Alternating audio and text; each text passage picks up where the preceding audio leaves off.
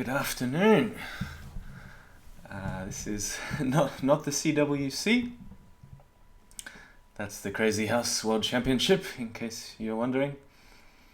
This is just going to be a lazy Saturday afternoon Crazyhouse stream. I'll probably just start with some casual games and see how I go. I feel very, very rusty. It's been a while since I played more than just a couple of games in arenas and so on, so I am going to seek some slow Crazyhouse and see who wants to play. At this stage I'm just going to take on anyone.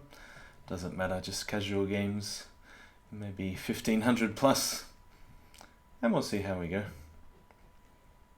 Create a game.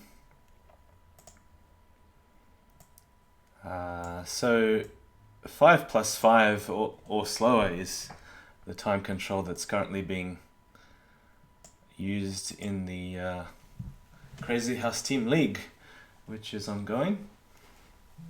And that's, although I'm not part of it this time, it's good to see that the numbers are building there. So I think they have 6 teams going and 7 boards per team, so that means about 42 players plus reserves. It's quite good to see. Hey, Methane is here already. Who we got? Rosa Buzzy.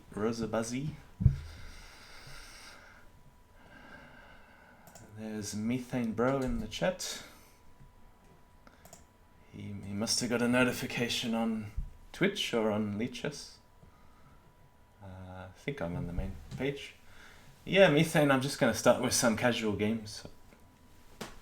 So I got to get used to like talking and thinking and playing and stuff at the same time. It's a bit difficult if you haven't done it in a while, because what normally happens is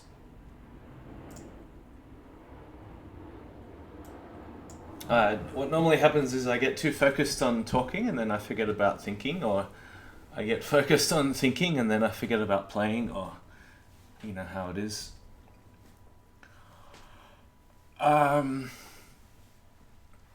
It'd be really nice to have Crazyhouse and Bughouse as part of like an over-the-board chess club. Yeah, hopefully one day when people get sick of classical chess because of the high draw rate. You don't see that in Crazyhouse, of course, or Bughouse. Yeah, let's have some casual games. I don't mind. Good luck, Moon. I saw your game. Were you playing Jan Lee before? In the 2-0 arena? Oh, he's going to go d4. Well, I have to play my favorite opening. Back to the Dutch. Been trying d4, d5 for a little while, but I get pretty bored of symmetrical positions. I got to check out the new window layout. I'm trying a dark background, so I even tried transparent for a while with an image, and I do see what people mean. The dark is a little bit easier on the eyes. I'm known to stay up late and go to bed late and get up late as well in the morning, so I get the red eye, and with the bright screen and bright colors it does affect my vision. The Moon is saying in the chat, I got wrecked by John Lee. It made me look like I didn't know how to play. It seemed like maybe it's just a bad opening, this one with e6 and bishop d7, where white gets to trade a lot of pieces and put them back straight away. It's a Bughouse opening, very playable in Bughouse, but I don't think it's so good in Crazyhouse, where you sack the pawn on d5 and e6.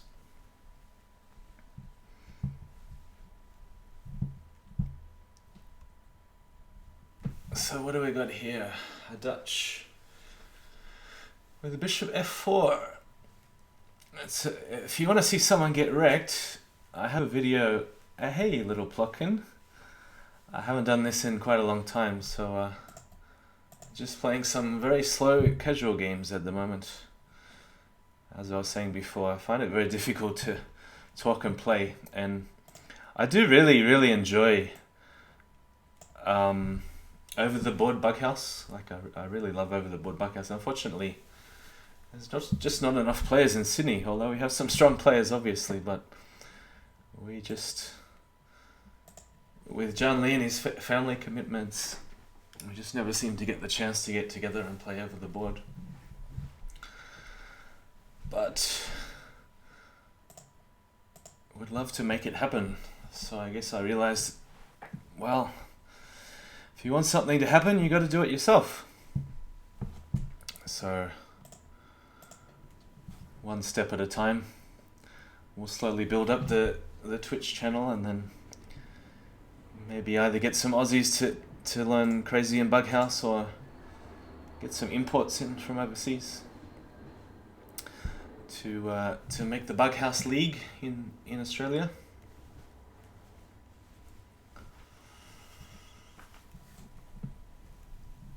Alright, what do we got here? I haven't been focusing at all. I'm really bad at multitasking, so I can see that I've subconsciously trapped the bishop on b4 while I was raving on. Yeah, so I was playing Little Pluck in some Bughouse on chess.com yesterday.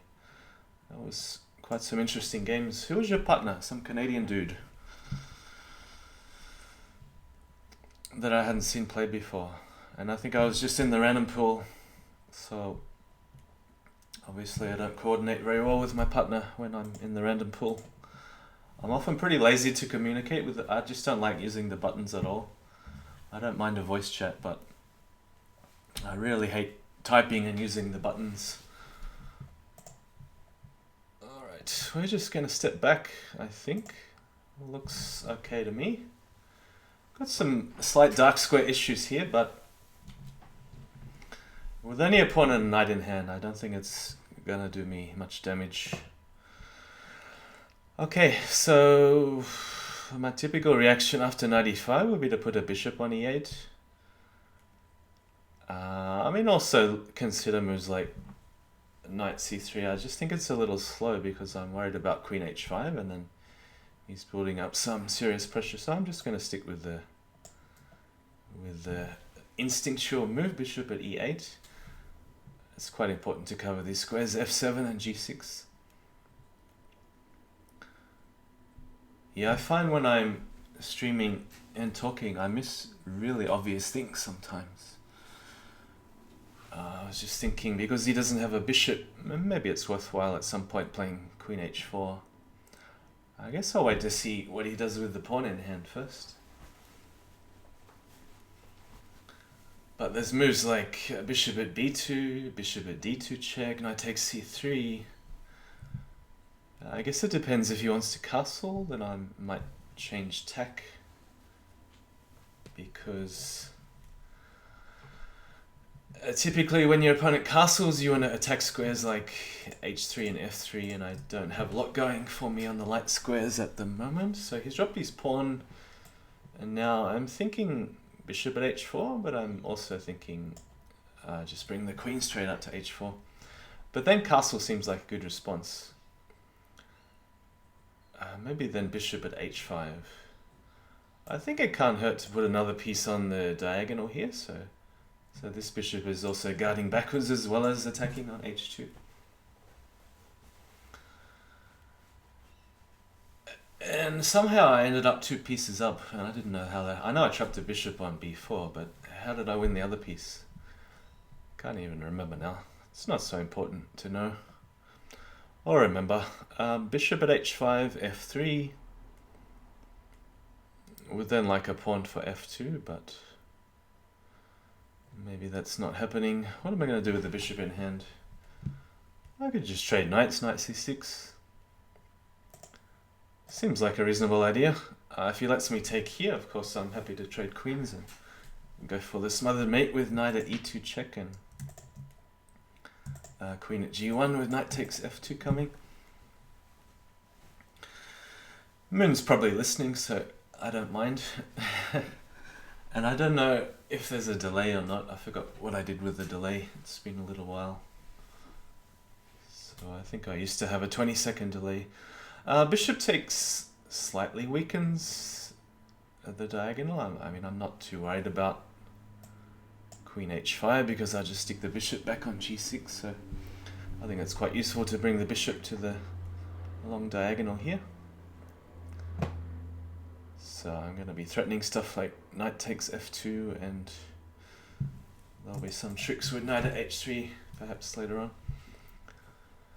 So if I take twice on f2, that opens a diagonal, then I have knight at h3. That looks pretty decisive. Although I could take, I guess it really doesn't matter too much which way I take first.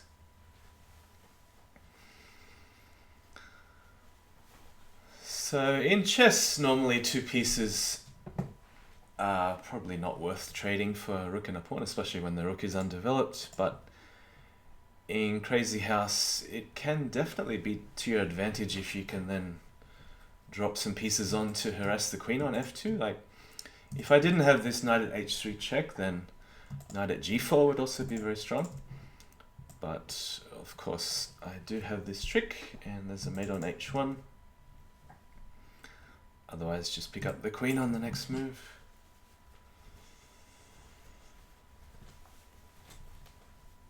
There's also moves like rook at h1, but I don't think there's any point being too fancy.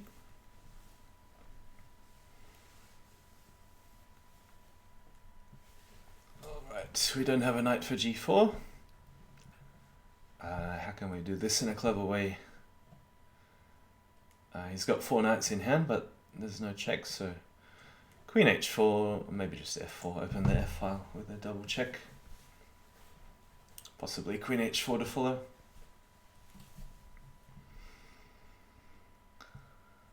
So yeah, unfortunately for Moon, the 4 knights in hand and the minor pieces just are not effective defenders at all. I mean, obviously it's too late anyway, but here I get a choice which way I want to do the double check.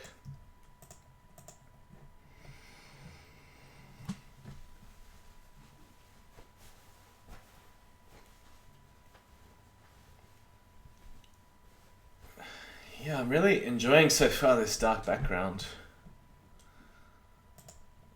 My focus seems to be a little better than squinting through the brightness. Alright, gonna stick to e4. Although I could switch it up at some point with d4. I've been an e4 player. I mean, I don't play a lot of over-the-board chess, but I have played e4 for the last 2 years or so, with some success. I almost thought it was chess, and I normally play d4 on move 3. Alright, we're gonna get into some theoretical line. I mean, d3 kind of avoids a big chunk of theory after d4, but another way to avoid some theory is to sack a bishop straight away on f7, but no, let's go for this. Alright, knight at c6. I think here I'd normally just drop the queen all the way back to d1. Sacking the bishop and queen c4 is another line. So here, knight e5 will probably be answered by knight at f5, targeting the weakness on g7. I'm trying to provoke rook g8. You can go pawn at h3. It's a little bit slow, I think. Oh, do you mean when the queen was on d4? I know white has a good response, but I can't remember what it is. I think it's sacking the bishop and putting a knight on g5, but I just can't remember the move order off the top of my head. d6. I'm very tempted to sack the bishop now.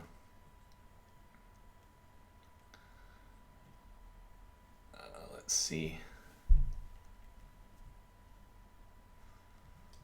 Pawn at h6 might also be an idea. I mean, a lot of moves look good. Knight at f5 perhaps too.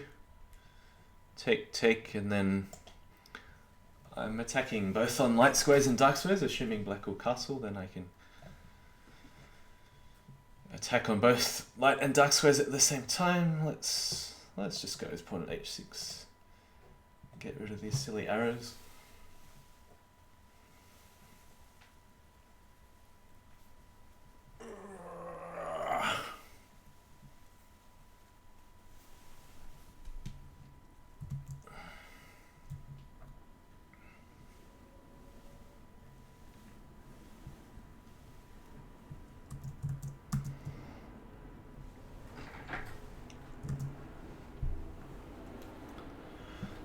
Okay, so g takes h6.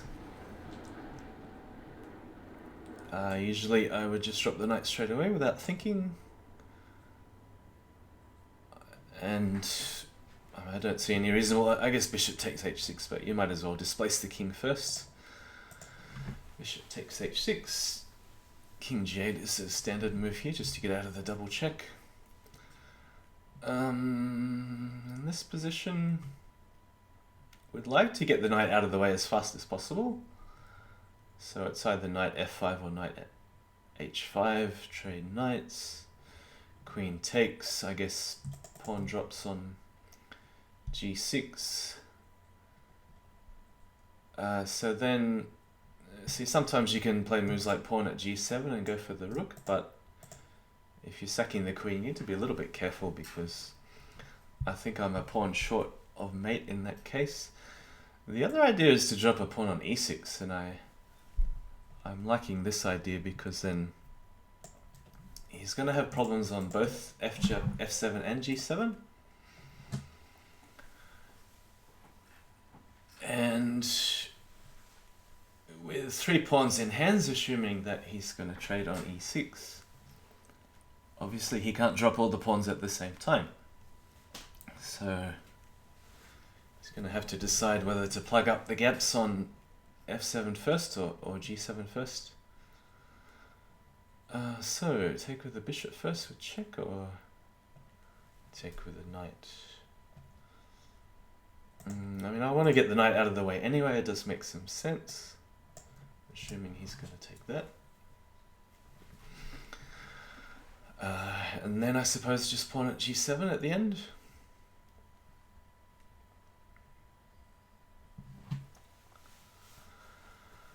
Surprisingly chilly in Sydney. Maybe it's just this old cold house, but for mid-October, I mean, it's going to be summer in about 6 weeks. And so yeah, surprisingly chilly the last few days. Overcast and cloudy outside.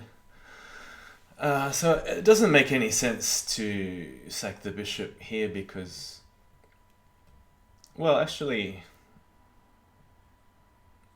now that I think about it, it is almost mate if I just go for the direct pawn at e6 after that.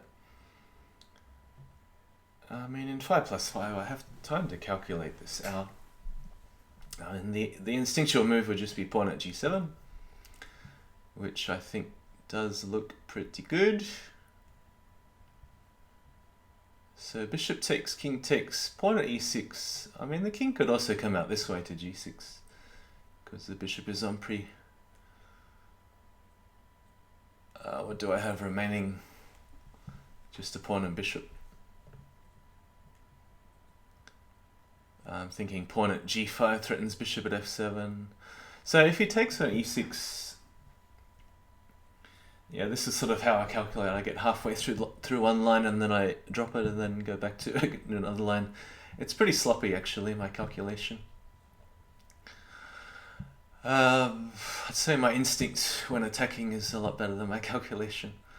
Bishop takes, king takes, pawn drop, king takes. Bishop at d5, king d7. Pawn. I want to go pawn at d5 first. So if king d7, bishop at e6, king e8. I still need a pawn to finish off. Unless there's some really sneaky way to sack the queen, maybe queen d5. But then there's a lot of squares I'm going to have to cover. And does the knight actually help So with the king on d7, bishop at e6, king e8, I'm looking at knight at g7, king f8, knight back, check, king back to e8. Yeah, I can grab the pawn with check, but this is quite messy. I think it's... Yeah, oh, I didn't realize the time, but it's probably a lot simpler just to go pawn at g7. Although I feel like bishop takes f7 just gets an overwhelming long-term initiative. It should be winning either way. But he's going to have to make some sort of clearance square for the king, so I'm just assuming f takes e6 is forced. I really don't see any other alternative.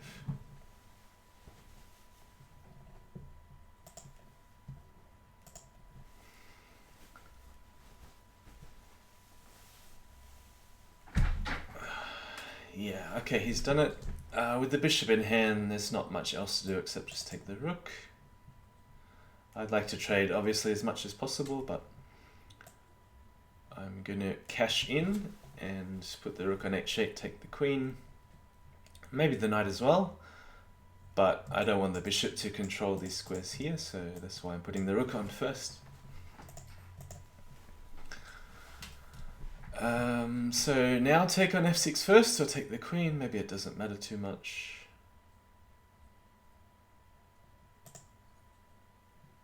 I don't think it matters.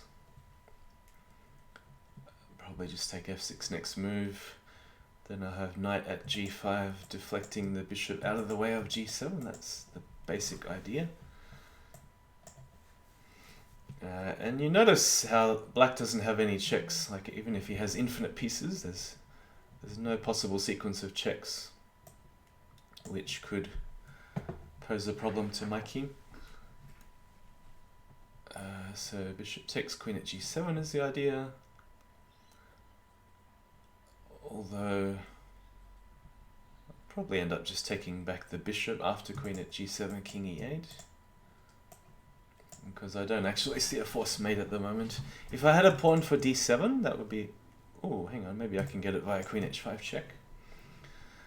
If he drops a rook, the rook on f8 will be mate. If he drops a knight, sack, take...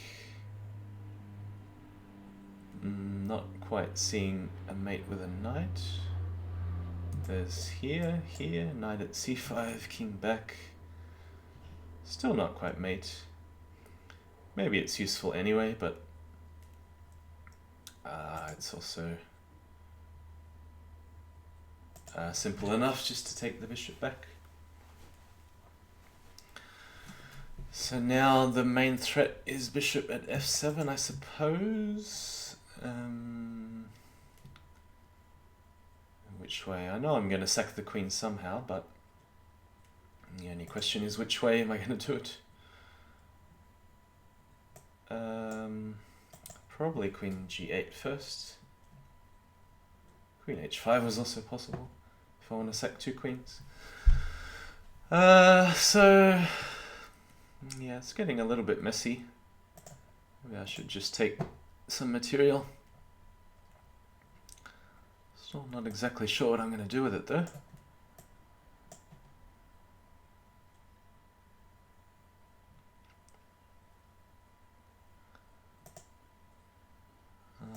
Probably just block that. That seems pretty harmless. Try and build up a bit of time on my clock. So if I wander with the queen, he does have knight at c2, but should be okay. Probably just bishop g3 and take it with the pawn. Alright, I should also be looking at forced mates and tricks once I remove this rook. But I just don't really see anything forcing at the moment. It'd be nice to get some rook at... Oh, hang on, there is it. Ah, okay. I had rook at e7 and knight f6. Maybe I could have... Oh, the bishop was guarding f6, though. So, to build this pawn ladder on d5 and e6 was the idea of the knight sacrifice. Because again, although he's got all these diagonals, it's Sorry, he's got all these minor pieces. It's a little unclear exactly how he's going to use them. And this queen is going somehow to disappear. Just got to decide exactly how I'm going to sack it, because I'm not sure. Suppose on f7, stick up. It depends which way he takes, because I can also take this way. I meant the pawn on e4, not didn't know. What did he mean? Do you mean dropping a pawn on e4? So now perhaps take this way. Take again. Drop on e6. So he either moves the knight or allows check here. Yeah, this game is way longer than it should have been, but that's why I enjoy slow Crazyhouse, because you don't always have to look for the fastest possible mate. You can toy with your opponent a little bit.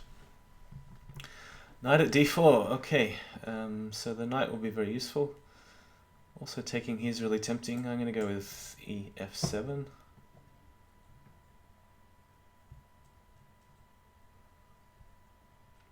Knight at g5.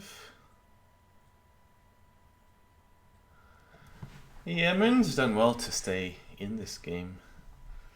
I feel like it should have been over a long time ago, but I made a meal of it, made a mess of it. King takes, even thinking about sacking a rook just to get some more material. I did notice I had 2 rooks in hand.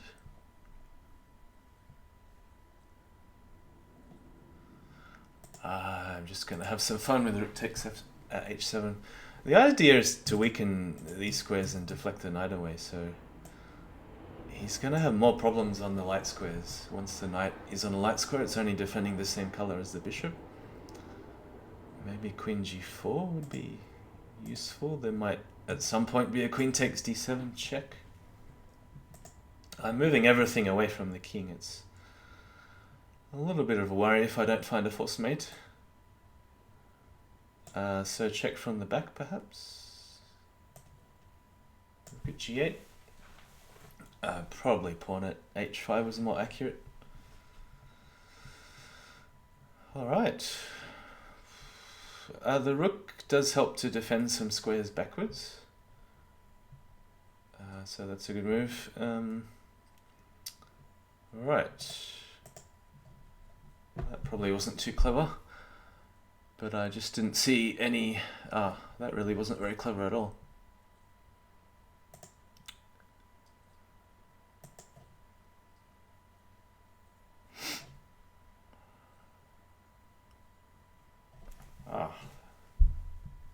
That was really silly of me to allow this. Completely unnecessary, of course. Just couldn't work out the best way to sack the rook. I was looking at knight at h6 check. Bishop takes.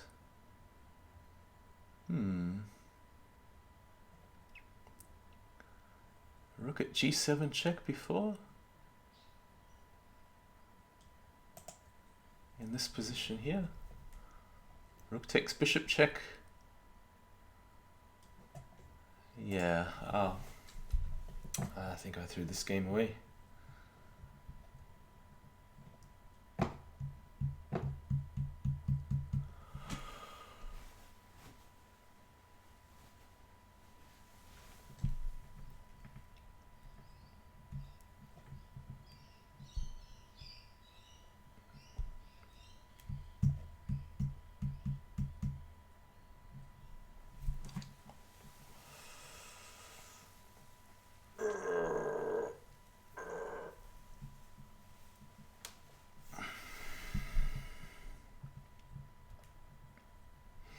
I think Moon's gone to sleep. He's only got 37 seconds left.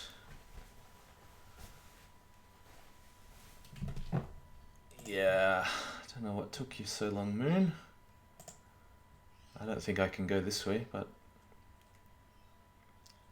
if I went up to d3, I was surely mated anyway. Yep.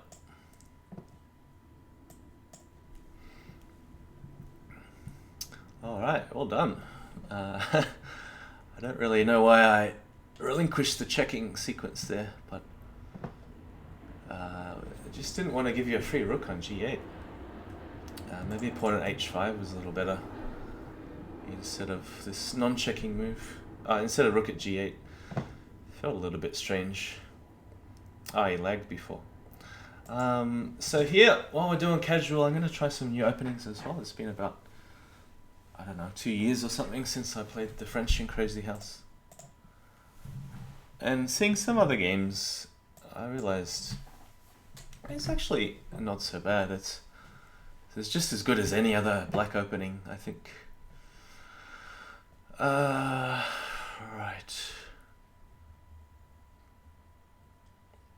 Maybe knight c6.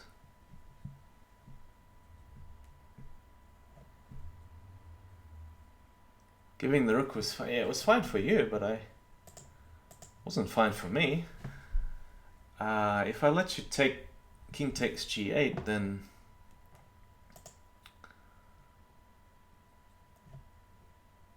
maybe this.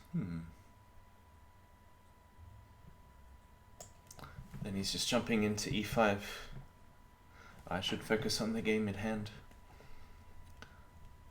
That's another thing I'm really bad at. I'm trying to remember the previous game. A6, take. Normally I'd like to take with the knight. So I would like to break this pin along the e file. But that move's a bit awkward for me to deal with. And I was looking at bishop e6, but that's a bit suspicious.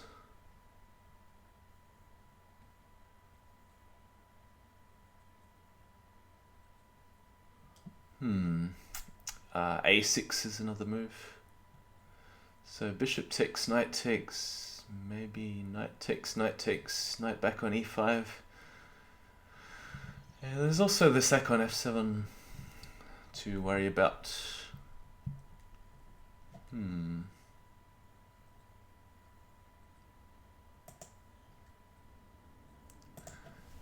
I go bishop e6, but I think this defense is a bit shaky.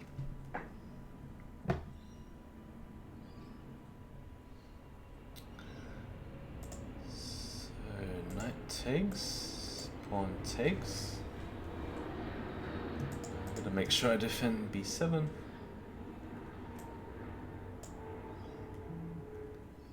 Bishop at b5 does invite a queen sack on b5, and then bishop at c6. So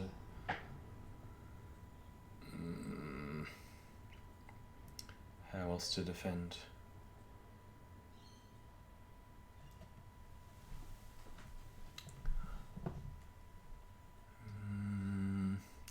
Is there any merit in knight at b4?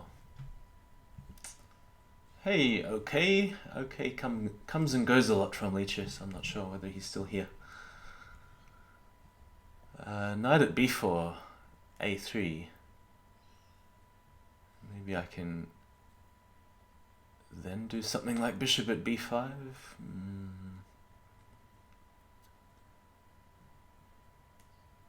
Yeah. I'm just not moving. I'm just being slow. If that's why Moon says he's lagging, but could just be me thinking out loud and not moving.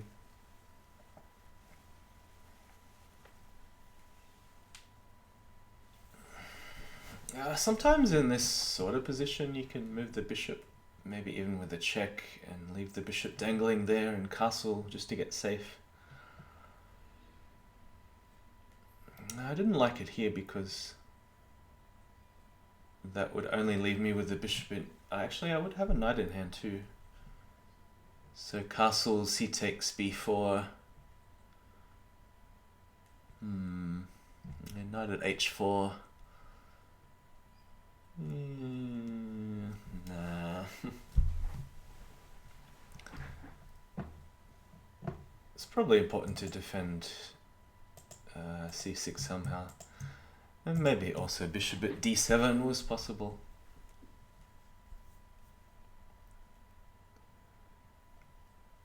If there's any move like queen g5 or queen h4 available, sometimes you can let the opponent take on c6, knight takes c6, and then... But there's no threats out here with the queen, so... I guess it was either knight b4 or bishop at d7.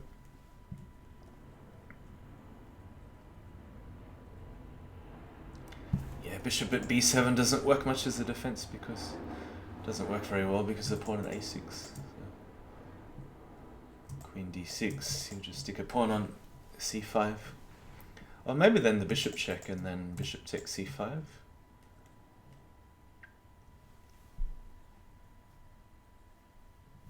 But there's also knight b7 can be answered by queen b4 check. Alright, so a3 as expected. Was considering bishop at b5 before I played this. There's also the immediate sack and then dropping something on d3. There's c6 to watch for. So I probably should play bishop at b5. And the one idea of knight at b4 was to stop the bishop at c6 check immediately to follow after the queen sack.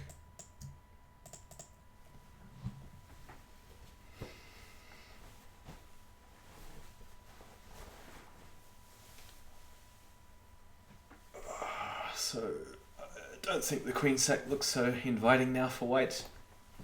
Yeah, probably just queen d2 or pawn at d3.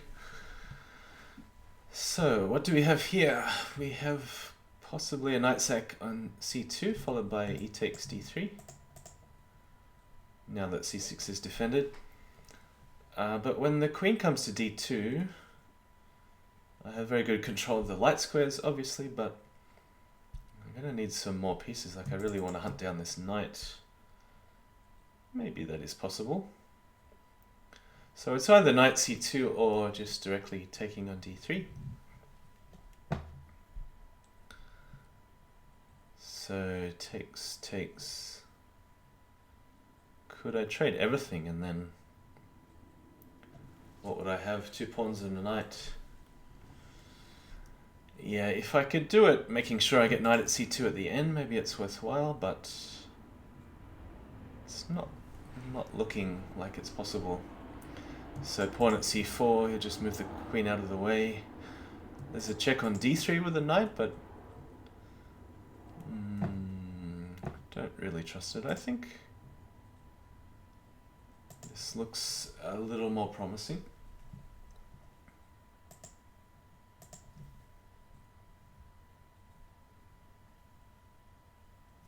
Because I don't have to go into this trade straight away. Perhaps there's a better move than bishop takes d. That's if he takes. He could also run the queen.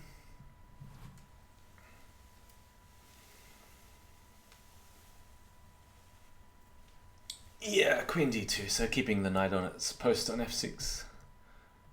So here I was either thinking, well, I could really work on these light squares with pawn at h3. I could stop him castling with pawn at e2. I could try to hunt this knight immediately with bishop d6. What else is there? See, there's not a lot he can do with his knights at the moment. It's only when he starts taking pawns. Maybe knight at g5, knight at f4, these squares I should try to cover. Pawn at f6 does look good, but that wastes a pawn in an attack. He might just take here.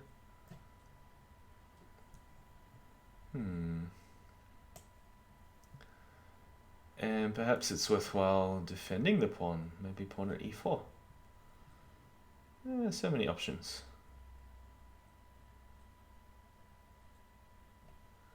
I'm going to go with bishop d6.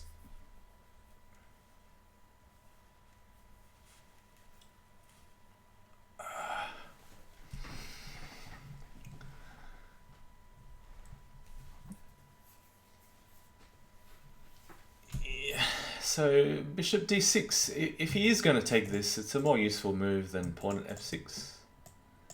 Here, just defend his rook g8. Looks quite natural. And I didn't see any alternative there. Oh, I could have traded first. Maybe that was smarter, perhaps. So here immediately pawn h3.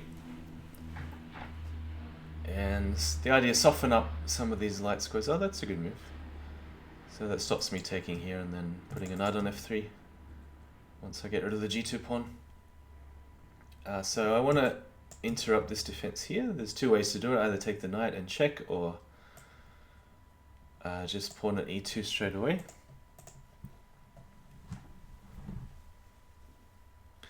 Rook f2. Okay, so here. Take immediately on g2, but I'm going to try some intermediate moves. So with the knight I have in hand, running short of time. What to do with the knight I have in hand? Stick it on should have stuck it on b3. Yeah, I was thinking maybe I should be defending f6, because with that bishop gone, I don't have a defender on e7 if I want to sack the queen. But I think I have to at the moment. Yeah, unfortunately I'm going to have to defend. Knight at f5. And if he does something like pawn at e7, I don't see a direct mate. Maybe I'm missing something. If he attacks the knight, it's a little bit slow.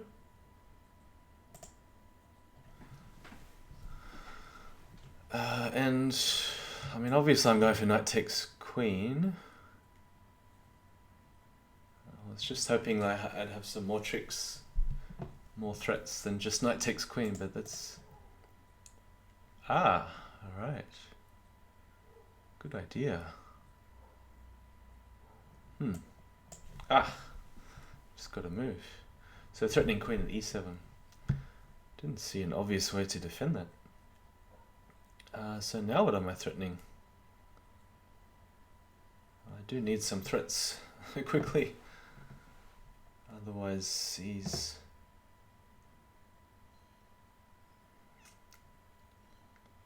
gonna make something which I can't block.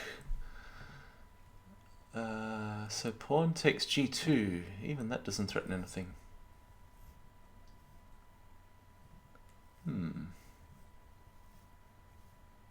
It's funny with all these undeveloped pieces how he can still pose so many threats.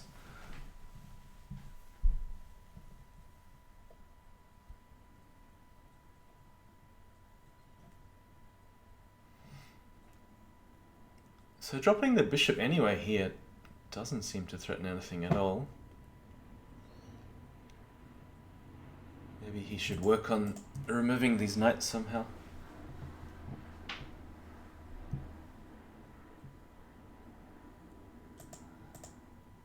Okay, let's see if he's got me. King d7 was the idea. It looks okay because I have a queen in... Oh, does the queen not do anything? Oh, wow. I could have taken that if I realized the queen doesn't do anything. Oh, no. Oh, Moon, what's he done to me? Well,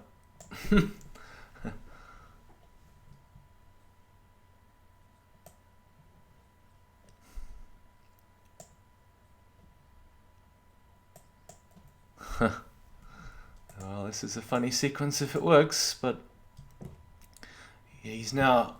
I got so many threats that I think it's indefensible if I'm not mating. So it'll be a funny finish one way or the other. I probably should have just sacked the rook for the knight on g7.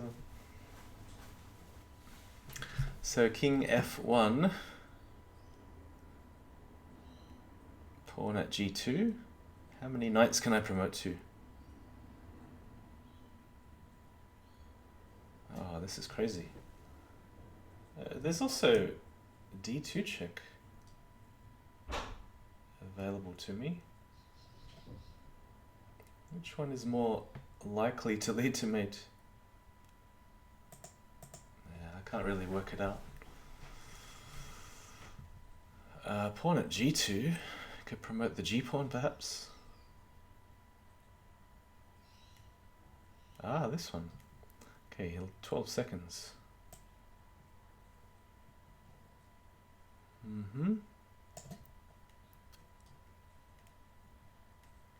Wow. I think it's made in two. Pawn at g2 or knight f3. In whatever order. Yeah. Yeah, so king takes pawn at g2, king g1, knight f3. Or king g1, knight f3. Oh, hang on, then he's got king f1. Ah, the rook is defended. No, it's okay. Pawn at g2 still mate. Wow. Really good fighting attempt there from Moon with the queen second, knight at g7. I was expecting knight at c7, but I guess king d7 was safe enough. Alright. Fourth game, he's going to try a different opening. Knight c3.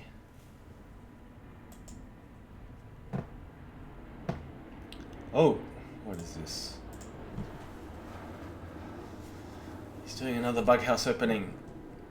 Is this one playable? Isn't this what you did against John, Moon?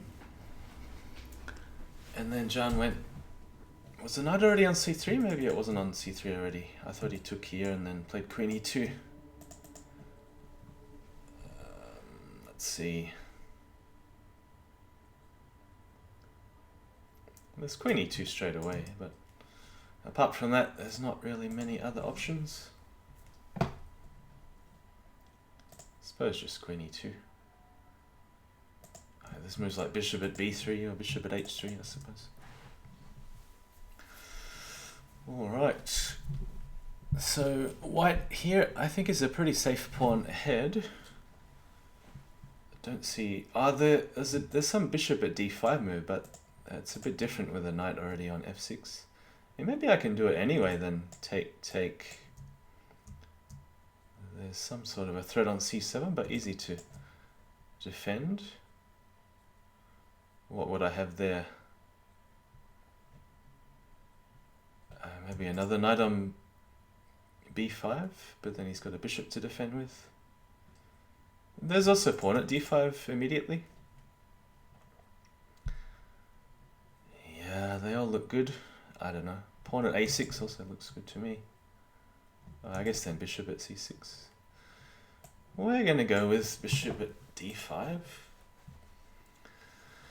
It's about the most forcing move on the board, except for queen takes queen check.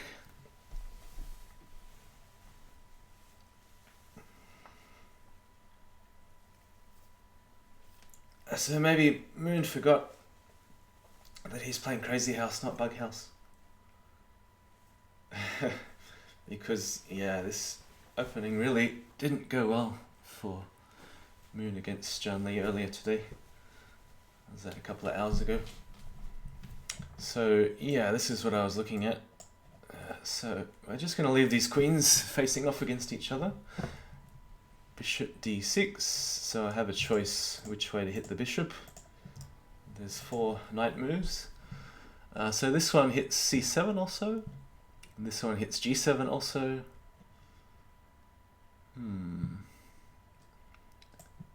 They all look pretty good. Gonna go with this one.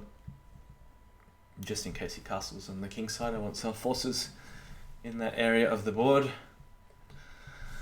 A Legion Destroyer, and okay, welcome guys. Good to be back. Queen at e5, that is a good move. Because there was a trick if bishop at e5, then I could... No, actually there's no trick. Bishop at e5 I think was also possible. So, where is the trick? Oh no, bishop at e5, then I go knight takes, and then there's a mate threat here. But the queen defends the mate threat and also guards the other key squares. Wow, look at that. How to break Bughouse habits, you see. Alright, so how are we going to do this? Knight takes c7. Doesn't seem like it gets anywhere. d4 doesn't seem to work either. I suppose I'm going to have to be boring and just take the bishop, or maybe there's some way to pin the queen it. Doesn't really do much.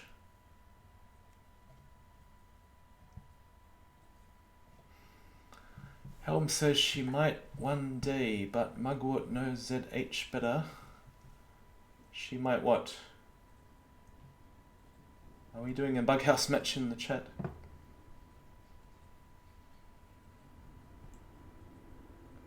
What do you mean, okay? She might one day. Doesn't she play Bug all the time? I'm a bit stuck for a good move. Both the knights are hanging. I can't see a better move than knight takes bishop check. Maybe there's something really sneaky I'm missing, but no, I don't see it. Okay, what do we have here? Possibly queen at e4 check, just to defend the knight, then I can harass the queen. Bishop at a3 is also possible, but it's a bit uninspiring, really. See above, do a stream about difference between ZH and bug openings. Oh yeah. Well, I need to think about that some more. I mean, I'm just blabbering on about whatever's on the top of my head. I don't really have any deep thoughts in the matter, but I do think this e6 gambit works a lot better in Bughouse, because when you can control the trades from the other board,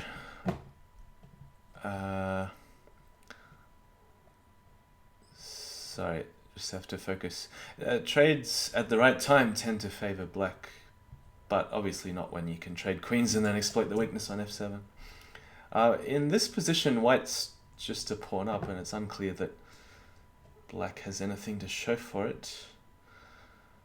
But again, Moon is doing a good job, giving me a hard time. Yeah, what do we have here? We have less than a minute.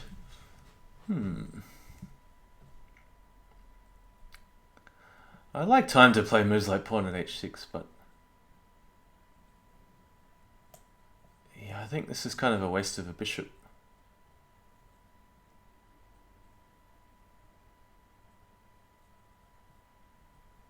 I'm gonna do it anyway, just to make him waste a piece on c5. Maybe you had queen at e3. If he blocks, you still have knight takes, queen takes. It's a free pawn at e4. Yeah, could be true, could be true.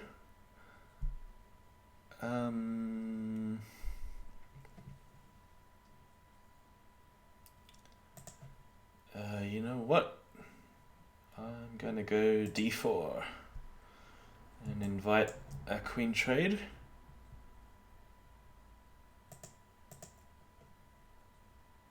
Oh dear, not sure about this one.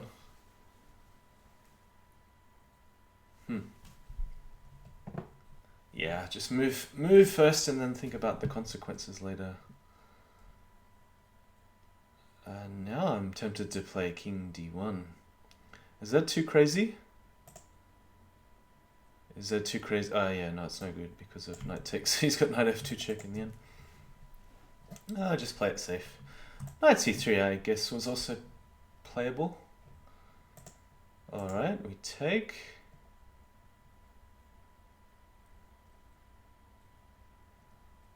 Take on c5 with the pawn, but then I'm blocking my own mate plans with queen at e7. Let's try bishop takes. At least I have a threat of mated one. Maybe he won't see it. Yeah, it's a bit dangerous for him to grab on g2 because pawn at d7 check. Well, I don't know. We'll see how this turns out.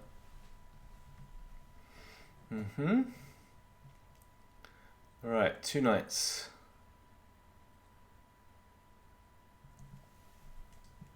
Check here, queen drop. He's going to grab d7. I'm thinking about a knight at c8, but probably the queen at c8 is more accurate.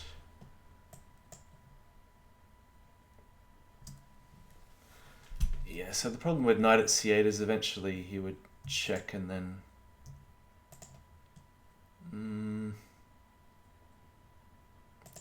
take this way. Yeah, check here is fine. I've got king d1. Now, do I want to put the rook on e8? Is 2 knights and a queen enough to mate? I don't think it is. I don't think it is. I need a pawn for d7. Unfortunately, I don't have it. So we're just going to go around again, and he's going to have his queen on. Someone's followed. Camel Clutcher, thank you. We're just going to go around again. Of course, normally the side that's dropping the rooks on the back rack has the option to make a draw by repetition. After about 12 times, it'll be a draw by repetition. Because we're replacing rooks and queens, it's not exactly a direct threefold repetition if you do it 3 times.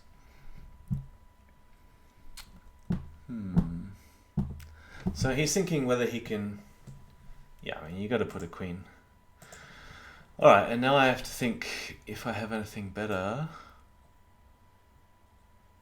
See, maybe I can do something like knight at f5. Trying to make some more threats on the board, but maybe knight at e5 would have been more clever.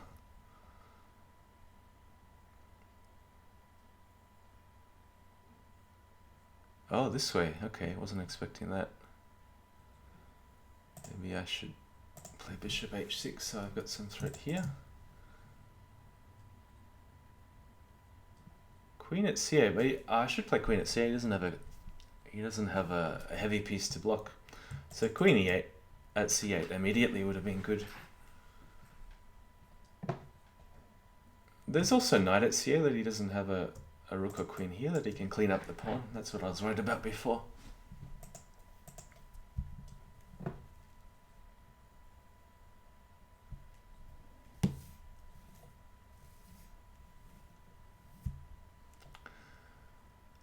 And I guess he has to play rook g8 or bishop at f6.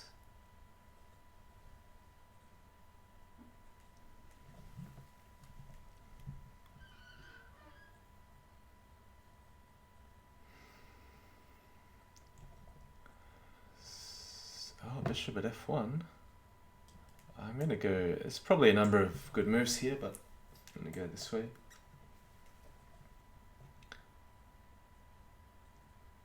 I think I'm going to end up distracting the rook this way and this way at the same time. There's a lot of ways to win. Because there'll be a bishop takes g7, knight at h6 check, and then queen takes e8 if he blocks on e8. So this rook will end up being overloaded. Yeah, it's probably a number of ways to win. Alright, so thanks for the games, Moon. You did really well to survive in the second game. Because I was checking you for about, 5 or 6 moves in a row, and then I saw that I looked at the time too much, and then didn't realize I had 2 seconds left, and then somehow made a non-checking move. But yeah, thanks for the games. This is just a casual Crazyhouse stream. I call myself the Crazyhouse training bunny tonight, or the, what do you call it, the punching bag, Crazyhouse punching bag. So let's keep seeking some slow casual games. So if you are playing in the Crazyhouse League, and I have the information up here, and I can even now switch displays. Look at that, amazing! And you can see the whole browser now. So we've got 6 teams, 7 boards. They're into round number 4. So this Crazyhouse team league features some of the very strongest players on Lee Chess, and in fact the world of Crazyhouse, including the Jasugi, Rapid Variance, the Finisher, Zixon, King Switcher, GSVC. Alright, Master 10, welcome. Is he watching? I don't know, I can't tell. Oh, let's stick to the French. So I'm in the mood for some slow, relaxed games. Master 10 is probably more excited to play half a minute Crazyhouse or 1 minute Crazyhouse.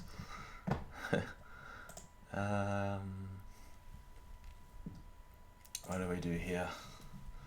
Avoid bishop b5. Okay, I'm out of book already. I don't know what's happening. Should I take that? Should I go bishop b4? I think it's quite useful, this move a6 in these lines, to avoid bishop b5. I'm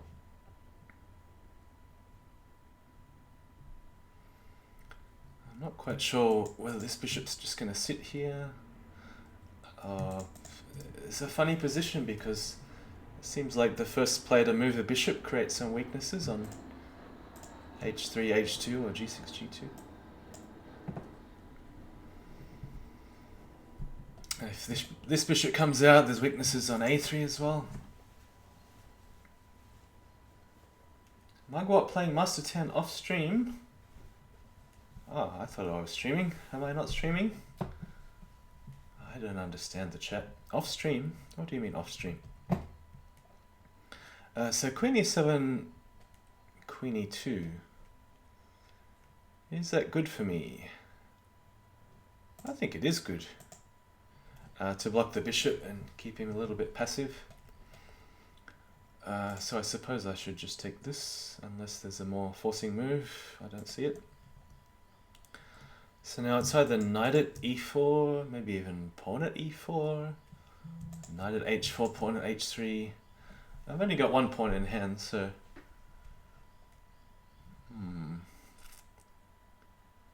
The good thing is he doesn't have a knight drop to hit the queen. Bishop drop here, I guess, is not too frightening.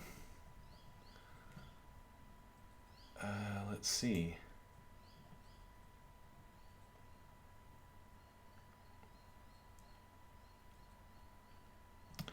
I'm going to go knight at h4 because I want to set up some threats on g2 if he has to recapture with the bishop on e2.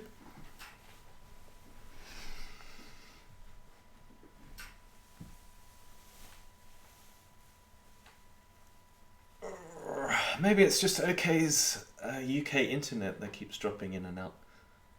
Sometimes OK's on the mobile phone or travelling on the train. Yeah, just like me on working days.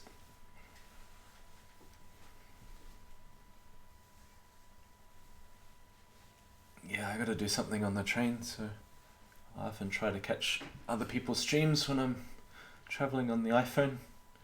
It's a bit hard to chat and watch at the same time. And listen. Okay, so knight takes c6. Is that a problem?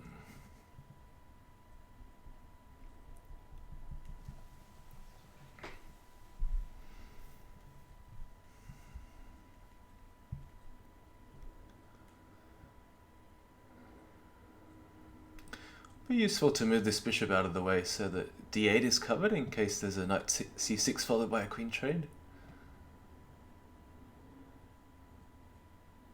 I think he's hoping that he's going to take with the bishop and then his king will be safe on d1. So it's always a question in these sorts of positions, do you bother guarding c6 or do you have something better to do?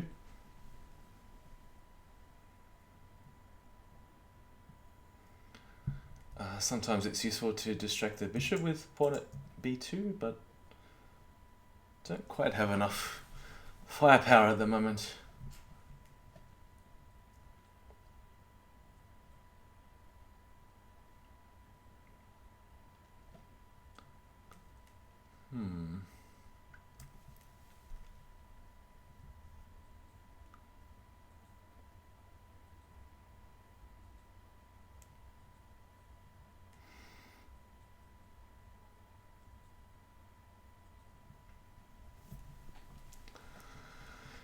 Yeah, I really don't feel like defending with bishop d7. I'm not sure really that it defends very well anyway after knight takes. Because knight at f3, although it looks like it mates, in the end after the queen trade the rook is going to cover e1. And I need that knight to drop on b2, so eventually I have the knight and queen mate on d2, but I'm going to have to come up with another idea. I was looking at bishop g4 and hoping it will work at some point. Not right now though. Knight at g4 is an idea, but then I don't know what to do after knight takes c6. Pawn at h3 just seems a little bit too slow.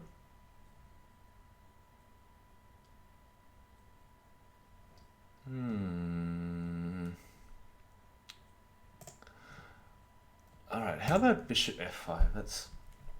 It's a strange move because it doesn't look like it threatens anything.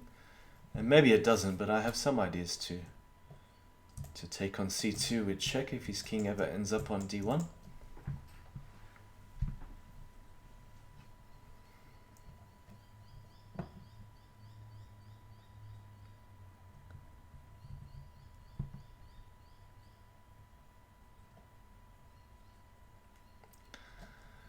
Bishop at g5.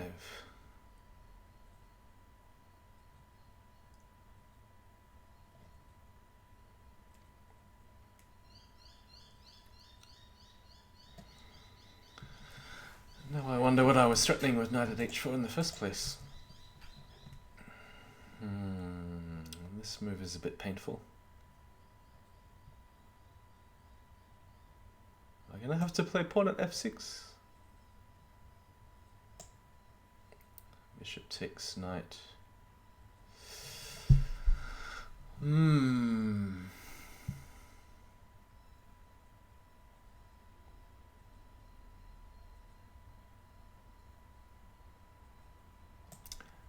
I'm going to go for this one.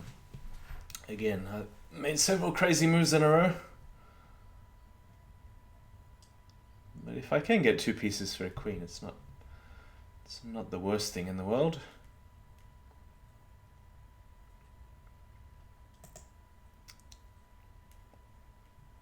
Yeah, I have to take this one, unfortunately. I don't get time to take the rook.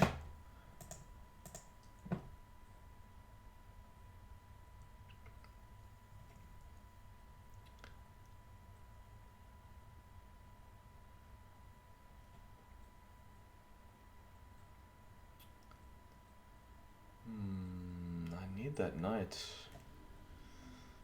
Fortunately, I'm not going to get it. Okay, how about bishop at g5 as a defense?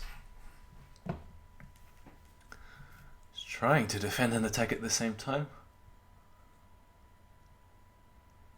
I had ideas of playing knight at f3, take, and then taking on c6, but probably just queen takes f5 picks up too much material in that case. You can also drop a pawn with check. Yeah, not with the bishop there.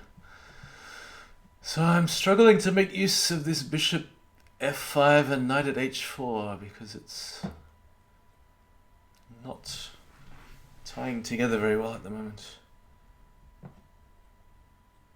So now the main threat, well, both here and knight takes e7. Can't see the pieces you drop. Yeah. Sorry. Is that better?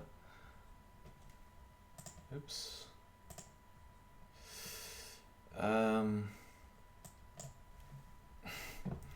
Yeah, that wasn't what I intended to do. Not the best move.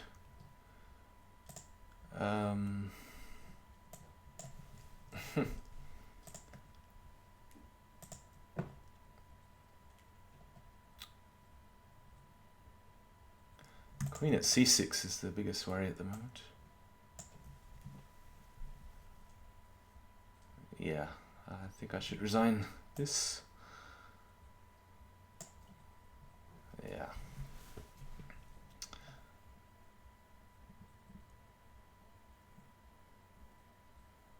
Yeah, what was the key moment there?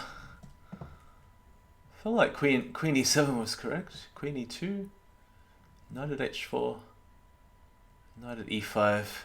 Maybe I should have done something about the bishop at g5 threat. So yeah, with these layouts, all I have to do is remember just to switch layout by clicking a button. Oh, he's going to play the French as well. Now, what did he do? Was it an exchange? So I'm going to go with knight c3. A lot of players would take on e4 or knight c6 first. Other moves don't tend to work out so well.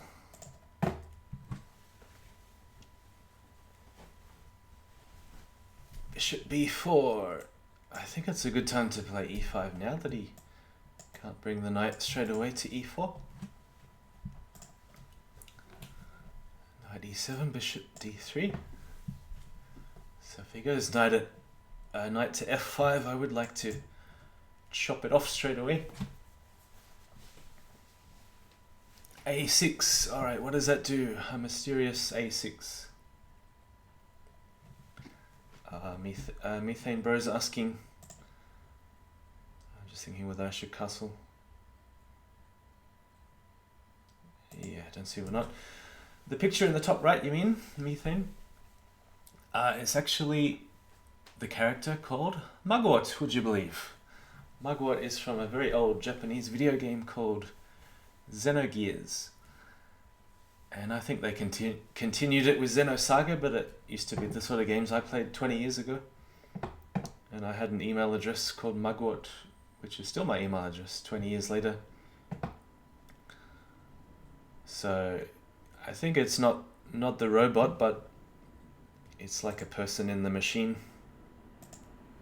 who's driving the gear, which is like a metal fighting robot. Yeah, Mugwort was a really funny character from the game. A3, bishop takes. Do I want to induce this trade?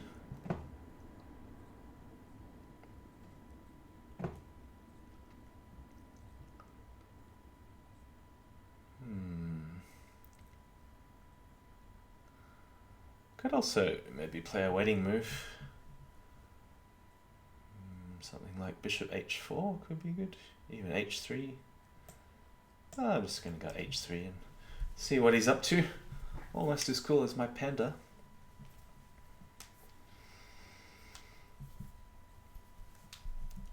Queen d7. Alright, maybe the knight's headed for g6.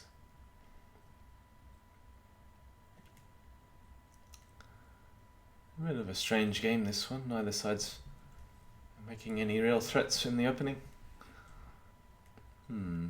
A3, take.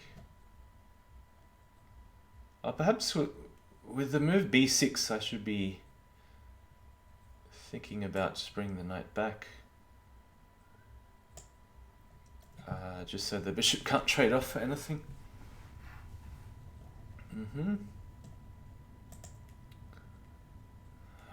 H4, bishop e3.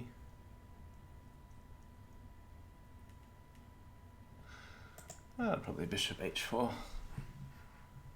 Not sure what he's going to do with his king. I've already committed to a direction on the king side.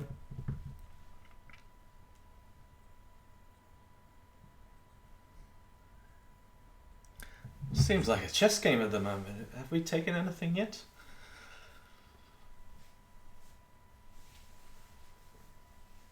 "11 moves without a trade." Reminds me of, what was that game from the Crazyhouse Team League? Jasugi versus the Finisher. They played something like 30 moves with hardly any trades at all. So a4 would be a typical reaction here, but c3 does also look good. No, he's got pawn at e4 in the end. Maybe that was just a waste. I can take with the knight, I suppose. Try and collect a couple of pawns.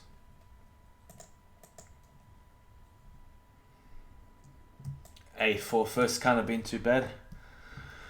Also possible ideas if I want another pawn with bishop takes a6. G5. Alright, that's the spirit. Yeah, what's going on here?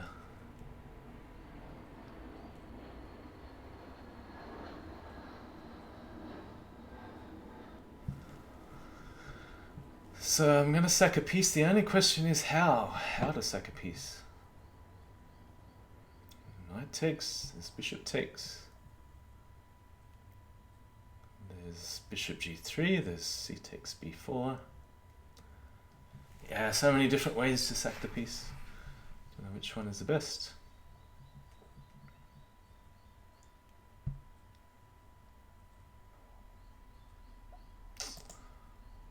I'm gonna go bishop back. I don't like the idea of activating these rooks after I sack on g5.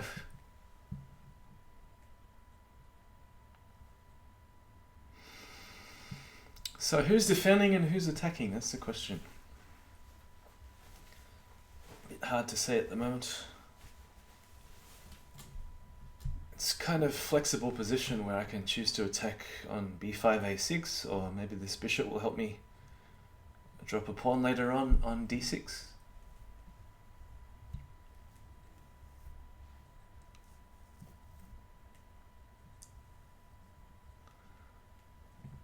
So the move h3 at the moment, it's turning out quite handy to avoid the g4 push.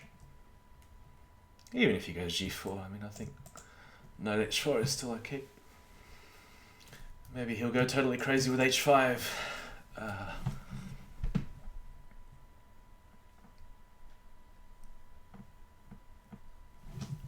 I'm assuming then not just knight takes g5. He'll drop the bishop back and make me play b4 and try and sack a piece for 2 pawns. So 2 pawns for a piece is a pretty even trade in Crazyhouse.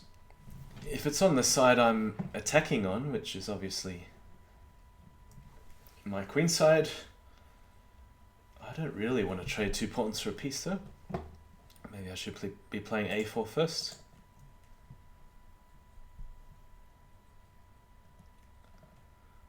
So I have ideas of bishop a6, but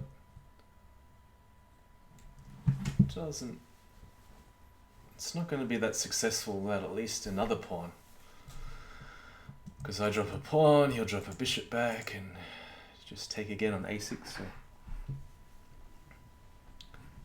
yeah, it's nothing much. Alright, so knight takes, I guess he's going to drop a pawn somewhere here.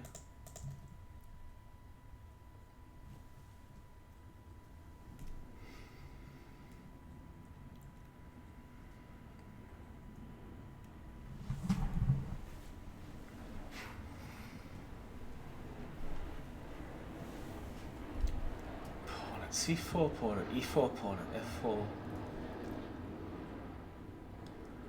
I mean, none of the moves look particularly scary.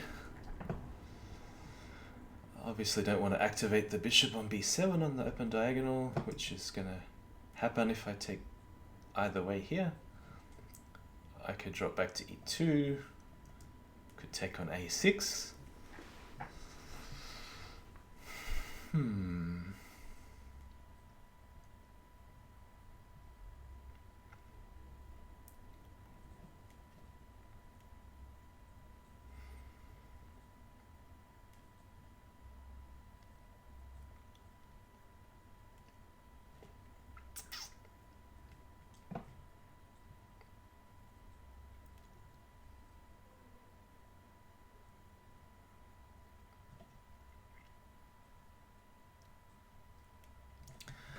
Yeah, the question is which piece do I want to end up with if I'm going to take on e4. I'm looking at knight takes, bishop takes. Because I don't think he wants to move this guy. Maybe he'll put a knight on d5 or something like that for defense. I almost played bishop takes a6. So.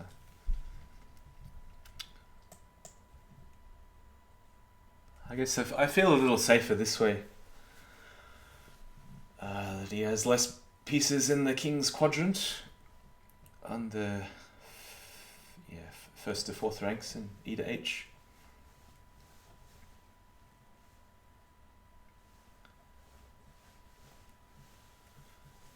The knight is normally used as an aggressive piece, but a bit hard to see where he can drop at the moment with the knight in hand.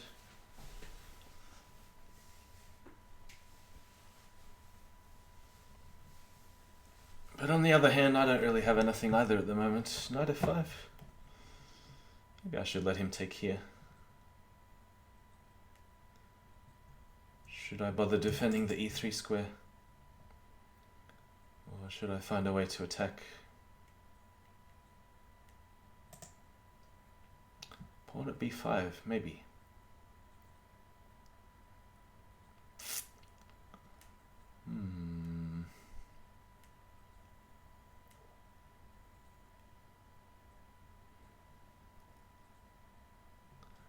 I'm going to go bishop c6 only because it's quite forcing, because I have knight at a7 check to follow.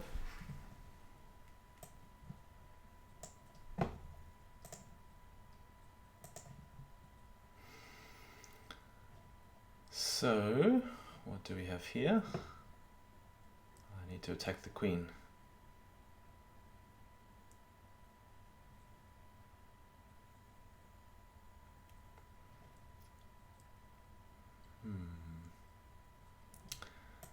Probably just pawn at b5.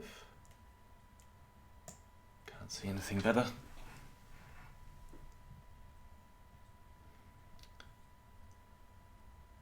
There's also trying to use the bishop and attack on the dark squares, but he can pick this off at any time.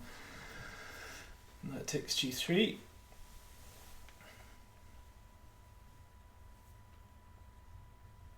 So hard to say who's better. Who's better and why? Bishop at c6. I'm just going to do the obvious move without thinking too much. So I'm going to need, in the end, a rook or a knight to make any progress. I can pick up a rook with bishop at f6. So that looks like the way to go.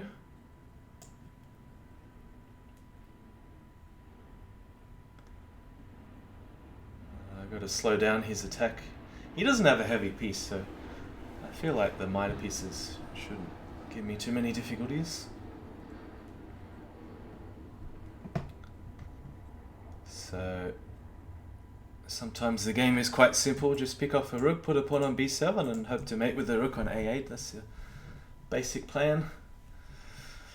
It's good to have a basic plan because that way you're running short on time. You get distracted by the chat, you can just go back to plan A and don't have to... what's this? He's trying to be tricky. He's old master 10. Let's just ignore that.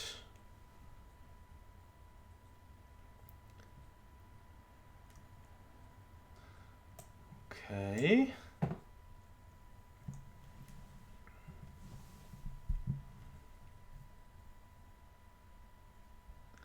So if he had 5 rooks and 10 queens, could he mate me? That's the question. Challenge for the audience. If you have infinite pieces, can black construct a mate somehow? He's still defending. Somehow. Oh, I was thinking about giving him a heavy piece with rook at c8. I'm going to go bishop e4. I think that's a bit more clever because a knight will be quite useful. Yeah. I still think a knight's useful anyway.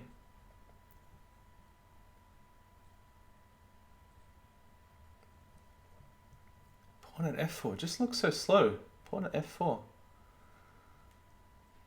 Maybe it's not as slow as we think. Okay, so here, obvious mate threat. Gotta make something happen. Queen e1 is too slow. I'm just gonna step back.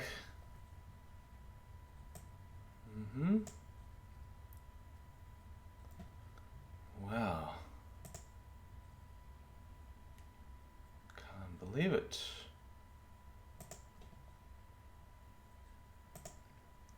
What is happening here? I really got nothing. taken a6. Yeah, I don't concentrate very well with 5 seconds. I just need something to work. I need to make a threat. That's what I mean. That's what I need. Pawn at b7. Because all the knight drops can't cover b7. You're going to go pawn at... So I think these bishop checks don't go anywhere. Knight will be useful anyway for c8 if he wants to give me a knight like this.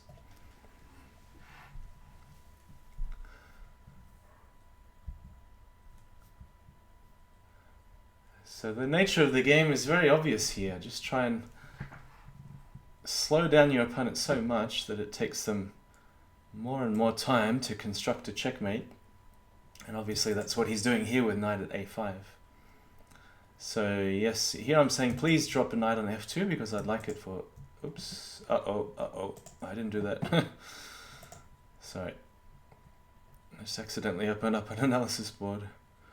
Rook at c8 looks good. There's probably lots of ways to win, but I have a knight check if he takes.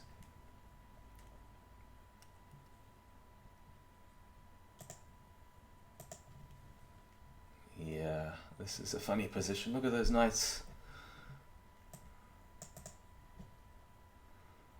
Alright.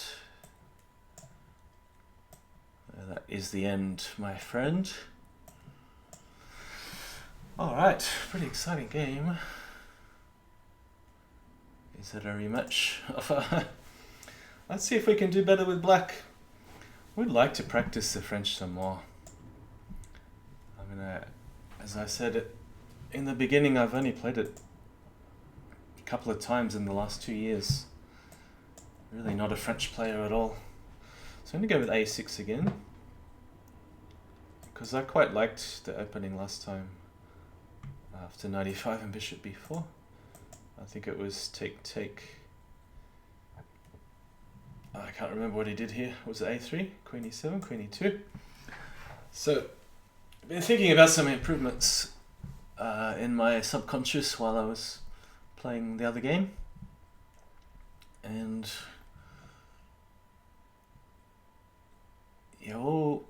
I think I should take on c3. Don't think that is the issue. I'm going to start thinking about how I'm going to defend c6 or attack more quickly on these squares here. So if he's going to play knight at e5, it's like a 3-step plan. That means I need a faster plan.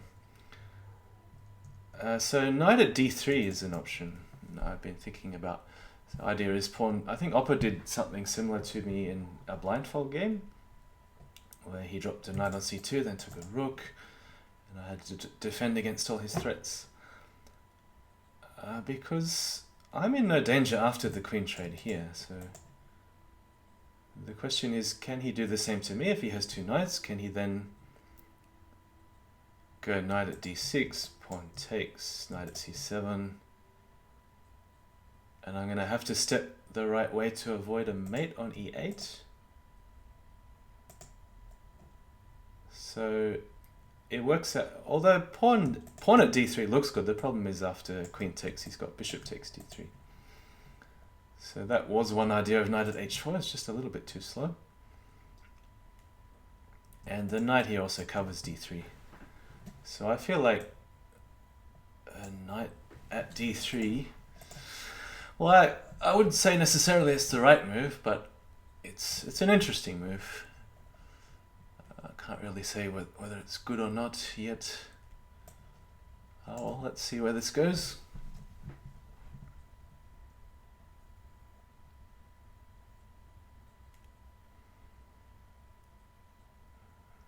Yeah, I could trade queen first, but I just got to make sure I'm okay. With moves like knight at d6 check coming. So look at it again. Takes, knight at c7, king d8. Takes, knight takes is fine. Yeah, it seems okay to go knight takes a1. That was the idea. If it doesn't work, it doesn't work. I'll learn something.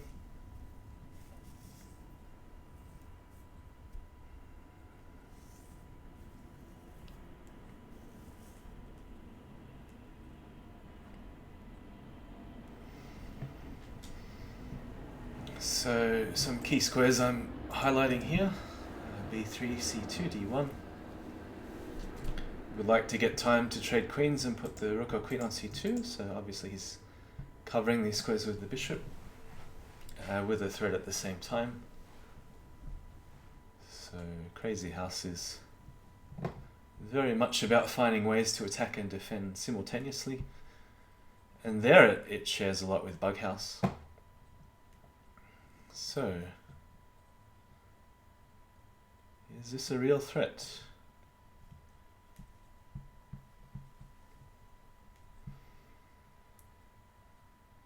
Seems a bit of a waste of a rook to check on a2. Maybe even sidestep with rook b8. Allow the capture here.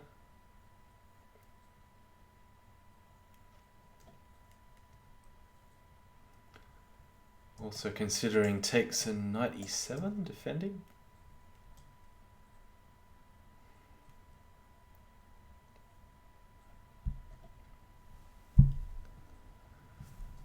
Another more brute force approach is pawn at c2, but then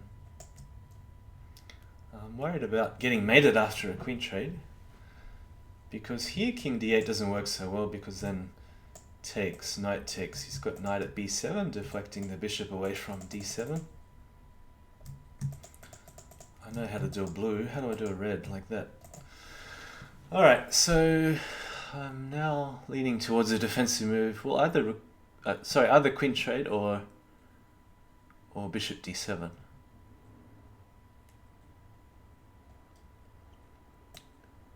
Go bishop d7. And I'm guessing he might want to do the same thing with knight at d6 and knight c7. Because my back rank is a bit weak, I have some issues there.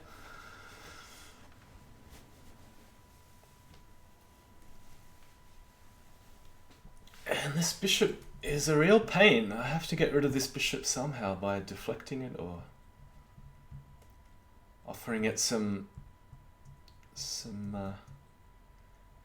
tempting fruit to move away from this diagonal.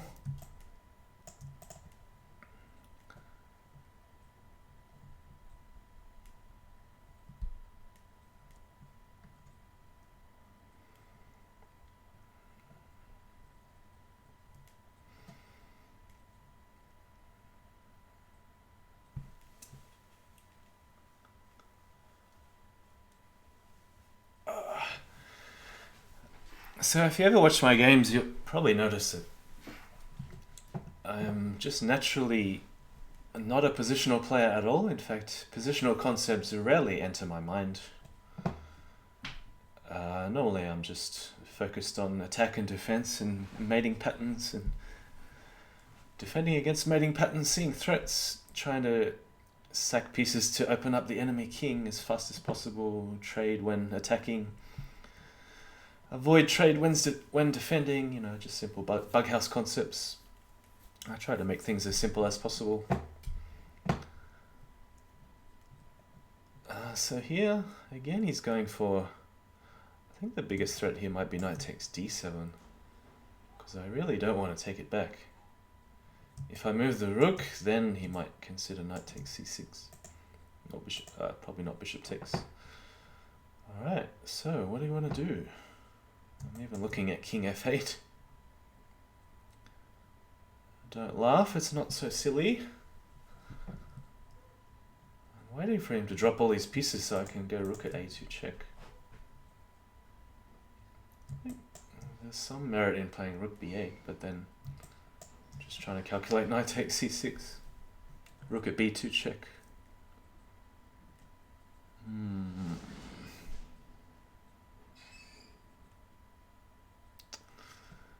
This is pretty hard to work out. I'm going to go king... Yeah, I'm going to go king f8. So I got knight at g6 covered. Takes, takes, takes, takes. Knight takes e7. I've got this one covered, I think. Although bishop at c5 check could be a bit annoying. I have a pawn in defense. The knight at b3 check is a way to block off the bishop in the end, so I'm looking at ways to use the knight, assuming he's going to take something here. He might just try to starve me of a knight and make it as difficult as possible to trade a knight for b1 or b3. Okay, what does that do? He's got an immediate threat on d7.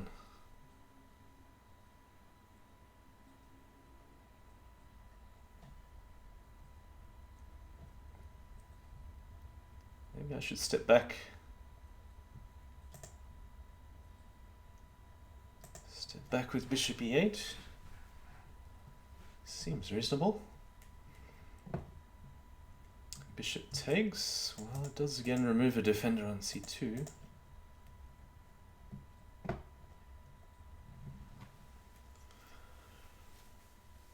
Yeah, it's a sort of position where I could just think about for, 10 minutes, but time is part of the game. Pawn at d7, yes, that is a bit of a problem.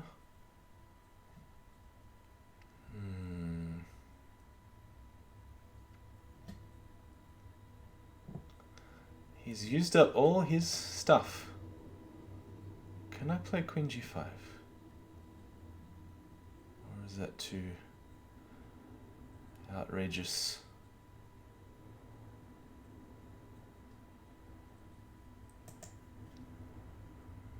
King d1. Oh, he's got so many threats now.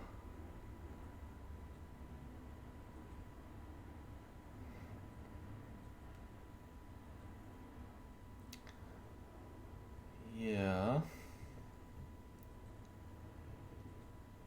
This is unfortunate. This is very unfortunate.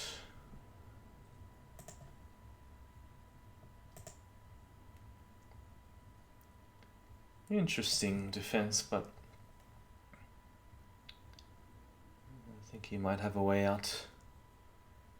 If he figures out a way to starve me the best way.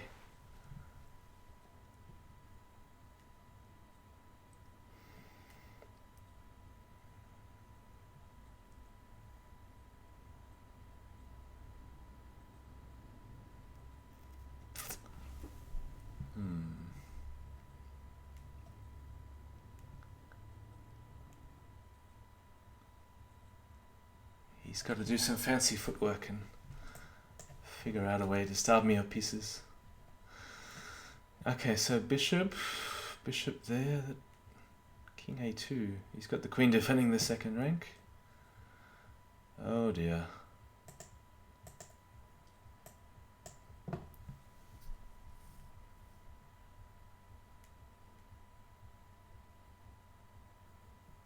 Could even take with the king. Oh no, he just got queen at d7.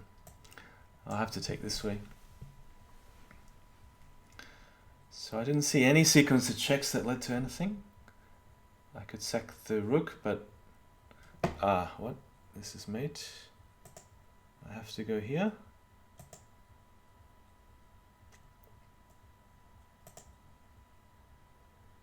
He's got queen. Nice one. Rook there, queen at, and queen takes f7. So, where did I go wrong? In slow games, it's often harder to figure out where you went wrong. But I have a feeling it's not the opening.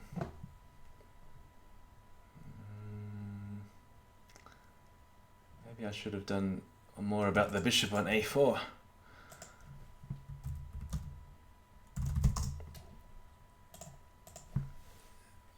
There was some way to tempt him to take on c6 and just leave it there and not defend.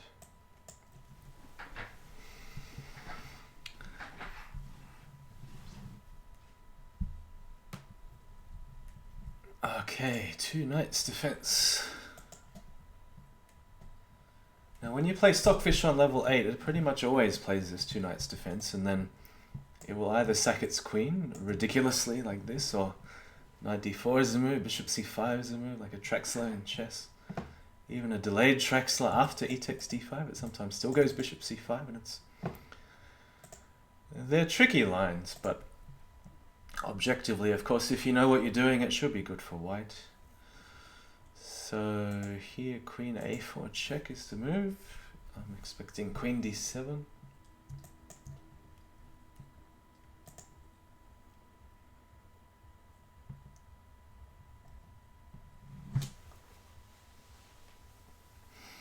So if you're trying to compare bug and crazy house openings, this is certainly not a bug house opening because you would almost never move your c pawn this early. Just inviting a knight to jump in on c2. So knight takes, okay, I just got to get my bearings, what is happening. I probably should just castle, or yeah, looks safe enough. So this knight's still hanging on d4.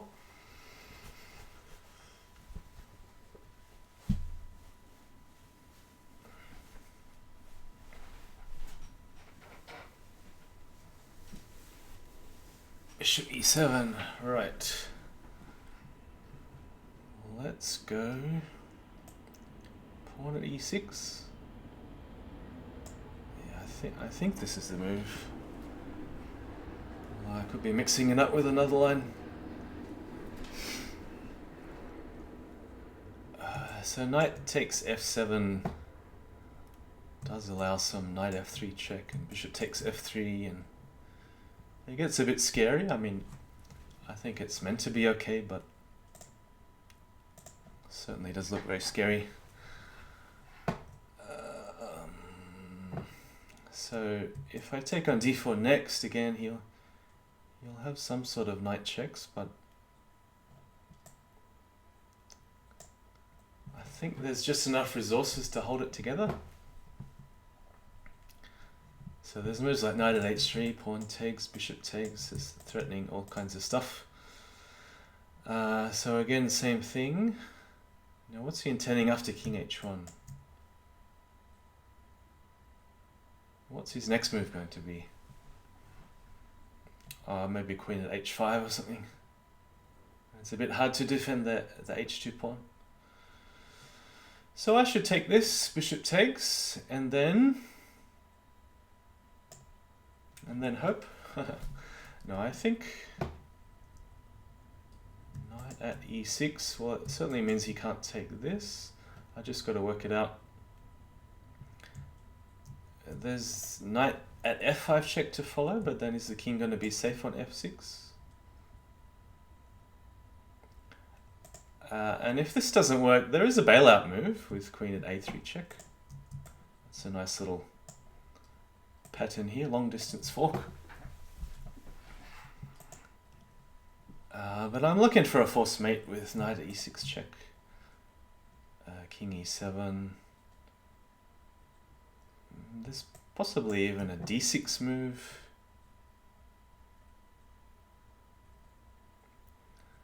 Pawn takes, knight at f5, king f6, queen at e7.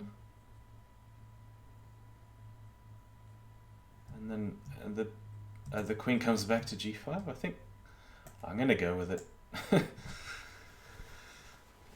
I still have queen at a3 if I want anyway, but do I need to play d6? I just have a feeling like I need to play d6 for some reason. Knight at f5, king f6, queen at e7, and queen takes g5. And then something to finish, like d3. Why do I need to play d6 check? Can I just go knight at f5 straight away?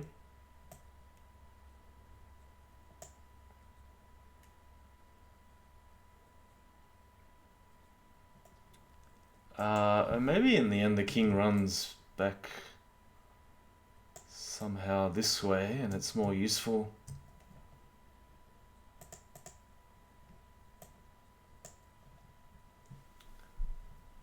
More useful to have the bishop open because then I have some knight discoveries. So you'll see what I mean if you're following the moves in a second.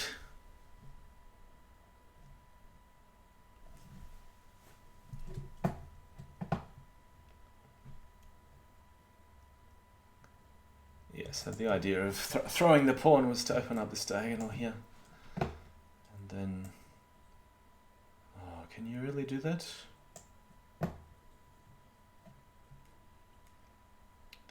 Queen at f7. King takes knight.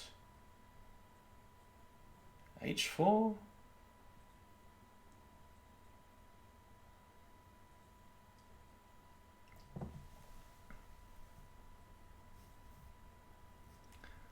What's the most clinical finish?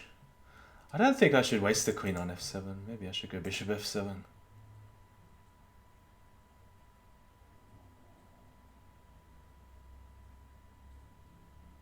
Yeah, maybe I should go bishop to f7. And then there's more options how to use the queen later. So if it... Oh, he's going to take... He's going to make me use the queen.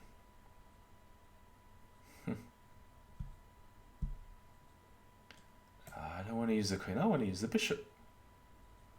Yeah, I'm going to use the bishop. Queen at here.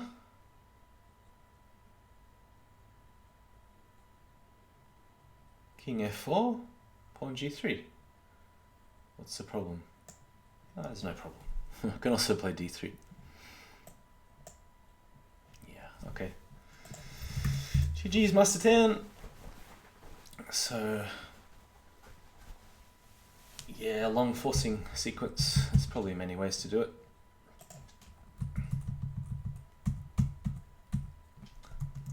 See if it's still layout's okay. Yeah, so I'm not sure what happens. We should go to analysis board. Yeah, you can still see. Yeah, so if knight at f5, was there any difference? King f6, I was looking at. Queen at e7. King g6. Queen takes bishop check. King f7. There's queen takes g7. King e8. And this is just mate. So maybe d6 wasn't necessary after all. And this one, there's a mate here.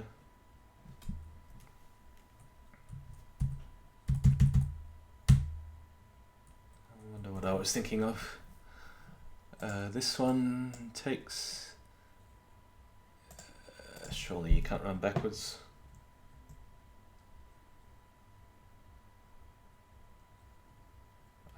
What's the best way to finish here? Just pawn on and queen it.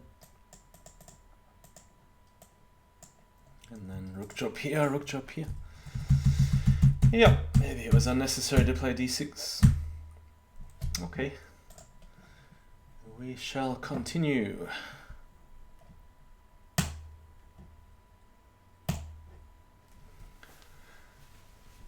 So this stream is, well, for me it's just about getting back into learning how to think and talk and play at the same time, and trying to do everything together and follow the chat and learn how to multitask, practice how to multitask. So it doesn't matter who challenges me, I'm happy to play anyone. I might go for a d4 this time. We've got Jan Bagaman. Doesn't matter whether you're rated or unrated or what your rating is, I don't care. Well, it's going to turn into e4 if he goes like this. So what's a fun way to play against this? Let me go for an early h4, h5.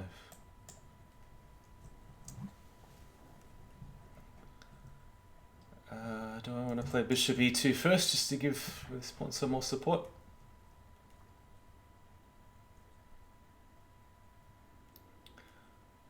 Or maybe the bishop's more useful here. I can go bishop e2. So Jan Bagaman is about 2000 in blitz.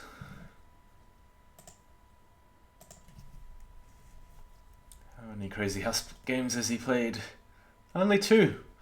Now g5, that strikes me as a little odd. So how do we take advantage of it? I don't have to do anything too special. Knight h3, I suppose. Just trying to stop g4. Bishop. Where does the bishop belong here? Maybe because the king side's so closed I can even castle. Wasn't what I was planning to do after h4, h5, but if he's going to block me off like this, then... Yeah, I mean, this stream is actually practicing many things. For me, slower games are all about learning some positional concepts and not just boom, boom, boom, checkmate every time. Yeah, trying to play not just slow on the clock, but also trying to squeeze your opponent. Yeah, Karpovian style. Try and restrict them of useful moves, take away squares, make the pieces ineffective. So, I mean, I want to play e5 to restrict these pieces here, but opens up the diagonal here. Maybe I want to put the bishop on f3 first. There's more aggressive ways to play, of course, like f4.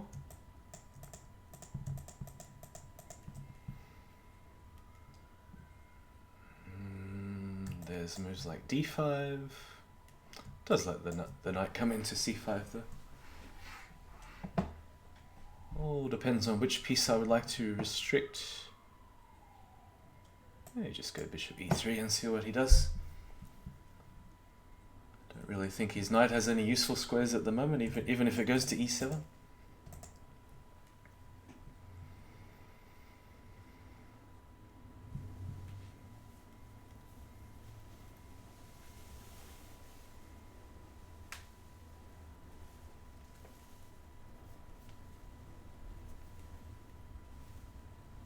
Ah, he says I was definitely planning that. What, 97?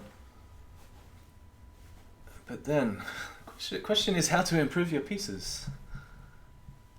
What is the ideal setup for black? I mean, there's moves like d6, e5, or d5, but I think white is happy to just sit tight and use the space advantage and try to close the position up and only trade at the right time. He says I'm going to stop watching, I'll just play. No, it's okay, I don't mind, it's just a casual game. Do whatever you wish. So here, I mean, it doesn't make a lot of sense to sack on g5, although it's very tempting. It does kind of open up the rook. But on the other hand, these pawns are going to be very useful on f6 and g7. Pinning the knight on e7. The bishop's well covering the pawn on h5, so no obvious place to drop the knight in hand.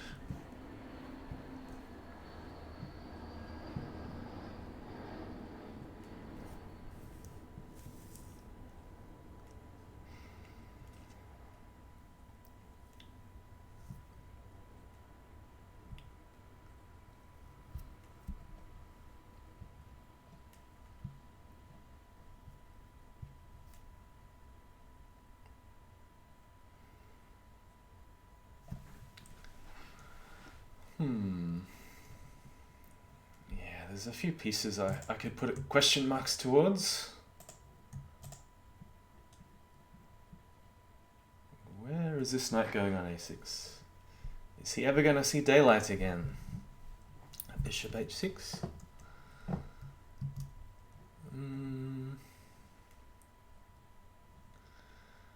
Yeah, bishop h6 is certainly a move. He's trying to break the pin on the knight on e7. Does make some sense. I suppose I could just gain a tempo by trading and replacing. Can't see anything better at the moment. A knight on f6 or g7 would be quite useful. Maybe I can trade here at some moment. Actually, if I'm going to do it, now is a good time because it does mean there's a potential smothered mate on f6 with the bishop on g7.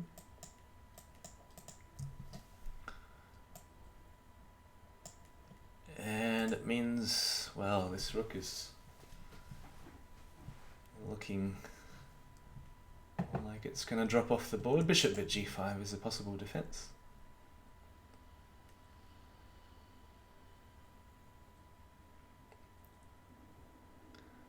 Oh, you can do that. Yeah, I guess.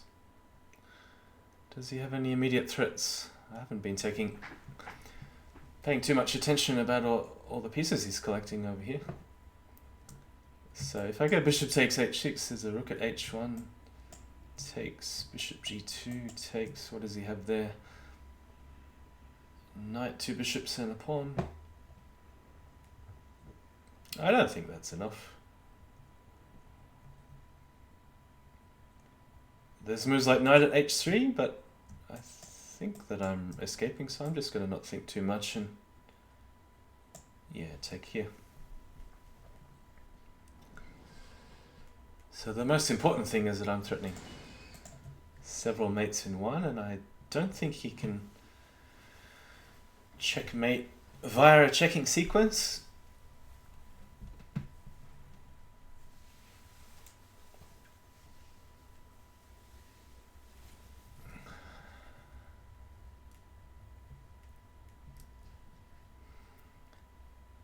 So he's probably going to have to move his knight out of the way or throw the knight away or something. Knight g6.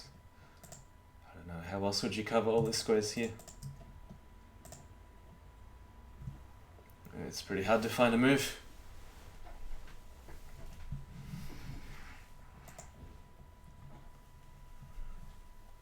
So we just had daylight saving a couple of weeks ago start in Australia, which means it's almost 8 PM Saturday night. What about other parts of the world? Where are you from? Chat? Anyone from Europe? What is it, Saturday morning? Maybe 10 AM or midday or so, depending on where you're from.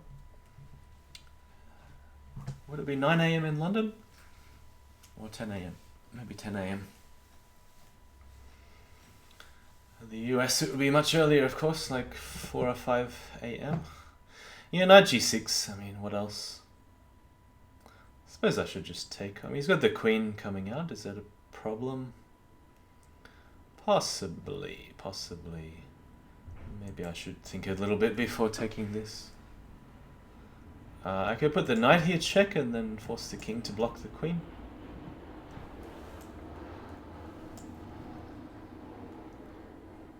Rook at g8 could be possibly useful.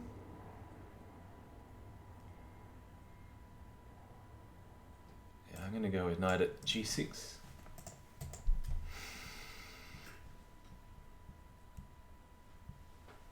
Good guy Greg says 3 AM in Alberta, Canada. He's having a late Friday night.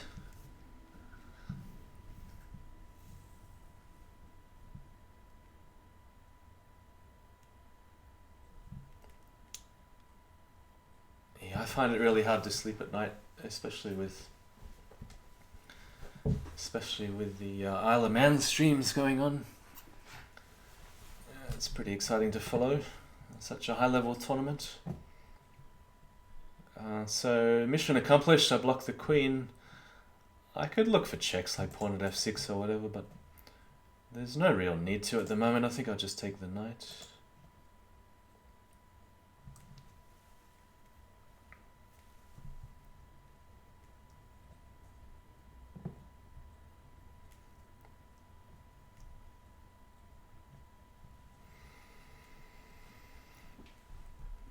So with a collection of pieces in hand each, there's a lot of ideas to consider, but obviously the key squares are f6, maybe a knight on f5.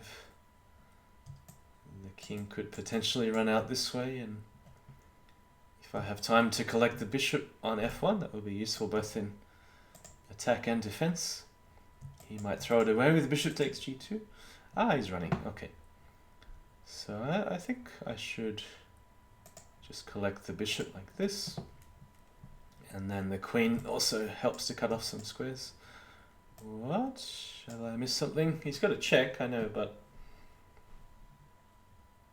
Doesn't seem to be that damaging. Oh, I even have a counter check. Look at this. Counter check. Yeah.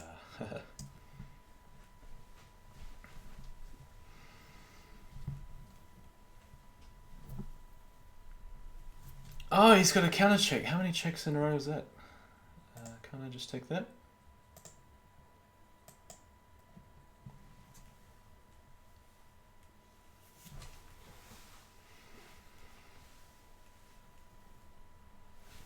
Queen takes bishop. Okay, now, how do we cut off all the squares?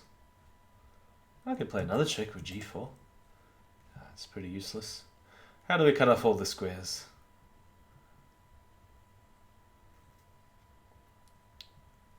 In particular, this one. Just trying to set up a funny checkmate. I'm gonna go this way. And then I think the fastest way is knight at a5. And I wanted to clear this line here for the queen. So I have queen b5 to finish. There we go, nice game. Bye Jan, thanks for the game. So the g6, b6 setup is fairly passive, as you saw, and I wasn't in too much of a hurry to do anything forcing in the opening. Alright, let's seek another game.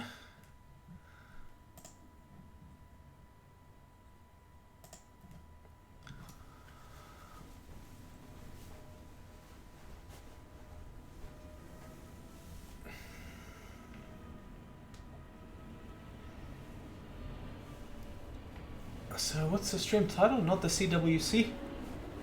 That's the Crazyhouse World Championship. There is a 1 minute Crazyhouse World Championship going on. Maybe I should jump to that and have a look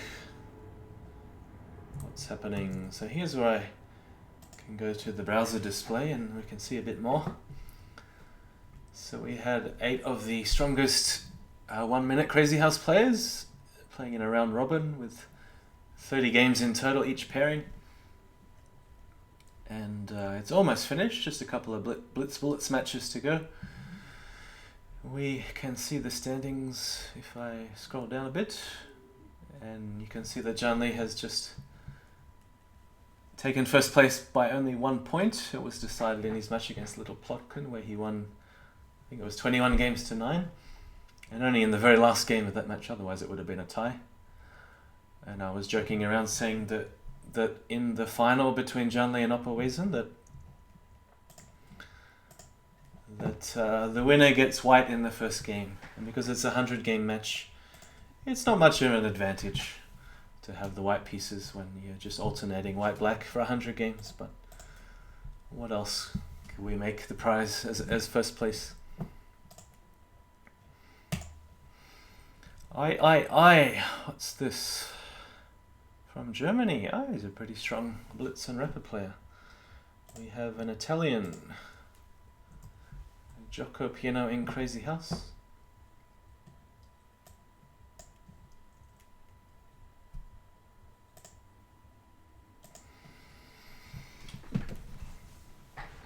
H6. Okay, now when I first saw this about 2 years ago, 2.5 years ago, I always used to sack the bishop on H6 and play pawn at G6 to follow and sort of hope for the best. But I think theoretically it's good, but you have to be extremely precise in attack, and I think this move leads to pretty much the same advantage, but you have more leeway if you don't get all the right moves. And in my match against Clearcast, who started streaming Crazyhouse as well, he's on a bit of a break at the moment, I hear, but he says he'll be back in October sometime. I think we had a couple of games like this that went H6 and I sacked a bishop and was a little bit shaky converting. So, okay, we either go bishop e3 or maybe c3 to stop the knight coming in. Queen at e2, I think it's perfectly playable.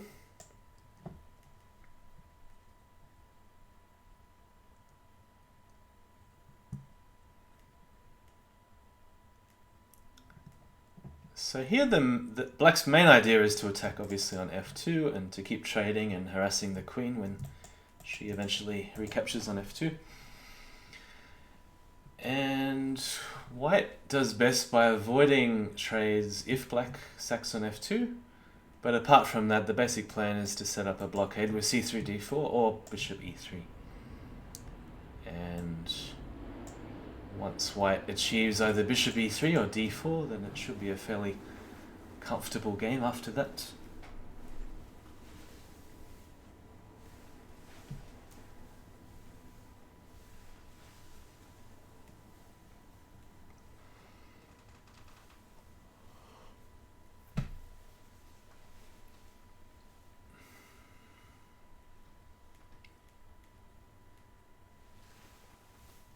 He's got to remember to count when I play d4.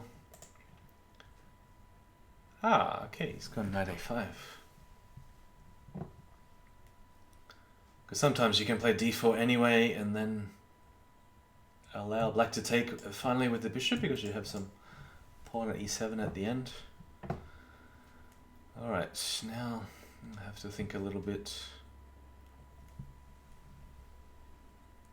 Because I would often respond to this sort of move with bishop b5 and bishop a4, but it does allow the immediate c6.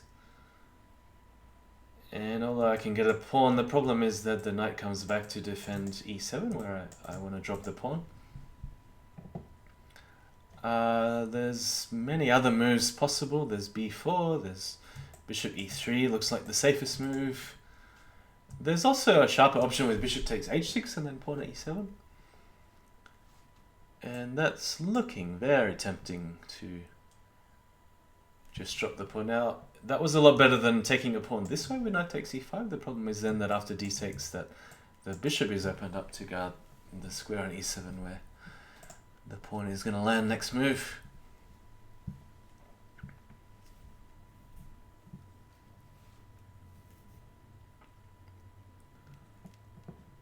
So perhaps I should have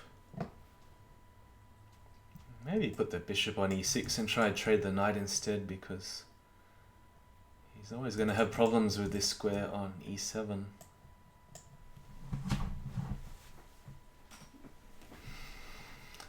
So I've distracted an attacker away from f2. It does mean that the bishop is opened up in case I trade off too many pieces. It could be a problem. Alright, so take the queen, I would assume. Take the knight next move, then I have threats of knight at f6, check.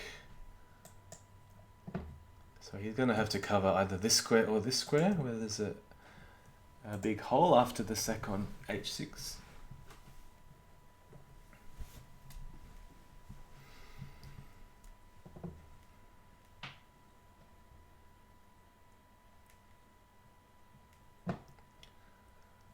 Moves like knight g5 become possible too, even now after the pin. Just got to calculate this, and then bishop takes e2, and then knight e7 check, king f8 is forced.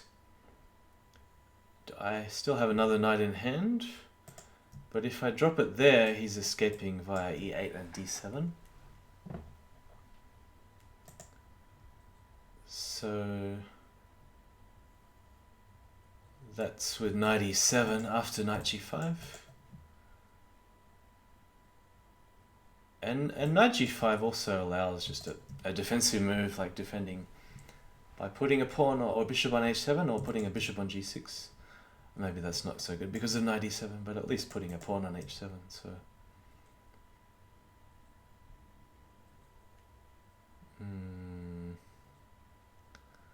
I think a knight at f6 is much more simple because you don't really have to calculate anything here. At the very worst, you're just going to trade off a bunch of pieces and have holes everywhere around the king. So it's a sort of move I would play if I didn't see a forced mate. And knight g5 looked good, but I thought maybe the king is escaping this way. Okay, so there's a few options here. Of course I could just take the bishop and Maybe knight h4, threatening knight f5 check, and also threatening queen takes g4. There's other moves. Queen at h7 check is the most direct, but king seems to be escaping this way or this way. What else do we have? Maybe even moves like queen d2. Pawn at g5 is another good option. Yeah, I like pawn g5. It's quite simple. It's very straightforward because you're simply just planning to remove the defender of the bishop and then take here. Queen at g5 check was also possible, then knight takes g4. Pretty much anything works.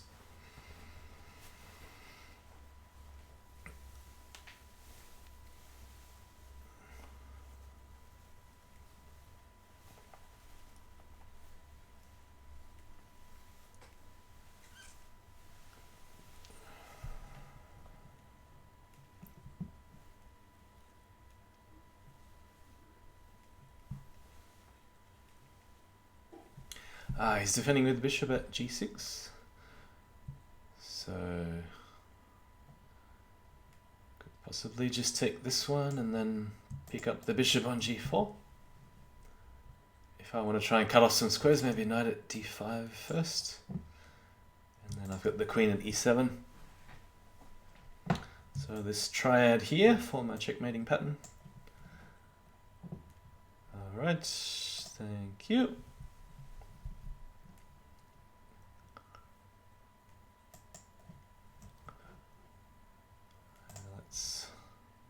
Seek another game. So that was the Crazyhouse 1 Minute World Championship that I was showing before. Did I remember to... Oh, I did remember this time to put it back to game mode.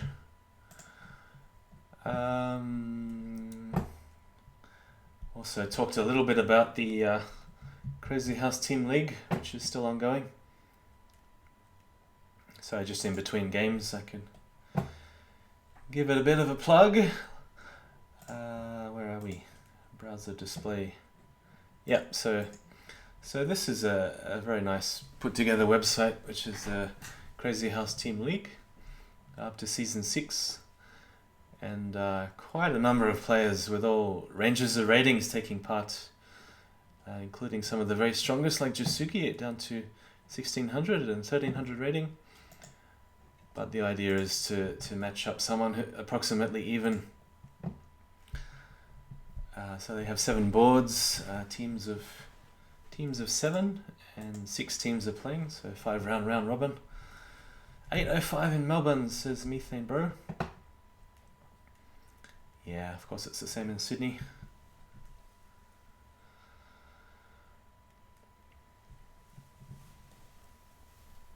Okay, we have something different, advanced French. So knight e7. I'll try and bring this knight to f5 as quickly as possible before he thinks about moves like bishop d3 or bishop g5.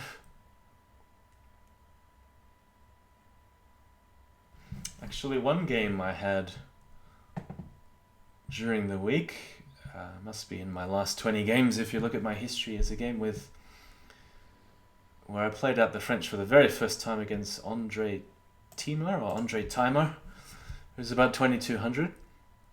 And he played an early bishop g5, and I hit him with h6 and g5 and h5 and pushing the bishop back, and it's actually quite sound, believe it or not.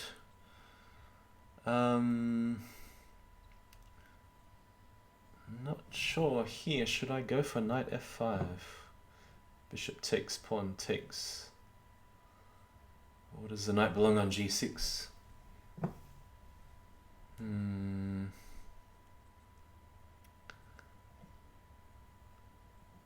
Knight f5 here does look a little bit wrong. Does look a bit wrong for some reason. Bishop takes, pawn takes. So he has a knight in hand, and he's got moves like bishop g5 coming.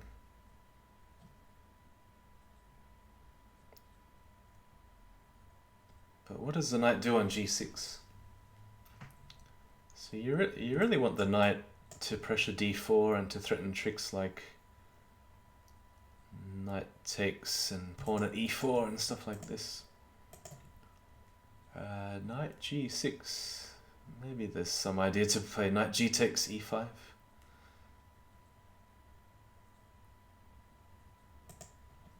Yeah, I'm gonna go knight g6. I don't like the look of bishop takes f5, damaging the pawn structure. Maybe I'm over fussing about the pawn structure, because of course in Crazyhouse it's a lot more dynamic than in regular chess, because you can replace pawns on holes and so on. Dead Maxim says hello, but what about the elephant? Now that could mean anything. What about the elephant? Because I'm playing camel clutcher. Elephant used to be a chess piece in some of the older versions of chess. The elephant's also an opening, is it? Elephant gambit? Okay, knight c3. Knight c3. Okay, so I want to do some trick with knight takes g5 and pawn at e4. It doesn't work so well with a knight on c3, so maybe I should be going for bishop b4.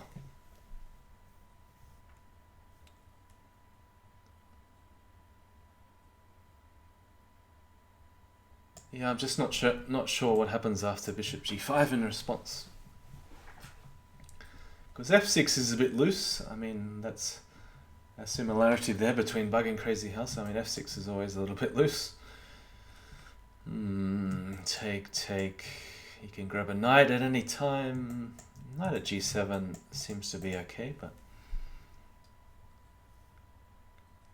yeah, I'm not sure how that turns out. Maybe bishop e7 was a little bit safer. Camel clutcher. Always good to know your opponent's blitz rating. Of course, I don't have one. Not on Leeches. No, dead Maxim. You can chat as much as you like. I don't mind at all. Hopefully, you might wake up some others.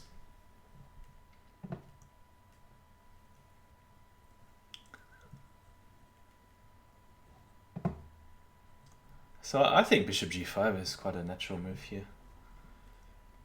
And then I can play this very awkward looking queen d7, which I don't recommend. Could possibly even sack the queen for the bishop and take a pawn on d4. So if I commit to this trade, of course it strengthens his pawn chain. I'm abandoning all hopes of tricks on d4.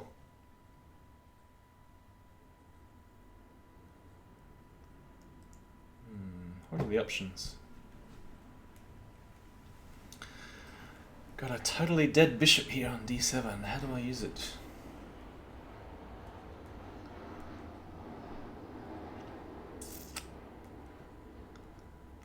Knight h4. Take. I guess he could stick the knight back on f3, queen h5. Maybe then knight b5.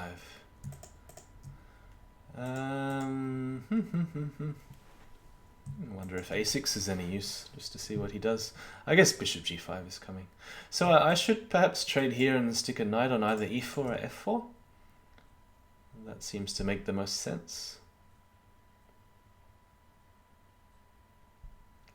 Although very often in the French you want to avoid trade so you can castle and then play f6 or f5 without pieces coming at you in a flurry.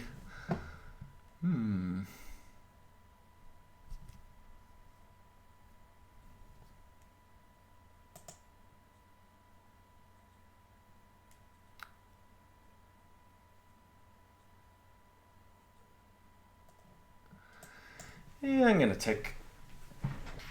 Methane says he's wrecking one of his coaches. Who's that? Canan? Knight at f4 or knight at e4? This is the main decision here. Well, knight at f4 runs into bishop at g5. So surely knight at e4 is better. Oi, I write stuff. James Watson, is he from Sydney originally? I know a chess player called James Watson.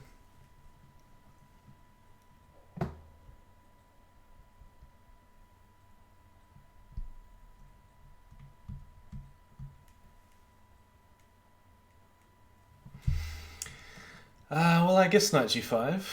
I've only got a bishop in hand. Knight sack on f7, which is fairly typical in Bargain Crazyhouse. Doesn't seem to do a lot here.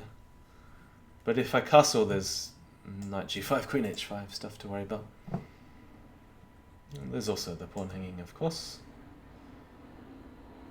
So, do I sack on e5 and trade queens? Not immediately, but it's an idea to keep in mind. So I should just put a bishop somewhere to defend the pawn for now.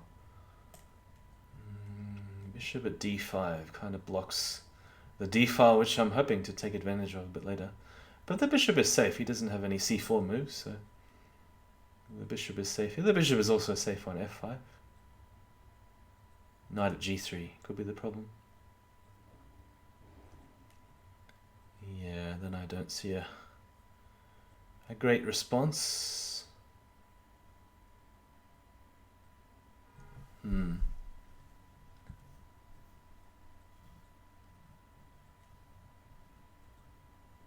Ah, 41 seconds. Okay, should get a move on.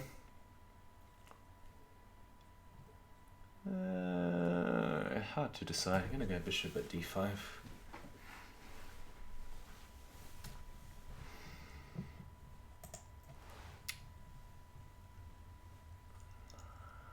He's from New Zealand. Well,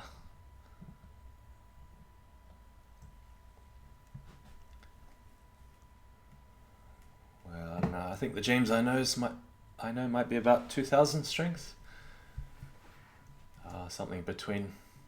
I remember him something between 1950 and 2050 FIDE. Yeah, but I'm talking a long time ago. Maybe 10 years ago. I think he lived in Canberra at some stage. But could be another James.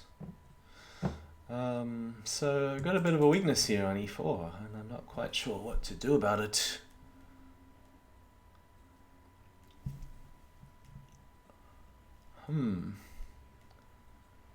What is he thinking about here?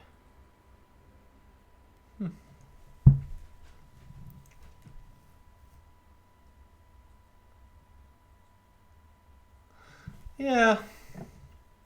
It does make a lot of sense to just attack the weakness and say, yeah, I'm going to be up a pawn in a second. So f5 fails for a number of reasons, but you can always en passant.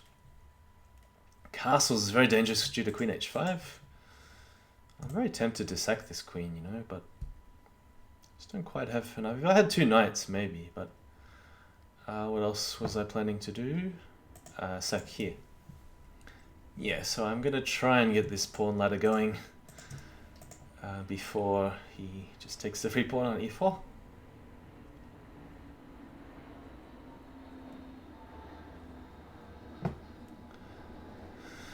Do I play anything besides chess? Asked Dead Maxim. I used to play table tennis competitively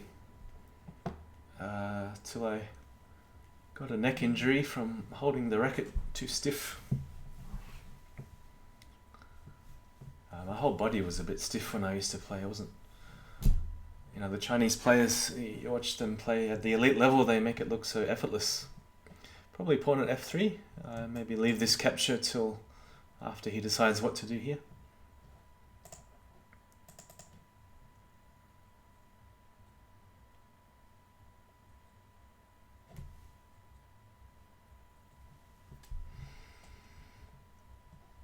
How do you know Jeff? Yeah, I know Jeff.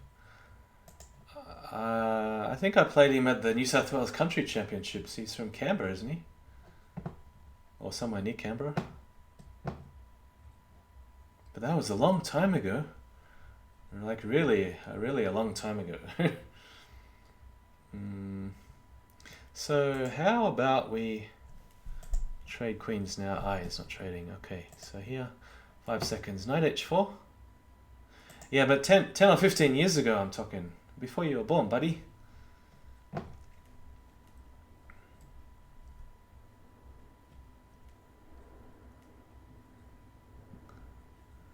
Yeah, sack the queen. Let's see. Can I be really sneaky about this?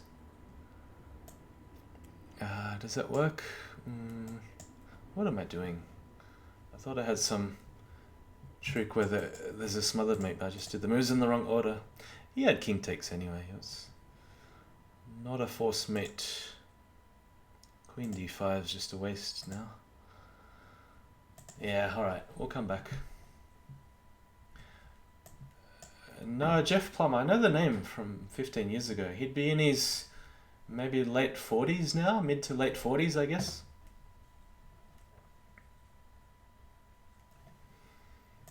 Bishop at c6 looks pretty safe, covering the king, checking along the long diagonal. I guess bishop at f3, you know. Now I really need a knight for f4. How am I going to get a knight without allowing this sort of stuff? I don't have a solution, so I'll just pick off the pawn for now. Maybe just aim at interfering with his defense. Well, more than interfering, smashing it apart with a brute force. Ah. Yeah, I think he had to take... Oh, maybe... Was there... No, there was no mate. I was safe on d7. Didn't have enough knights in hand. Or maybe he did. 1, 2, 3. King comes back. Maybe I was safe after all.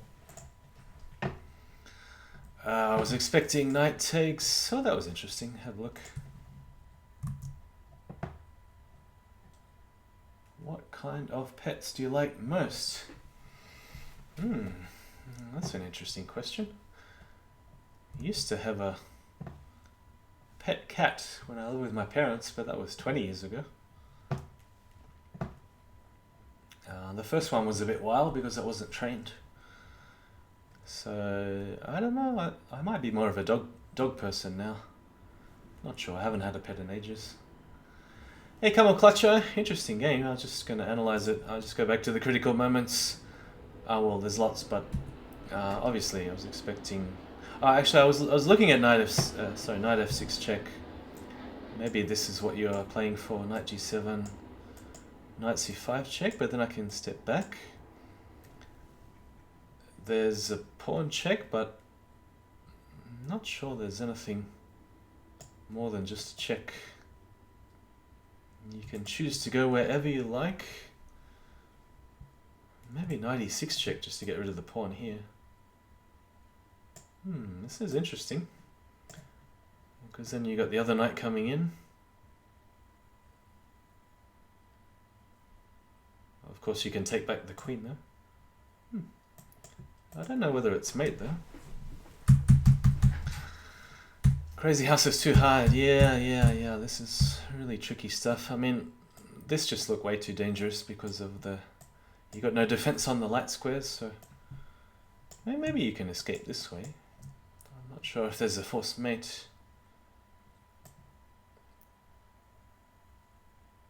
I guess pawn at e4, king e3 is the idea, and then you just want to come back this way.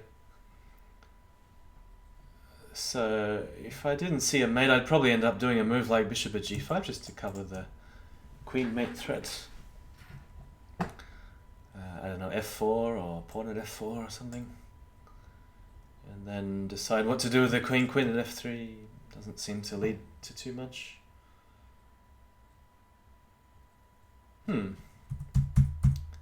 Yeah, I mean, there's other ways to play. Maybe I could drop the bishop back at c6. Anyway, you want me to check? Alright, I'll check. Methane bro.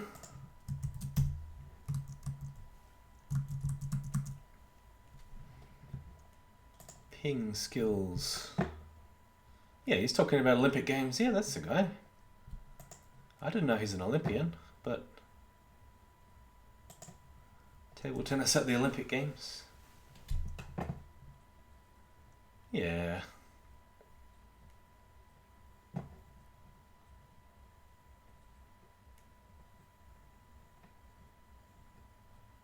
Actually, no, I might be thinking of someone else who actually played, but I think he was in the same team, or I'm sure he was in the country championships. But yeah, this is a long time ago.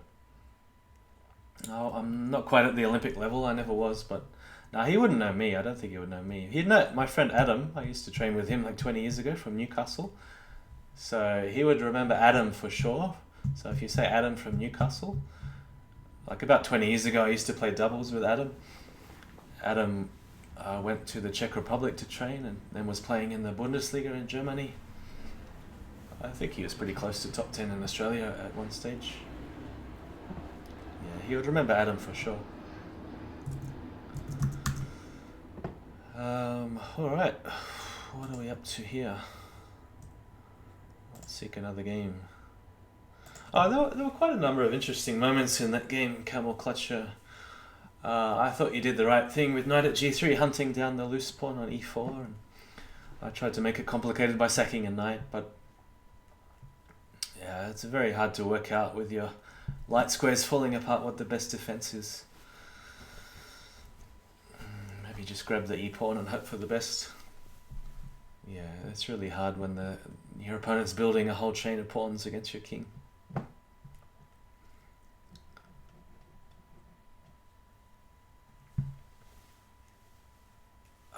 So there's a few Crazyhouse events going on, not just the Team League and the 1+0 World Championship, but there's also, just a second moon, there's also this, how do you find it, this new team battle option in Lichess. So how do we find it? I'll just search Crazyhouse on the forums. Yeah, like this. There's a link to the Crazyhouse team battle, so you can read about it here. So the finish is posted just a day or two ago. We'll be testing out this new Lichess feature team battle with 2 Crazyhouse tournaments this Sunday and next Sunday at 1900 UTC, which is unfortunately 6 AM Monday Sydney time, but it may be possible to play for 40 or 45 minutes or so. It's only 1 hour, 3-0 casual games. So the idea is that there's 5 teams which have a number of Crazyhouse players in the team, and then you'll choose a team to play for, and then you add up it's just like an arena, but you don't play anyone in the same team, and you add up the points of the best 10 players in the team, assuming that you end up with 10 players in the team. So if we take a look at, let's say, the first one on this Sunday, which is in about 24 plus 12 minus 2, about 34 hours, 33 hours. You can see the team names here: Crazyhouse League team. There's the Lichess Bughouse. I think they've only got 1 player, variants only. I might join that one because I think that's the cause I'd like to advocate for the most, Bughouse on Lichess. Someone's joined the game. Alright. But yeah, that's an exciting new style of event. Alright, Rungakuta 007. I've played him just a couple of times before. About 1900 blitz. Yeah, if people want to check out my blitz strength or blitz rating, I'm going to go with this H4 again. Good night, Moon. Oh, it was only daylight saving just a week or two ago. It must only feel like 7:30 for you. When I was a kid, we used to go to bed with Big Dog, but that was more like 6 and 7-year-olds. I still never remember how old you are.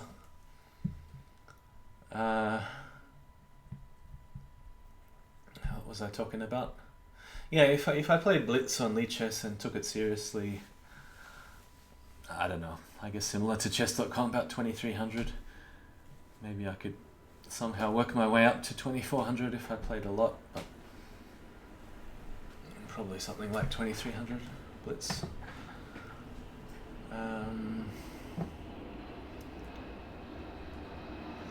I'm 11, I'm not 6. I know, I'm just teasing. So here, yeah, bishop g5. Doesn't really threaten anything, but assuming sooner or later we're going to get a trade or two of pawns, then bishop will be quite useful to join forces with this pawn and start building some snakes and ladders and so on. I don't think I've ever seen this opening where black doesn't castle on the king's side, except of course when they have to take a sacrifice on f7. This gives me an interesting option to play f3. Do I really want to weaken all the squares around the king with f3? Does look a little suspicious. Bishop takes, knight takes. I guess he's going to sack on f2. Doesn't look so bad.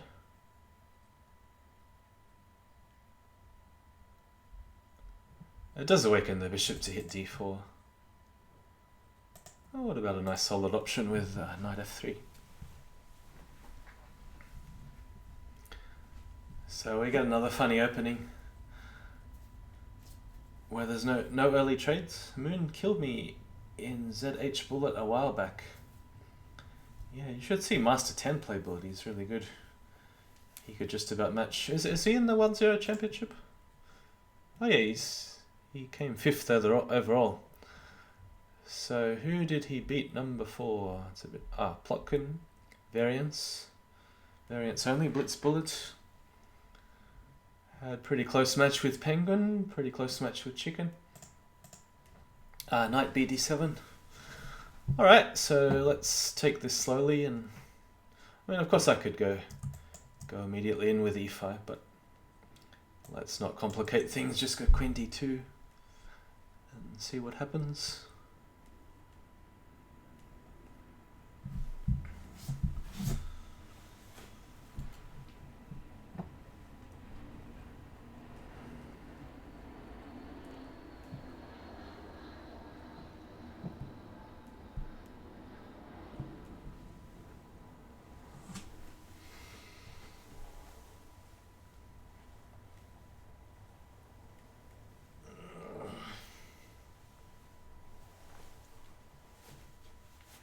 a6. Alright.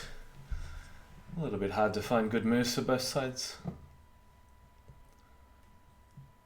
But I can feel generally that a lot of his pieces are on the king's side, so it might be a good idea to castle queen side. Just got to make sure he doesn't hit me with some knight at c4. Seems okay because I can always take back with the pawn. G takes f3.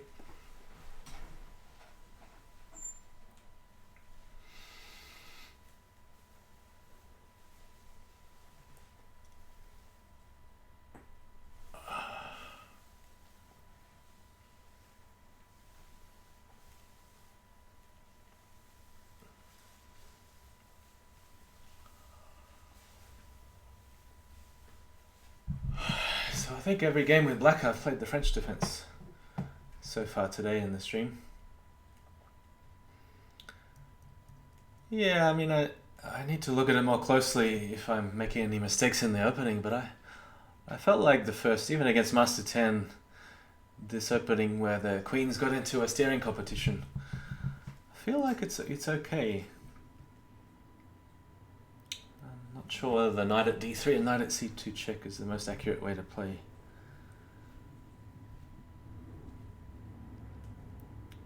Maybe I should be focusing on castling. Somehow finding a way to just bring the knight out from g8 and castle.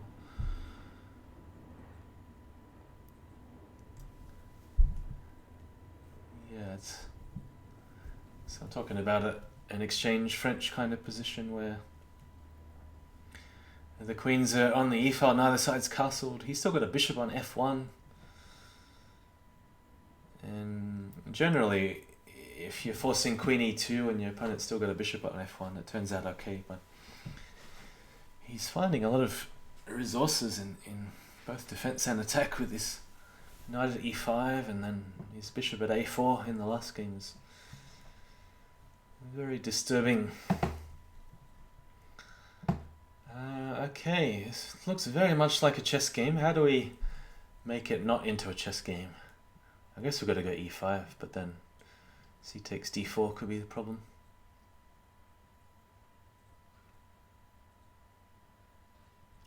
Yeah, I don't want to play d5 because in exchanges he's got a good square for the knight on d4. Maybe I should take this.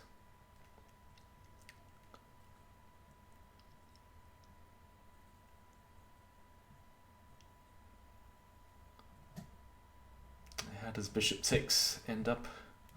I think in general it's good for me to take pawns because I really want one for h6. The only question is, do I need to bother defending e4? Probably not. Oh, we just go pawn at h6. And if I bother defending e4, he's only going to take it anyway, and then I've got this all these captures to worry about. So I think in general here, pawn trades favor white and piece trades favor black. That's why I'm just trading off the pawns and trying to hold off on as many piece trades as I can, because black's setup is very solid, but his only weakness is in here on g7. And because that's the way I've set up my pieces, it seems the only consistent way to play. Otherwise it just turns into a good dragon chess game for black. Where he hasn't committed to castling yet. Yeah, I mean all black would need is one more move and suddenly he can castle on the queen side.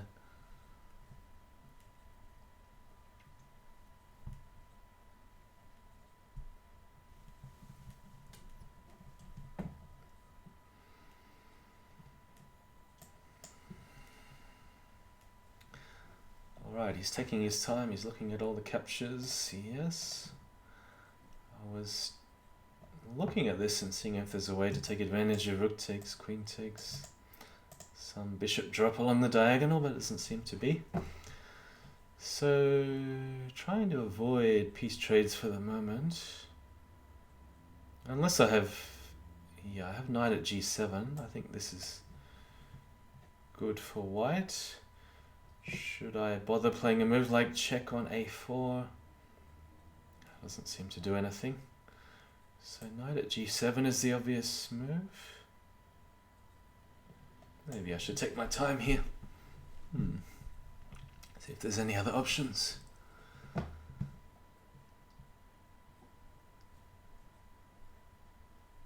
So he's trying to distract the queen so he can recapture the bishop on h6.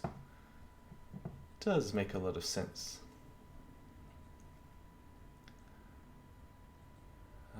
So the king running this way, that's what I'm looking at. Is there any really sneaky way to cut off the king?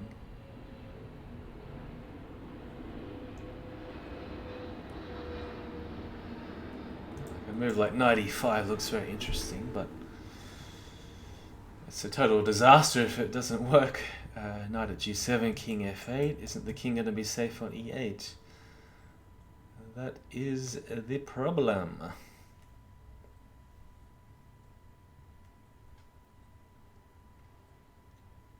So all the discovered checks don't seem to go anywhere, unfortunately.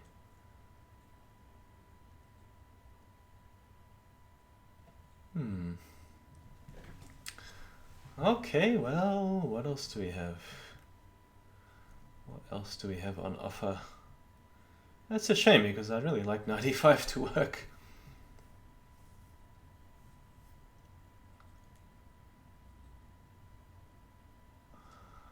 Oh well, I just have to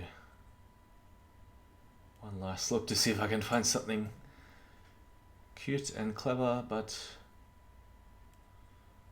no, I'm just not seeing it. Okay, we'll go knight at g7. I was trying to find some obstruction move to stop the king running. Some ridiculous looking move. but I can't quite get it to work. Alright, expecting king d7. I'll have knight e5 check, but then does that just help the king run away? I have this trade, possibly with a check. Or is it better just to bring the queen out of the way with a threat on b7?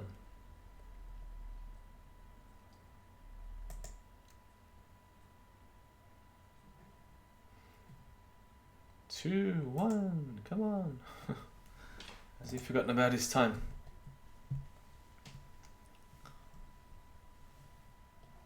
Is he here? Am I here? Seems to be a bit of buffering. Oh, there's a green light that changes to yellow. Well, seems like he's here, but... Okay, so I'm leaning towards queen b4. I might as well get the queen out of the way with a threat. Well, several threats. Because knight e5 just seems to help him. Get rid of these arrows. And if the king is on the c-file, maybe I don't have a safe queen check. So I'm liking queen b4.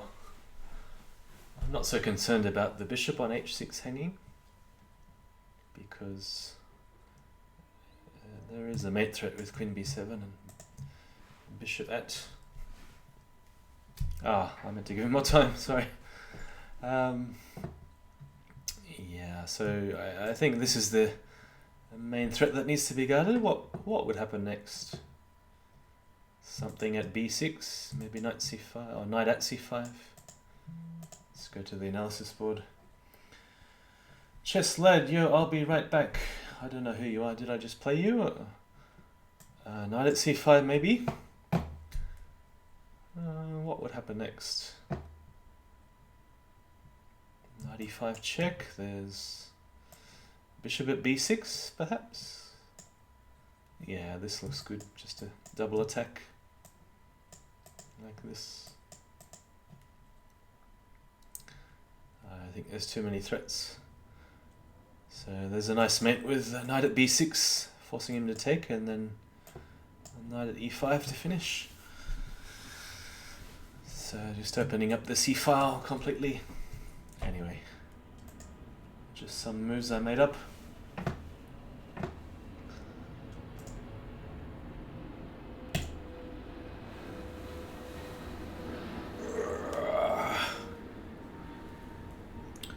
So, if you just joined, I'm the Crazyhouse bunny tonight, the training bunny.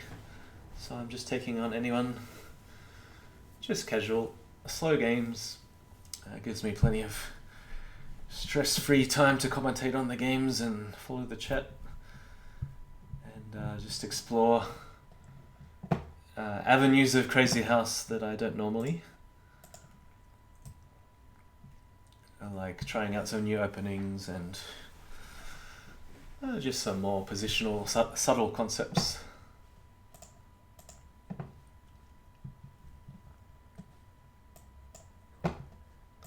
Which I'm normally not so focused on. Especially playing at the faster time controls, you tend to just follow your habits and your patterns, and I find it incredible that guys like Jasugi and Zhang Li and Upperweisen can be so creative in 1-0, but I need time to be creative. I just find if I play bullet chess or bullet Crazyhouse, I'm just bashing my head against the brick wall because I don't seem to come up with any new ideas at all. Yeah, same in chess. Rapid has always been my favorite time control. Knight d7, I don't know whether I've ever seen this move in Crazyhouse. So, what do we do here? How do we punish this move? Bishop b5? And try and provoke a pawn drop on c6? I don't know whether that's anything special. Just develop knight f3.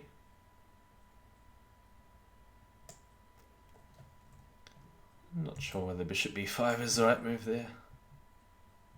I mean, I guess he's just going to go knight gf6. But so here I want to go knight eg5 now that this knight's a little bit displaced. Of course in chess you play a move like c5, but moving the c pawn is not usually recommended in Crazyhouse, because then you just have another weak square to worry about later on.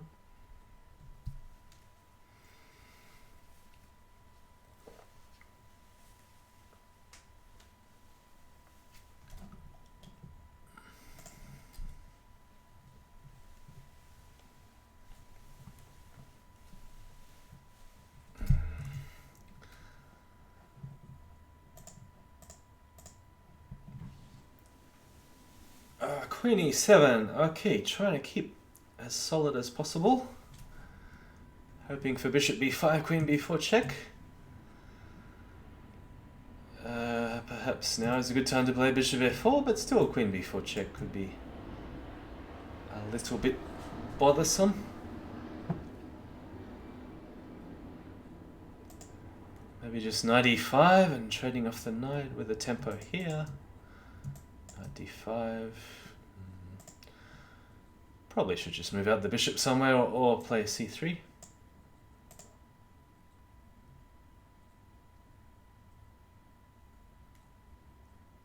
Now you see there's a total lack of pressure that black has on d4, so I don't need to play the move c3 unless I'm forced to. I don't think it's necessary to play c3.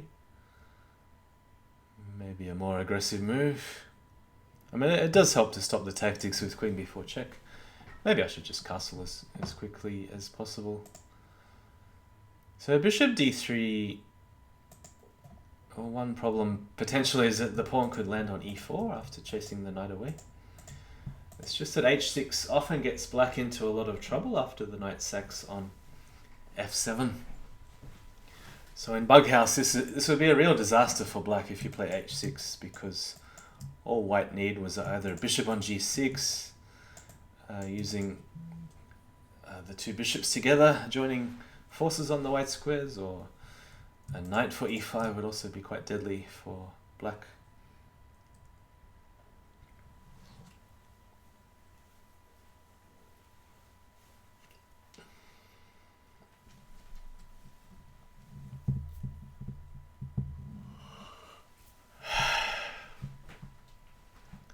So yeah, I mean, if h6...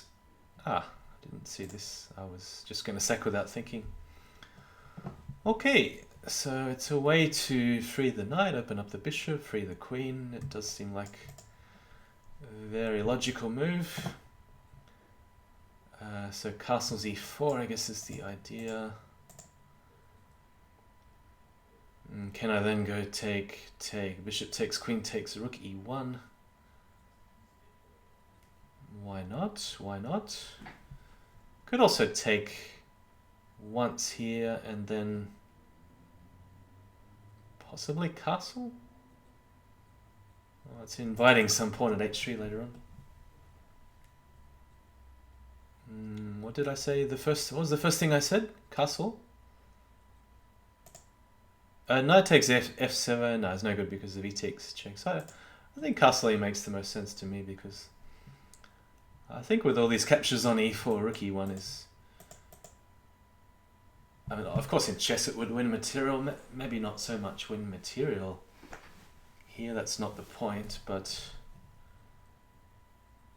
there's also knight e5 that's just occurred to me. Just abandoning the bishop and then taking on f7, but then he's got pawn e2 at the end, so... probably just take here twice. And rook e1. So you can see doing it this way, if you took here, the knight and bishop would still be a little bit muddled up, which was one of the points. But I think this is a good move, knight f6. Bishop g5, he can get two pieces for the queen, which is normally a good trade in Crazyhouse.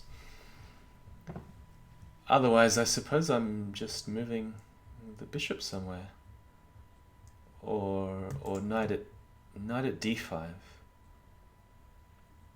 Knight at d5, because then if he takes with the queen, I've got a check, and then there's a rook e1. That seems to solve my tactical issues with the bishop. Oh, but then he can go knight takes, and then he's still getting 2 pieces for a queen. Yeah, it might just end up that way. Maybe that's the best I can do. Any other tricky moves on offer?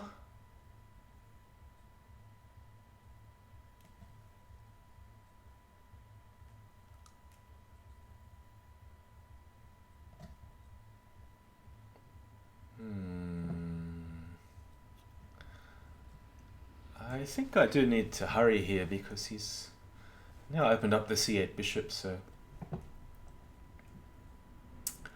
I can't afford to just play a retreating move. I mean, there's also the obvious pawn at e4. Yeah, so probably...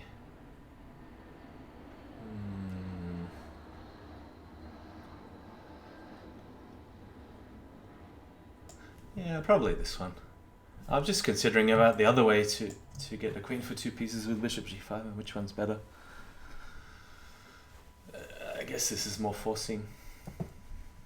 I don't really think queen moves are any good for white because I can always just trade here and eliminate the pressure on e4 and play moves like rook e1 and develop with attack and gain of time.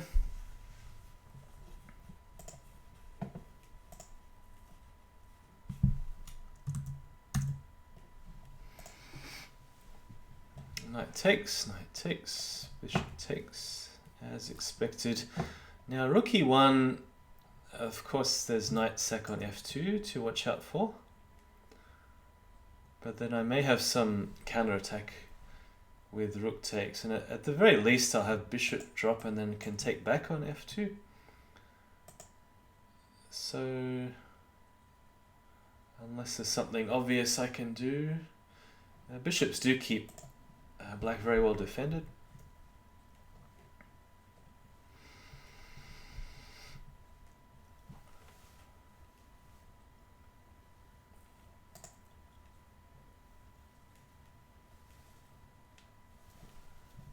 Yeah, pawn at d5. So he's used his pawn. That means obviously pawn at h3 is not possible right at this second.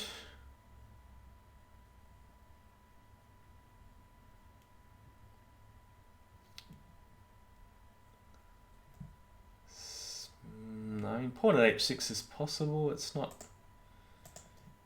really that useful because it just invites his rook to the open file and then probably have to waste a move closing it off again. It can be helpful if you can go queen at h8 check and there's no bishop to block here, but I don't think pawn at h6 seems like the right move at the moment. Or just pretend to threaten something, but I think black is fine. Black is fine. If he puts his minor pieces on quickly, then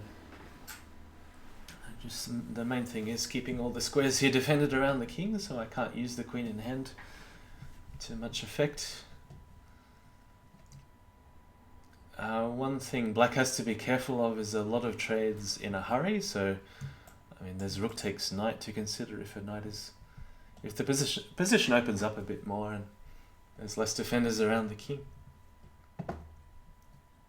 But for now I don't really have many immediate fantastic attacking ideas. I just want to pick off a pawn on c7 and maybe drop it back on d6.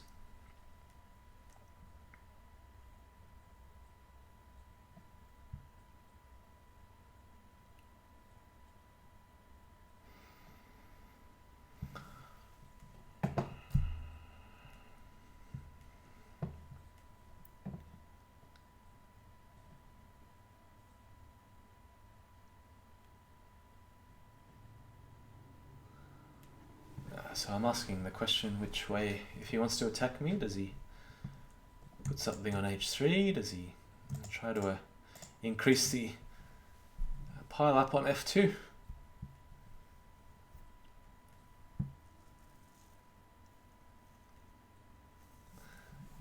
And I guess if he tries to attack on f2, then knight at g4 for instance, there is a potential bailout move if I can follow it up. I don't think castling is right because I thought knight at g4 might have been the best way to go because Rook takes, pawn takes just gives me more worries with ef3 and even rook at h1 and knight f2, knight d1. And I didn't have many good ways to defend on f2, maybe rook e2 or something. It's a bit awkward. I could go pawn at e5, but probably should just take this. And again, pawn at h6. So we're just trading pawns for pieces if he wants to do it this way. It's fine by me. And the problem is if he has to defend with a knight, knights are not very good defenders, especially on the g7 square, as you'll probably see in a moment. No, he doesn't want to do that. So now's a good time to sack the rook on e4. So this is what I was talking about before, that I want to sack at the right time when there's a direct threat with knight at e7 and then queen at g7 checkmate ideas. And if the king runs and I have a bishop in hand for g7, I can just keep trading pieces. So this is has now become indefensible. So just to show that out, d takes e4, knight at e7 check, king h8's forced, bishop at g7, take, and then queen and bishop to finish. Okay, where are we up to? We're not up to anywhere, it's just a casual stream. I keep forgetting because I haven't done any kind of freestyle stream like this before, where I just do whatever. Usually playing in arenas or matches.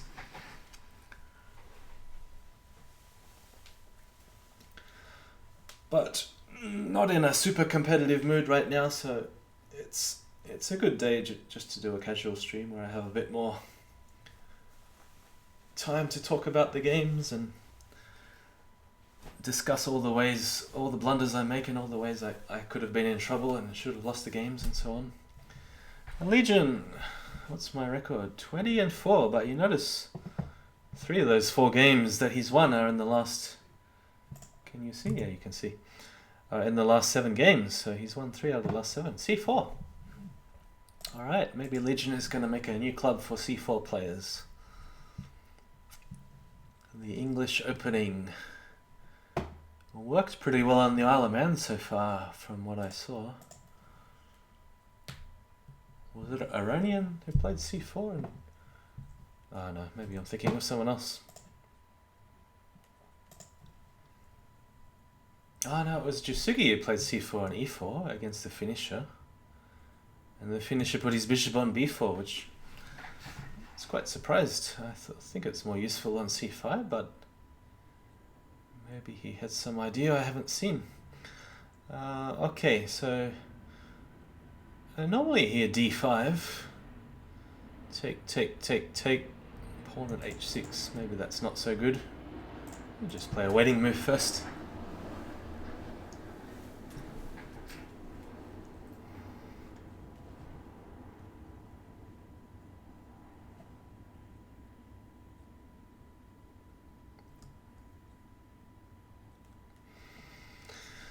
Maybe I want to play a close Sicilian, a sort of reverse close Sicilian with D6.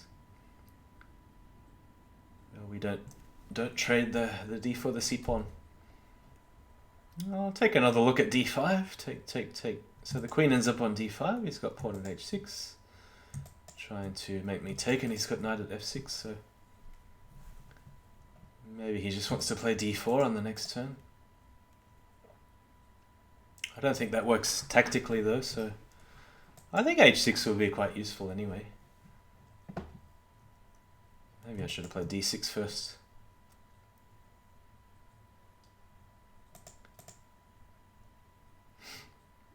I mean, H6 only makes any sense if I want to push D5. So that's just stopping pawn at H6 at the end of that sequence.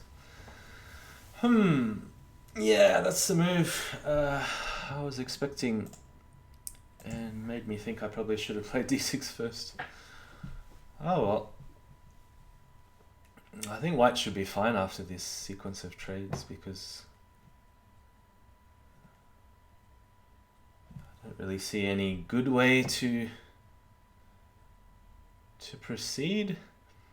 Bishop takes, pawn takes. Yeah, I don't know. Can't seem to make anything work.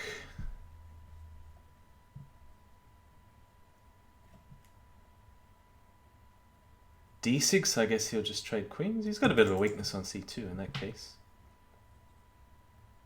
But then I've got to be really careful about pawn at E7 sort of stuff if we trade queens.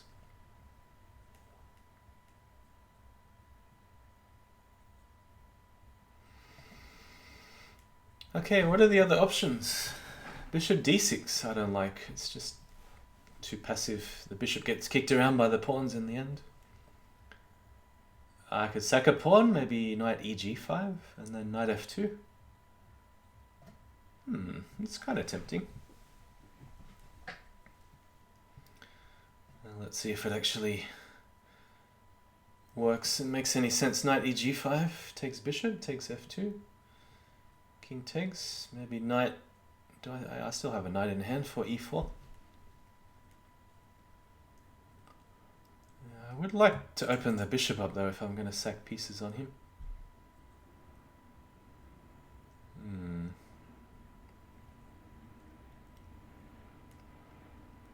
What is the best way to do this? I'm going to go this way. It's the most aggressive move that I can think of. Certainly fits the way I normally play. So I end up a pawn down, but the other options just seem like white ends up in a fairly comfortable position. It's quite hard to target the weakness on C2. Yeah, playing D6 and trading queens was the other choice, but I was a little bit worried about pawn at E7, king takes. Maybe there's nothing to be concerned about, because he didn't have a knight in hand for D5. I guess he could choose to take this knight, but then the bishop covers E7. If the D pawn moves here and recaptures the knight on E5, the pawn on E5. All right. He didn't take the bishop, that's unexpected. So I get to preserve the bishop, but he's going to have a lot of pawns for protection. Let's see, do I want to go to b4 or e7? B4 makes the most sense to me. I'm not going to think about this too much. Pawn at e5 is the idea, I guess.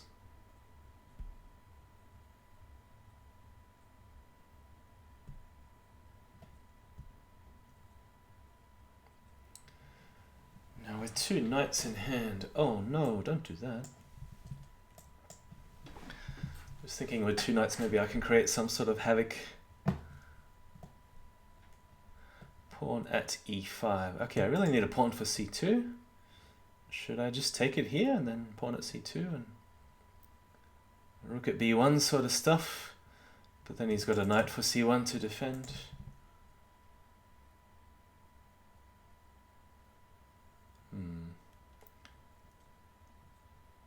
I probably should take this one first. Oi, oi, oi, says bishop d2. Yeah, so the point of this move is so that rook at b1 is even stronger. And there's also potential to play rook at d1 in the end after the pawn drops on c2 and he'll have to sack his queen. Yeah, sorry, I have takebacks off. I don't know whether it was a mouse slip, but I just think it's a lot easier in general when I'm playing a bit more seriously to have takebacks off. Makes it easy for everyone. Then you don't have to think about whether it's a mouse slip or an actual blunder that looks like a mouse slip. So rook at b1 or just take a pawn for c2? Yeah, because this also adds another threat to the position where knight takes f2.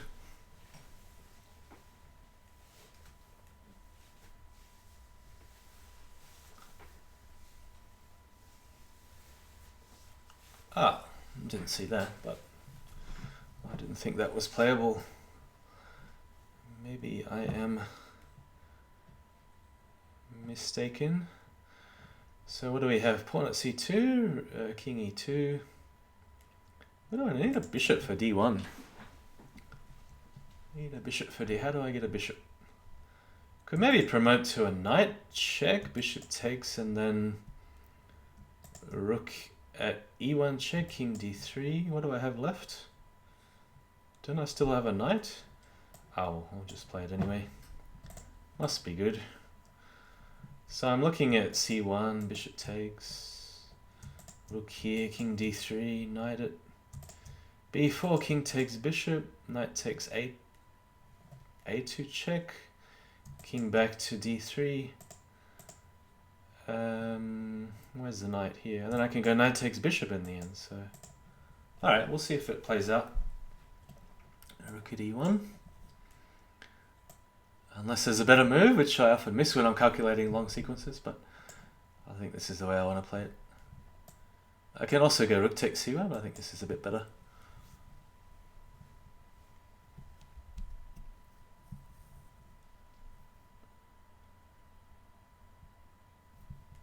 Ah, I didn't even see you could go to d2. I've got queen at f2 check. That's a stroke of luck. Yeah, probably just queen f2 check. Okay. Pawn at c3, then knight b3.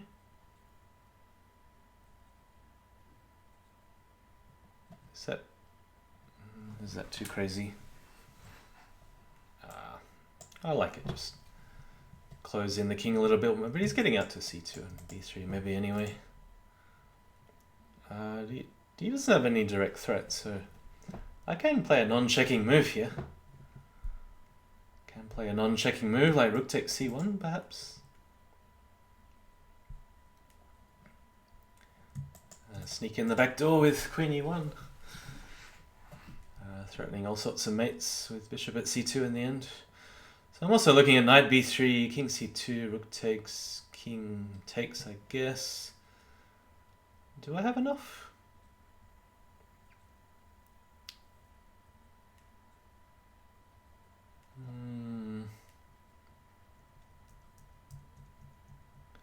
There's also moves like d5 which look good. I don't know, too many options. I think I'll just play a non-checking move and see if he can mate me, but I don't think so. I mean, knight at d6, knight at c7, king d8.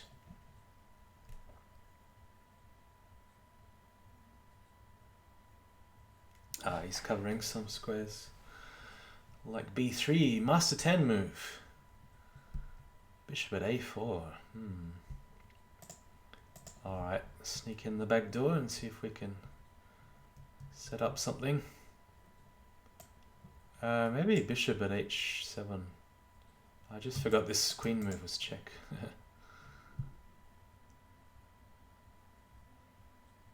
I was thinking about pawn at e4 first and then... Oh, the pawns, I can't even play d5 check. It's not even check. Yeah, maybe try and check a few times. Just looking at the time. I'm going to play a funny move, pawn at c6 just to break the pin, so I got d5 next.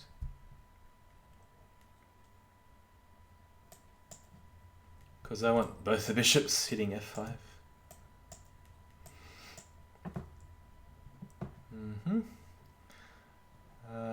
G5, does that work?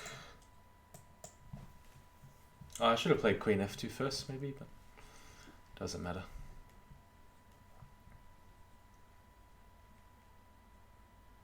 Oh, maybe that's why I should have played pawn at g5. Okay. Really sloppy. This game is very sloppy. But I think he can't check me when the king goes to g7. Just a bit of amusement. I could have played pawn at g5 and not pawn to g5 and saved all the drama, but there's also a rook. Is that mate even? Rook g8, rook g6? Am I even picking up the queen at all? Pretty funny. I can check the queen now, of course, but do I get to castle with checkmate? Maybe I should castle now. Yeah, seems like the most fun move. I still don't even know what I'm threatening. If he's taking on h6. I guess this one, this one, this one. And then he's taking on g5 as well. Alright, let's see if I can mess this up completely.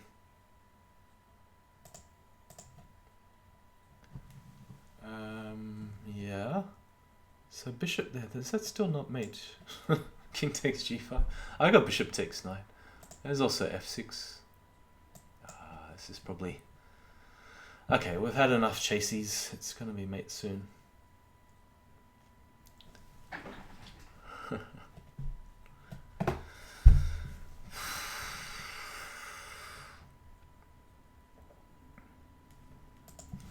Alright. Now, I feel like I was white in the last game because... Yeah, I was like a reverse Sicilian. He's going a5. He's going to a5 me. And I will take that rook. No nonsense approach. Stick it back right there on a8.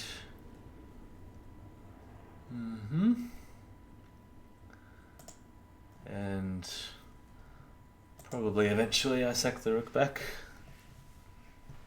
Maybe I can just chill out on a7 for a little while. Don't know, what do I do here? Rook a7? Seems like a funny move. Bishop b4.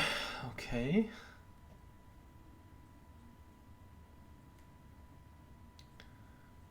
I really want to harass his king. Maybe knight g5, maybe knight e5. Oh, he's going to take on maybe knight g5 then. Bishop g5.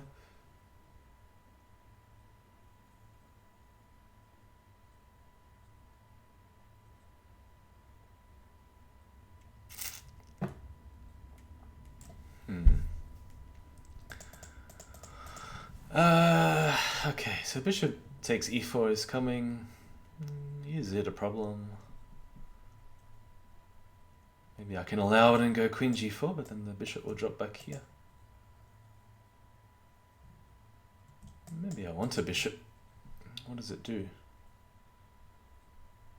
Don't know. Could play d5 perhaps, but then that just lets the knight out.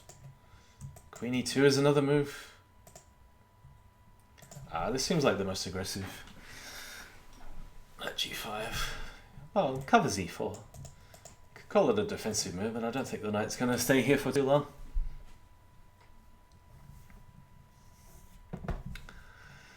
Come on, Clutcher. Really relaxing stream. Yeah, that's the idea. Oh, good night. He's gone already. Oh well. But he says it's 4 AM. That's the idea. Just chill stream, just a bit of casual, slow Crazyhouse. Stress-free. We can take our time getting down to the last 5 seconds of increment. We don't have to be in a hurry to get down to the last 5 seconds, because you know it's going to happen anyway. Maybe castle, or queen h5 is some idea, I suppose, but knight f6, take. e4 is very weak in those sort of lines. I could even play f3 if I'm worried about the e4 pawn dropping. Queen f3 maybe, but then knight f6 is looking like a good defense.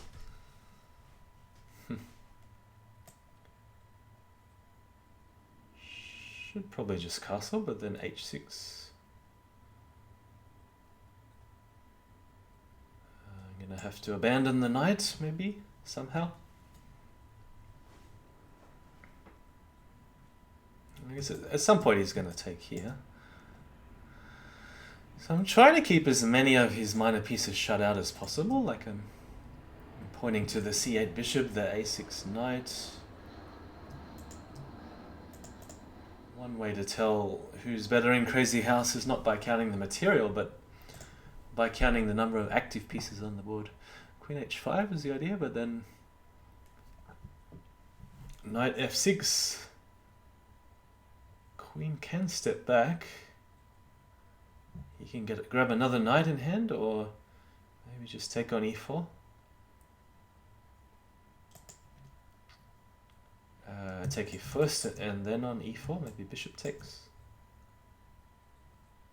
Knight takes, knight takes. I'm going to make some use of this rook on a7. So one of the purposes of the rook on a7 is at the right time I can choose the piece to trade for, and I haven't lost any material. G6 I wasn't expecting at all. Can I sack a queen perhaps and then put the pawn back on f7? King f8, take, take. What do I have? A knight. It's not much when you're attacking. Just bring the queen back to h3. Yeah. I really want to get a pawn to g7, of course, but the only way to take a pawn at the moment is with a knight. Knight takes e6, but then that opens up the queen. I'll keep that as an idea. A bishop on g7 also, of course, is very useful.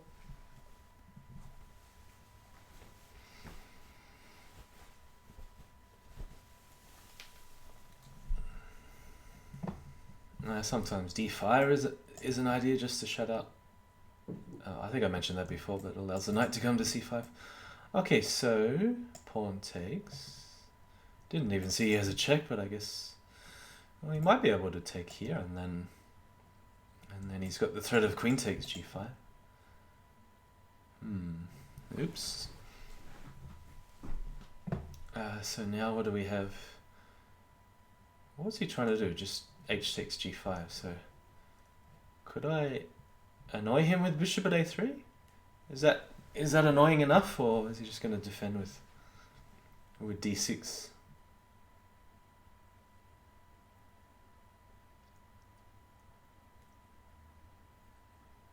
Bishop at a3, d6, e5.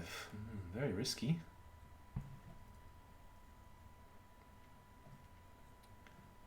There's also bishop at e5, f6, inviting f6. It's a bit hard to work it all out. Bishop at h4 maybe, just abandon the knight. Could always move the knight back. And, oh no, that drops the pawn here. Interesting.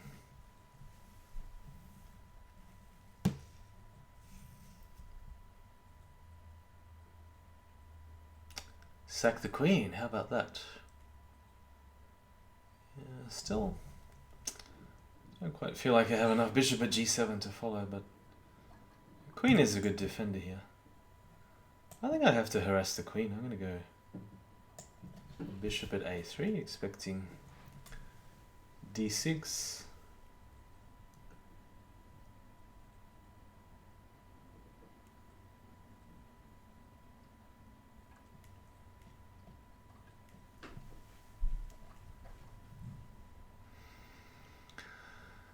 Could even sack the bishop. Does that do anything?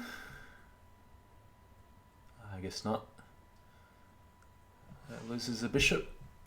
No, there is some idea, but I'm just trying to make it all work.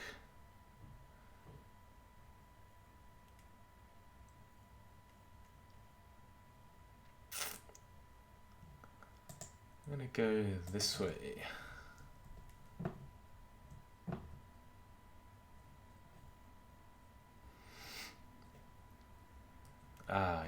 He's ignored the rook. I think it's a good idea.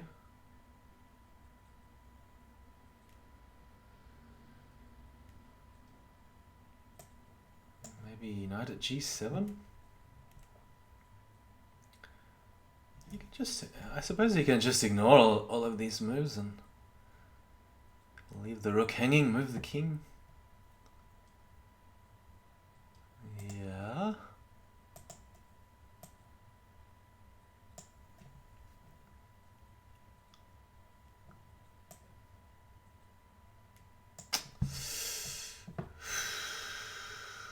don't know how this is going to end up.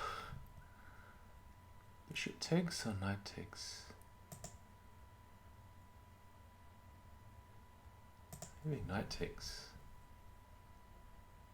And I just have to hope he doesn't have a mate, but I may come unstuck. It's interesting. With 3 knights mate, is there a mating pattern with 3 knights?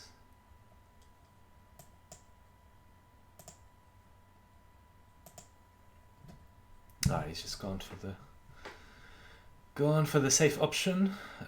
Does this give me knight at e8?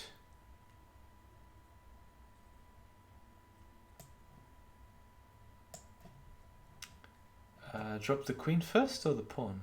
They both look good.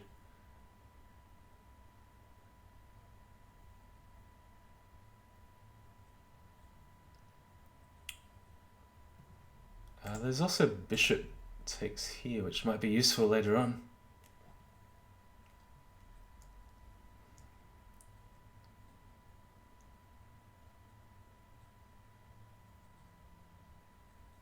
Huh. Now that was unexpected. Again. Alright, which one is he going to take? You got to take something. You can't just keep ignoring all my threats. All my... He says, okay, so no more checks. Really? It's hard to believe.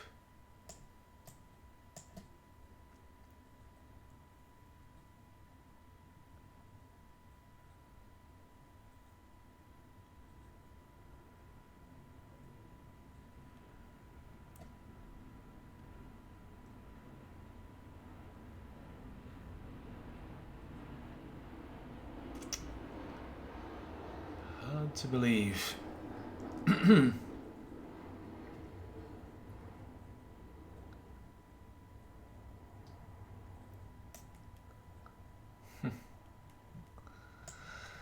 Alright, you can't ignore this one. I mean, I haven't quite found the right sequence of...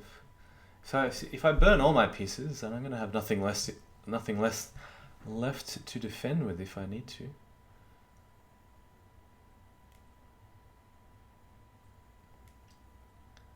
It is looking more and more like I do need to defend. Rook g1. Ah, that's so sad.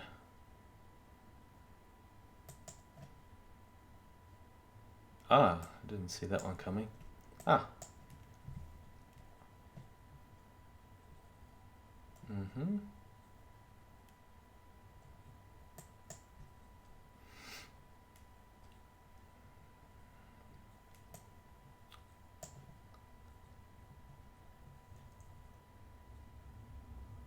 Trying to defend and attack at the same time, but where was the mistake? Maybe I was trying to be too cute with pawn at f6. I was a move before that, I think. I just threw away too many diagonal pieces.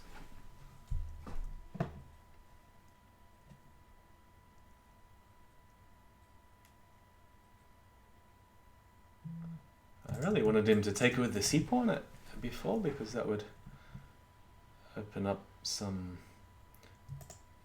rook and queen check along the back row. Yeah, I'm not sure I really have any big attacks going on. So this rook's been hanging for about the last 10 moves.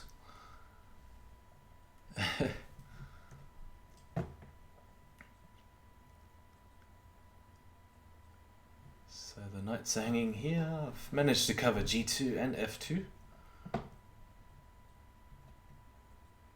If you can find a move to somehow attack both squares at the same time, but it's a bit hard to find at the moment.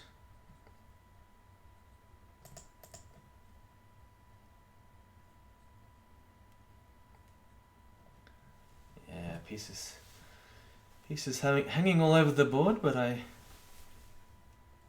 am a few minor pieces down. That's a bit of an issue. I just put my queen on, so that means less attacking chances.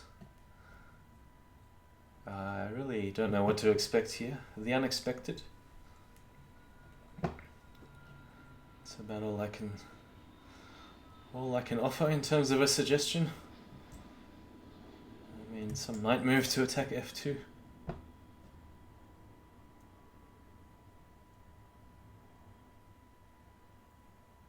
Yeah, I thought he might do something like this. So just got to stop any mate threats on f2 and then... Yep. Should I put... Maybe... Don't know whether that's the best defense. And at some moment I could switch to attack, you know, knight at g8 or something. Two bishops hanging at once. And now it seems like the only way to get mated is on f2, but it's a bit hard to imagine right now. Otherwise, the game goes back to counting material and trying to find a way into black's king, which is not going to be so easy. This could end up being a 50 or 60 move game.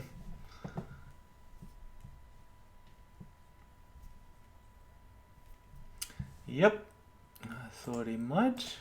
So this move has the advantage of setting up some knight d5 or knight f5 ideas. Knight at d5. Is there really any point doing this? Or maybe just queen c6 and then... What does that do? Doesn't threaten it, just gets the queen off pre. I should have probably just knight at... What am looking at the sad number of pieces in hand. It's not a lot. Don't have a lot to play with. Knight, here we go. Knight at g3 again. Bishop at... Okay. Yes, we see that. Probably just pawn at h3. This bishop is the essential defender. He's trying to chop it off. Alright, no knights in hand. I think this is okay. I must be careful before I put a knight on the board. Whoa, whoa, whoa. Can I allow... I think I can allow a rook sack. Okay. What's going on? Okay, I've got to really watch out for this rook takes h2 now.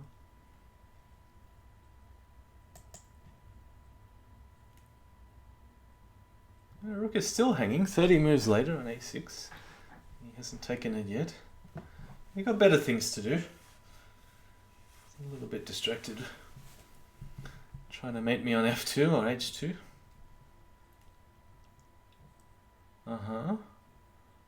Okay. Maybe just knight here. And cover g3. Probably should take that.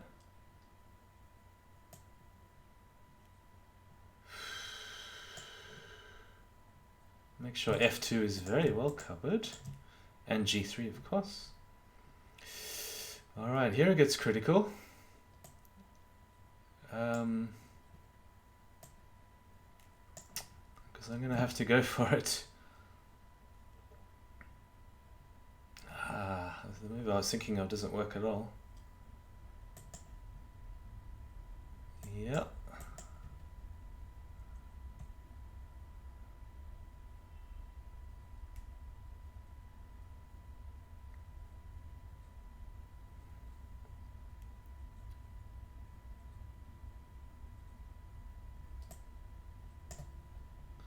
I guess I can't put a rook on.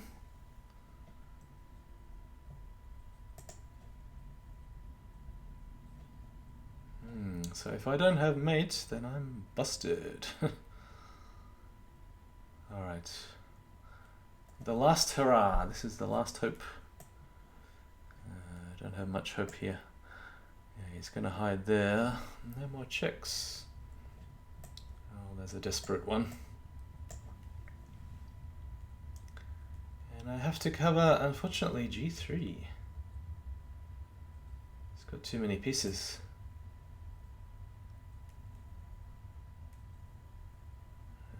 This isn't working at all. Bishop at e5. Probably just knight it anyway.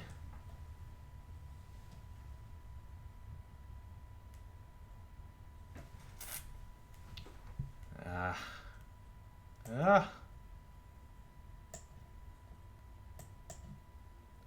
guess he can sack the queen this way if he wants.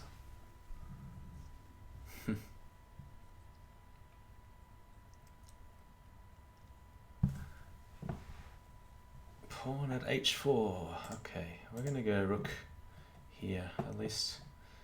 Finally get the rook off pretty after 40 moves.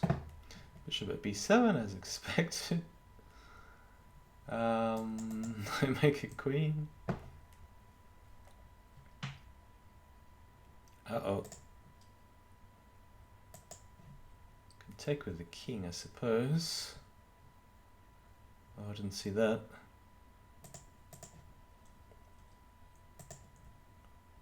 He's got so many rooks. I said this was going to be a 50 or 60 move game. Yeah, unfortunately I need a move right now. And I'm not gonna find it. Alright, I gotta take this.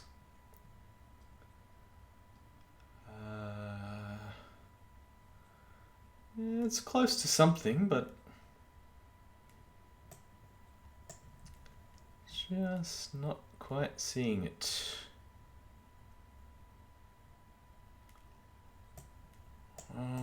Maybe pawn at, or maybe I should have played knight at.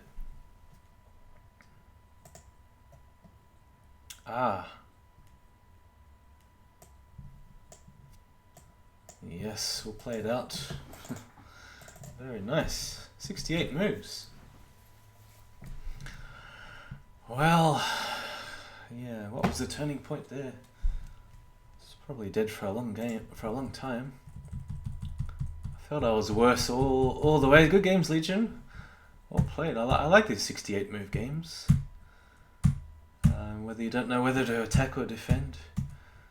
Yeah, pawn at f4 was a good move. It's just a way to crack into g3. Maybe I should have somehow supported this square a bit better. Knight at f1. Can I do? Let's have a look. Problem with knight f1, he's going to end up getting a knight in hand. Or is that so bad? I don't think he can do this because there's no knight checks. Queen here can now be answered by rook at h3, and I think white's got everything covered. Why is it not letting me go back? Yeah, so maybe knight at f1. Is there another way to guard g3? Because the immediate threat is just rook takes, and then like he did in the game.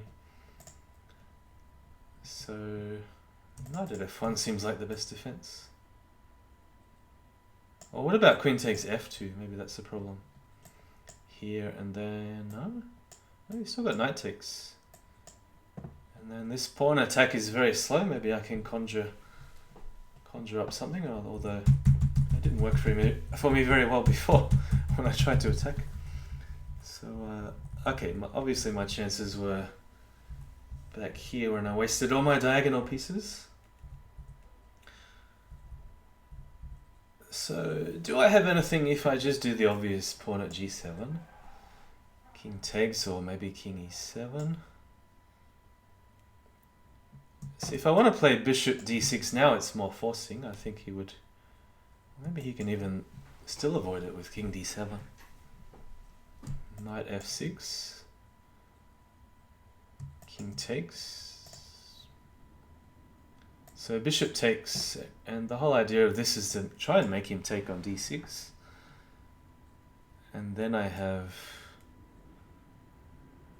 rook at c7. Oh no, I don't. Oh, hang on. It's very confusing. King d8.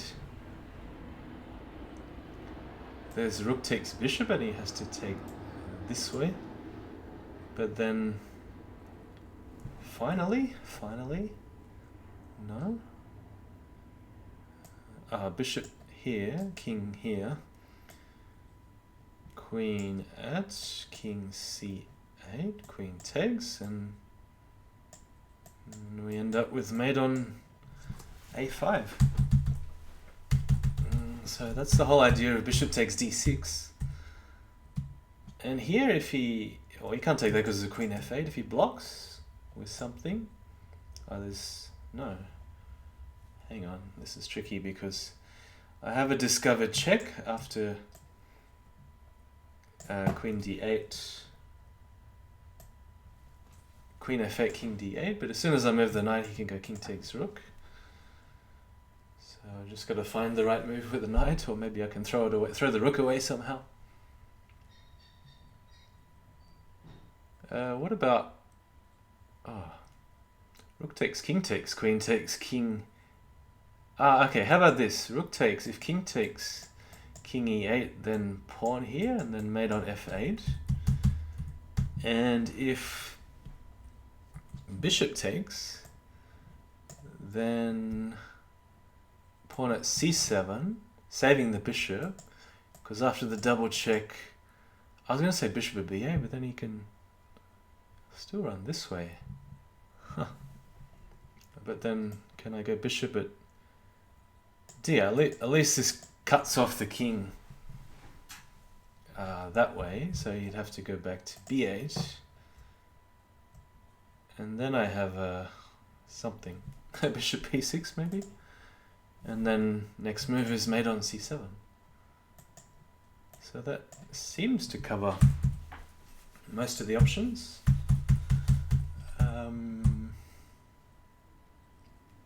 C7, which one? Andrew Nakamura says C7. But C7 where?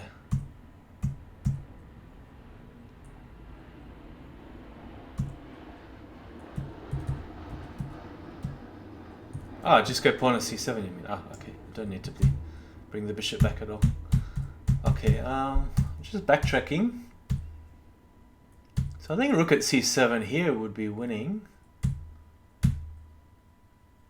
And that means the way I did it with bishop takes d6 first, I mean, I'm probably missing something really obvious, but it seemed like he did a good defense here with bishop at e7, because that means pawn at g7, I'm not sure. This is going somewhere, hang on. It should be really easy. I think I have enough to mate. Is it just rook at f8? And he can't allow so many queens, so he's got to go this way, and then is it mate with queen e8, king takes bishop, e5, then the king runs away. I can pick up another pawn, and then, but then isn't the king running back to c7?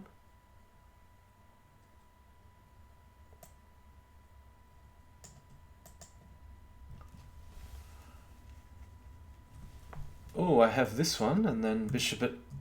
but then the king gets out this way. It's not so trivial.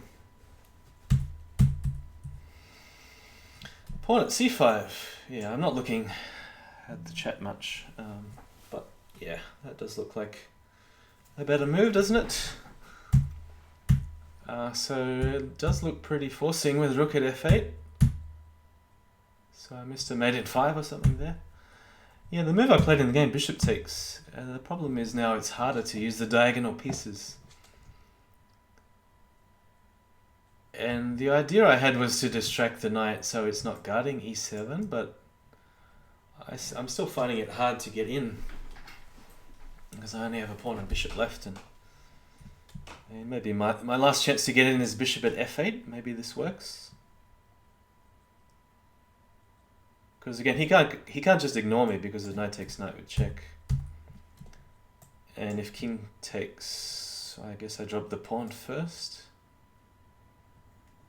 And then, yeah, g7, and then He might try to avoid the knight, but I could be taking this with check, so maybe he has to take it.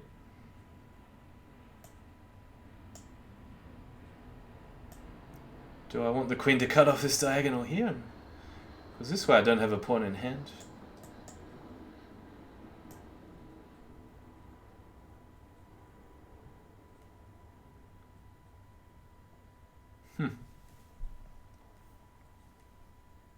Oh yeah, queen c5 to finish. So it is pretty forcing. So if he avoids it, then just queen at f8 again, and yeah, knight takes to follow. And queen c5, yeah, okay. So still had the chance to win even here, but I played a really stupid move. Bishop at a3. Because I was expecting pawn at d6, and then I go bishop takes d6. And I think I'm still... Yeah, maybe it just doesn't work at all anymore. I was hoping to get around this way somehow, but... Yeah, maybe it just doesn't work at all. Because if I drop the queen, you could probably start... Yeah, maybe it's not so easy. I guess block on d7, something like this I was expecting. Probably just block on d7 and then... Oh no, then I have queen takes d6. Block with the queen, but then...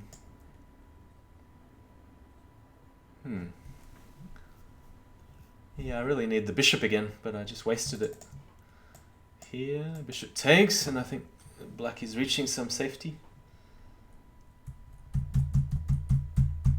Yeah, maybe it was a last chance here to go bishop at f8. So very exciting game. So, okay, question for you guys, since there's a few people in the chat. Hey, Jal. Does black have a checkmate with 3 knights and a queen? Now, it didn't seem to me at the time that he did, but I could easily be missing something. See, sometimes you can checkmate this way, and then you can't go to h1 because of knight at g3, and then it's going to be mate on h2 or f2. But if I take... Where is the mate with 2 knights and a queen? Don't you need a pawn?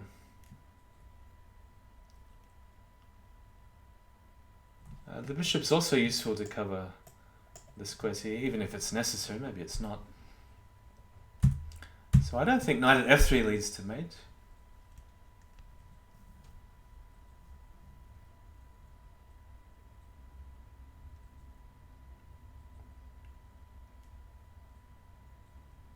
Ah, the bishop. Or is that what he did in the game? So he did knight at h3 and then... Yeah, but if he went knight at e2, he can use the bishop with a check like this. So... That really hurts because he's got an extra pawn. Let's see. So pawn at bishop takes...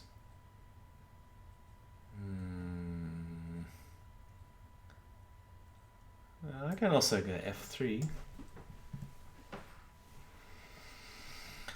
So let's have a look here. Knight at f4 check. I suppose knight at f4 check. Yeah, I can run the king to e1. So I guess you mean by not taking on f4 and just going like this? Because if I do take, I'm probably mated.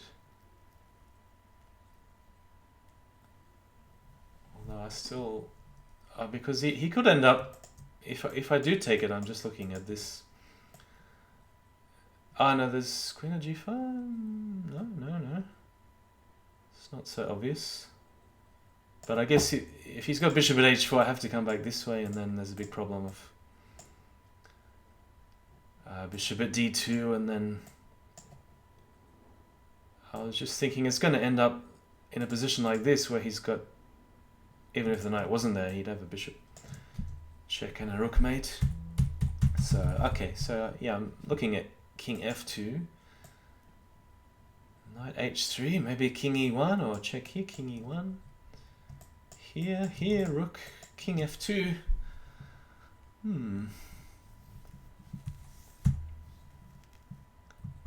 Yeah, he can take the rook, but can he somehow take this with a check? What about knight g3?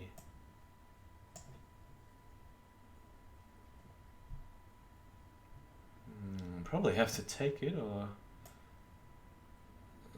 king f2 just looks way too suspicious. But then if he has two rooks in hand, surely that's mating. Yeah. Rook h1. Rook h1, what happens? I take on h2 with check. Can I not go pawn at g3? Or do you want to go pawn here? I'm just thinking here, and then king e3. Knight d5, I suppose. It's probably more than one way to do it.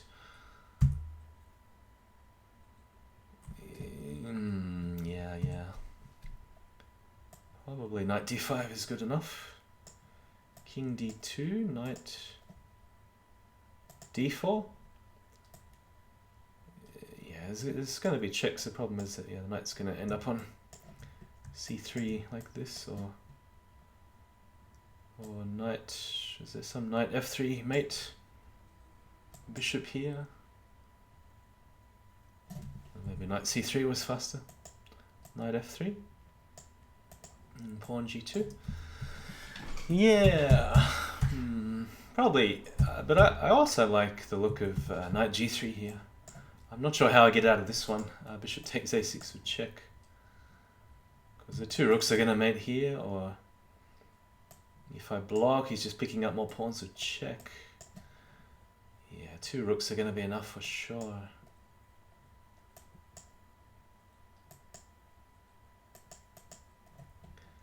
Yeah, I can run, but I can't hide forever. Maybe a move like this and then pick up another rook.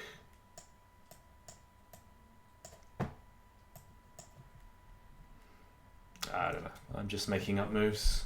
I'm sure there's lots of other ways to do it, which are more forcing. Maybe just pawn at e2 and rook at f1. But then king e3, knight d5, king d2, or king takes f5, king d2.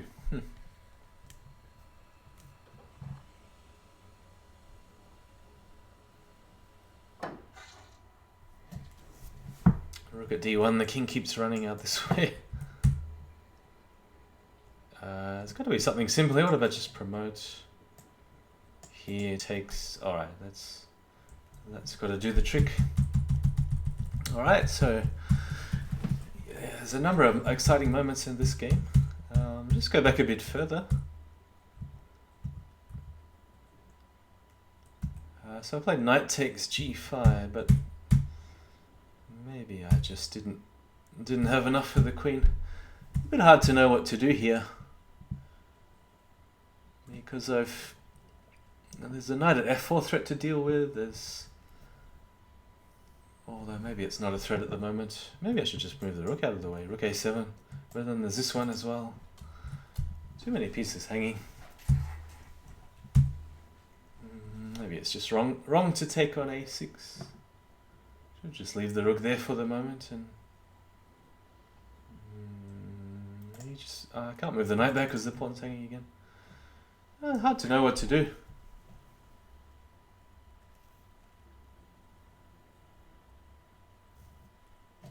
Bishop at a3, I guess, is just wrong. Bishop at h4, maybe that's a better try. At least it blocks off the h-file. There's bishop cg5 coming. I actually had a look at this during the game and decided against it, but it's probably worth it just to sack another piece and keep putting pawns on. Pawn back on e5. Not gonna say it, maybe you can find it. I don't know what he's talking about now. I'm just kind of jumping around all over the place.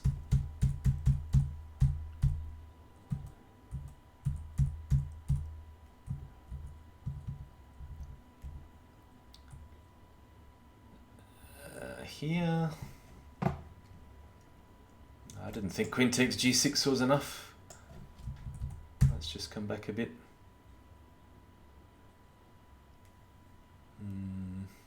Any other ideas?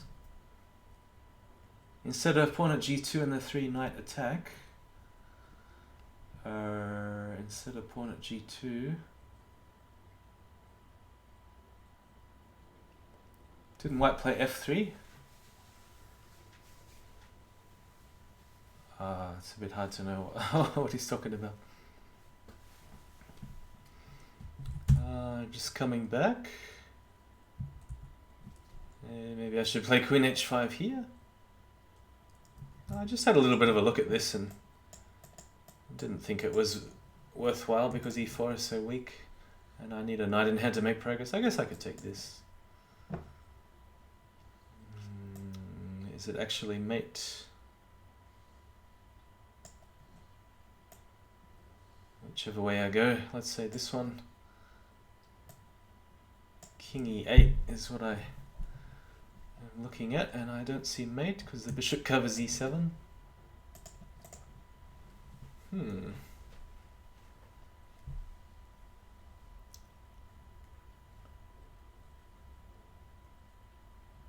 and then I've got worries. I mean, it's either win or lose, these sort of lines. So Legion saying knight at h3, gh3, knight e2, bishop takes e4, f3. I insert big move to find. Okay, let's see if I can find it. Where are we up to here? I don't know how much the delay is. Is there any way I can change the delay midstream, or is it fixed? It's probably in settings somewhere.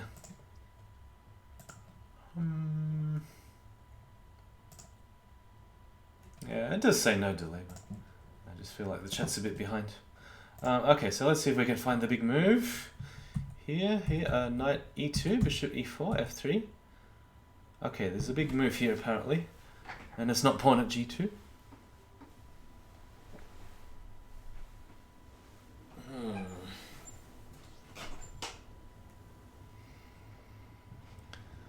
How about queen at g1? Does it work? Rook and bishop takes. It doesn't matter whether you move the rook or block, there's a knight f2. Yeah, spoiler. That's a real spoiler. Okay, so Legion missed this during the game. I missed this during the game. I didn't see the bishop could pick up a pawn with check. So yeah, that would have shortened the game. Saved a lot of fun though. Yeah, probably just have to find something better instead of castles. Maybe a bit too slow. Maybe the whole knight g5 thing is just a piece of trash. Don't know whether knight e5 makes any difference, but then you could probably just pick up this pawn. Yeah, I don't know. I should just defend e2 e4 somehow. Queen e2. Yeah, seems simple enough. At some point, I guess black will take here. Maybe just knight f6, bishop g5. Oh, this game's been played before. Master 10, 12 team played e5. Alright, let's get out of here, do something else.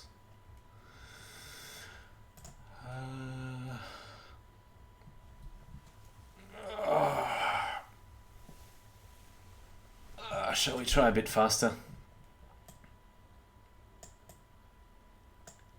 Maybe, I like the increment, so maybe 2 + 5. Some very questionable defensive moves, I think, from both players. Questionable defensive moves. We were just looking at all these mates. I'm not sure whether you saw that I missed instead of bishop at a3 check, which was a bit silly. Just more direct approaches with bishop at f8 and pawn at g7, stuff like that.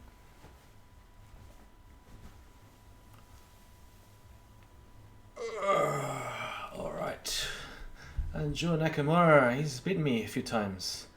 He's played some very enterprising openings, like D3 and G3 and all kinds of different stuff against me, which is good to see. Get a pretty unorthodox game. Knight F3. I guess I should play E6, otherwise I get in big trouble. And just like in chess, I think it's good to answer this with B6, Bishop B7. Bishop E7.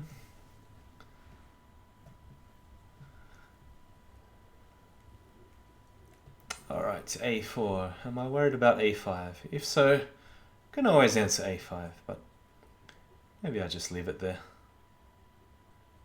Yeah, just leave it there for now, see what happens.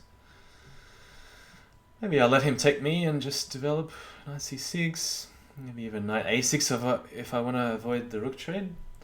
Should decide whether a rook trade is favorable first before making a decision.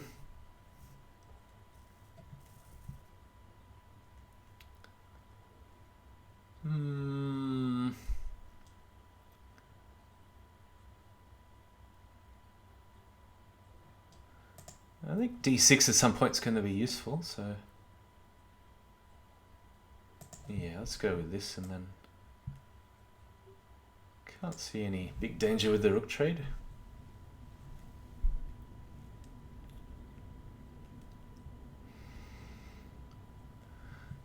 So one idea of D6, once I avoid A6 I can bring the knight to D7 and recapture this way, but then if I'm taking back with a knight, E6 is a little bit weaker.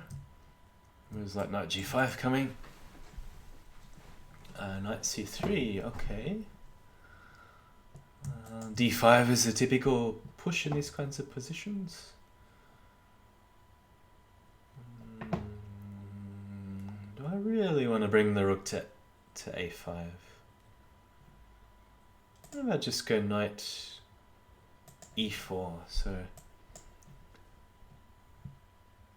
it improves the queen. The queen's sitting quite nicely on E7, I think. Just defending the 7th rank. And if he trades here, just brings the pawn a bit closer, opens the F file.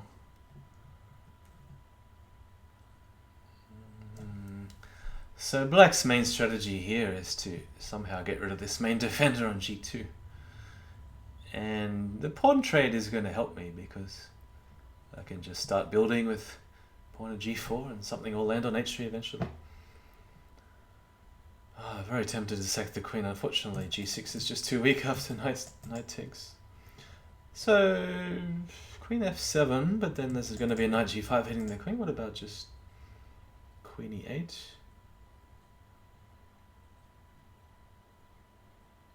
But then pawn at E7 at some point is going to happen. Probably just bishop at F6 in that case. Not sure if I want to take with the rook. Perhaps it's a little bit safer just go knight takes, avoid the trades for the moment.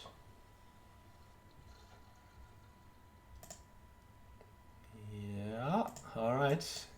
It's an exciting game because it's funny that we're castling on the king side, but then both sides are still trying to attack on the same side using the weak square here and the weak squares here.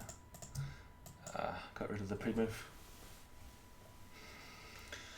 Pawn at E5. Okay. Here's where I gotta be precise. So I could possibly go knight D7 and say that even with his minor pieces, it's a bit hard to crack through this defense.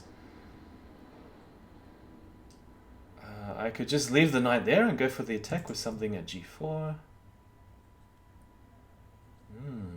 What to do? Let's start with knight D7. May not be the best move. It may very well not be the best move, but at least I feel a bit safer.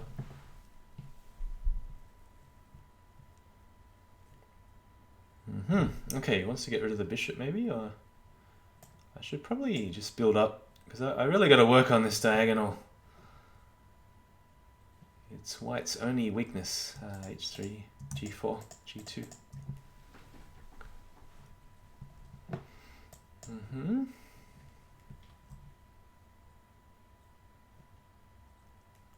So 2 pawns in hand. Could start with pawn at H3, but bishop takes pawn at bishop at G2. Probably not really getting anywhere. Probably better to just take it slow. Alright, so main weakness is on G6, but neither side's really progressing very far with the attack so far. Okay, bishop at B3. I don't want to waste a pawn in defense. I don't want to close this diagonal. Doesn't leave me with a lot of options.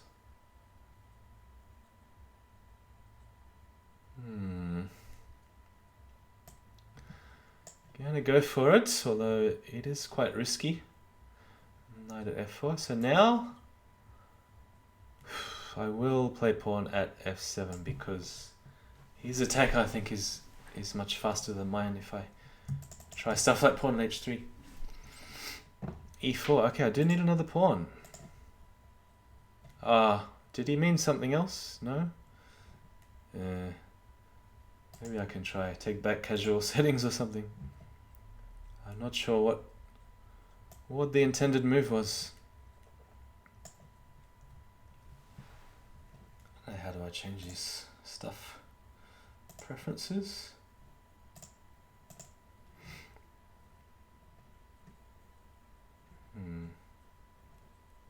How much time do I have? 13 seconds. Game display? Game behavior maybe? Maybe in casual game and try and save that. It's been saved. 8 seconds. I could keep dropping the bishop, I suppose. I have to take back a lot of moves though. Get back to E4. Alright. But I think I shouldn't have too many problems if I just keep putting pieces on F3.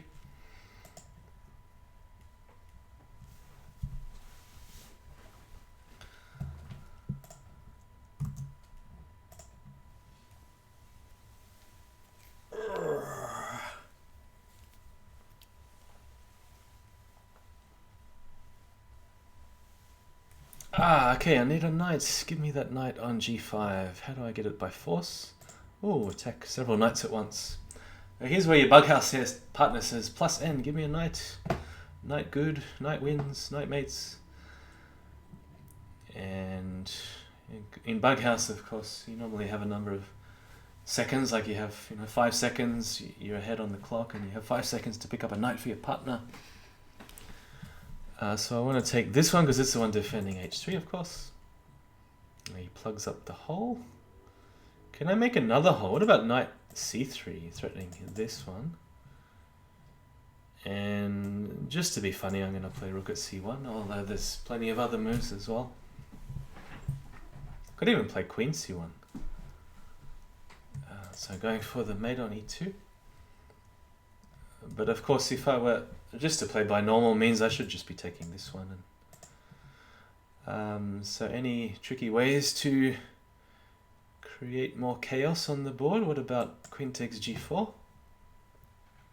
So we have 3 possible options to smother him. 5 seconds. Taking this one isn't going to work though. 2 knights. Does this? 3 seconds. Not enough time to work it out. Just hoping this works. 5 seconds. He's got the knight covering G1, unfortunately. But only 1 knight in hand, very importantly, because if he had 2 knights, maybe he could create something. Yeah. Should be over with a pawn drop on E2. Queen drop.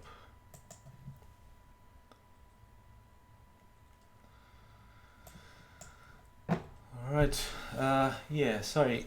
if you meant a different move except for e4, I didn't have the take back option set to casual, but I've fixed it now. So if it's a casual game, you're welcome to request to take back now if it's a mouse slip.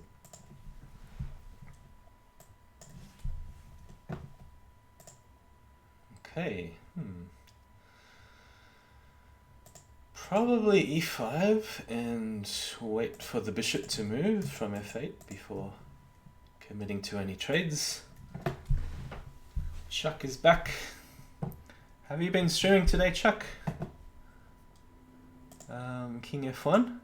So here's a question for you, Chuck. Is this a good opening in bug? I guess the answer is it depends. You can always say that in Bughouse, so because it's more known to be a Bughouse opening. So this creates a threat of queen d4, which I just want to cover with knight f3. Unless I can find a better move, maybe knight b5. 12 hours ago, that was the Bughouse stream. Knight b5, king d8. Is there some tricky way to set up a bishop g5 tactic? Probably good to force the... Oh, maybe he's going to go queen back to d8. It's a bit passive. Probably should go knight f3. Yeah, it's a very old opening in Bughouse, this one, where you sack a knight on f2 and there's some knight d4, queen h4, you triangulate with the queen. Not sure about Crazyhouse. I don't think I've ever seen it in Crazyhouse.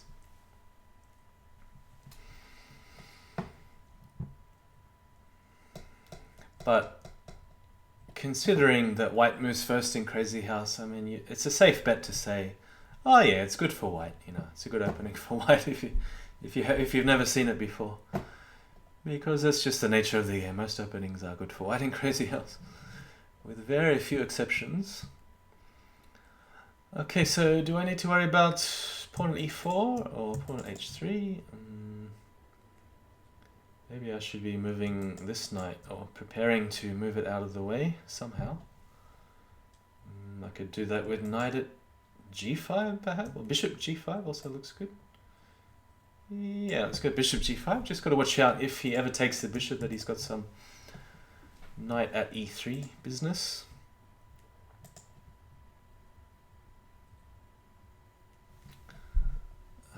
So here, still, I gotta watch out for pawn at e4. I don't want to allow this when it's good for him. I mean, if there was nothing else going on, I'd just sack the knight on c7, but I do have some weak squares near the king. So maybe attack his queen. What about bishop at h3? Or knight at e3. So that's a way. The idea of this is to stop any black knight landing on e3, and also to cover key square on g2. To stop any funny business with queen takes f3 and then knight at f3 check. Well, it's probably not good for black anyway, to swap queens.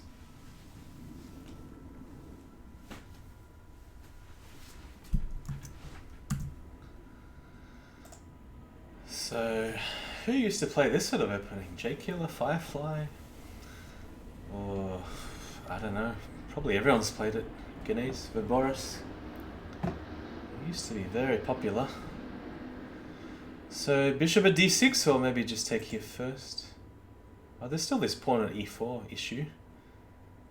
Probably just take this one and then take the rook and hope for mate. Looks good. Okay, pawn at, and take the knight, I suppose, if there's nothing better to do.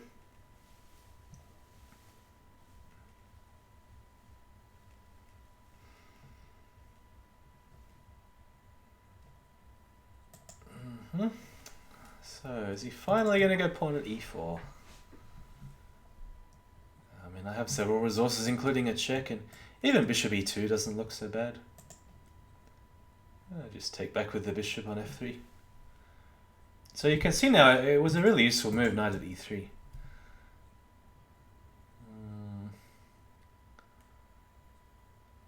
Alright, don't get clocked. That's what I gotta focus on here. Bishop at... probably this is a bit safer, bishop at f2. Aha. Alright, I have to abandon the knight, maybe? Surely I can do something here. So he can't block with a pawn, that's one thing to point out. Bishop at h4, maybe? I guess he can block with a pawn here. Take, that's no good. Pawn at f6. So I need that bishop for this diagonal here. Does he have an immediate threat? The only threat seems to be this one. Ooh, what's going on? Chaos. Chaos. I like playing moves like this. They're totally unexpected.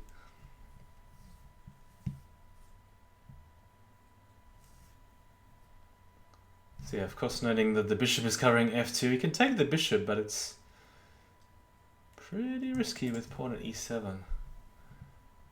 So, can I? I can take that, surely, and just pawn at e7. Yeah.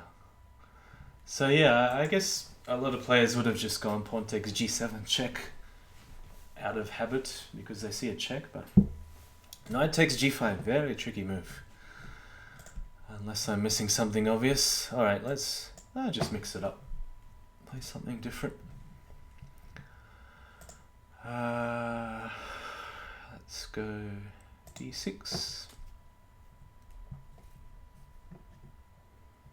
I was going to do that.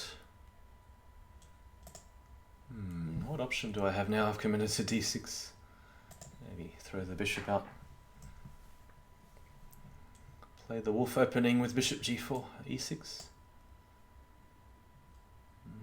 Probably should cover this pawn at some point. Maybe knight c6. I guess e6 is fine for the moment. Just gotta watch out for this pawn here, knight c6.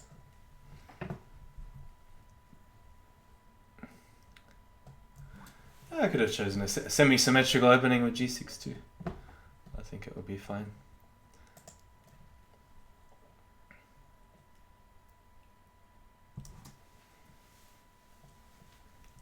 Yeah, I'm very tempted to go h5, but I think knight g5 is a good response. So, take with the pawn. Not very inspiring, so I'm going to drop back. Just not sure where. I'll drop back this way so he doesn't have a knight h4 hitting the bishop.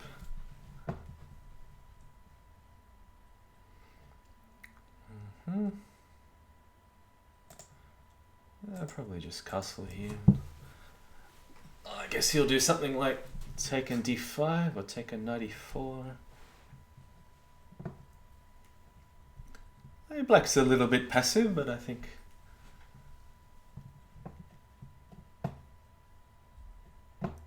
it's going to take quite a lot to crack into the fortress.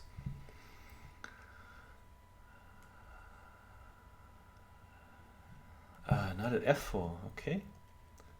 Doesn't leave me with too many options, so we'll just drop back. d5 as expected. Takes, knight c takes.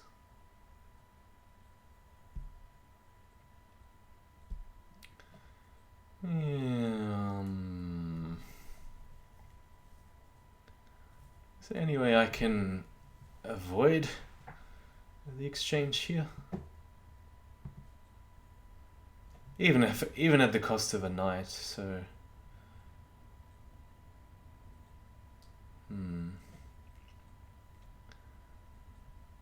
very solid. I'm gonna go with bishop at f5, so I'll offer up the knight if he wants to take.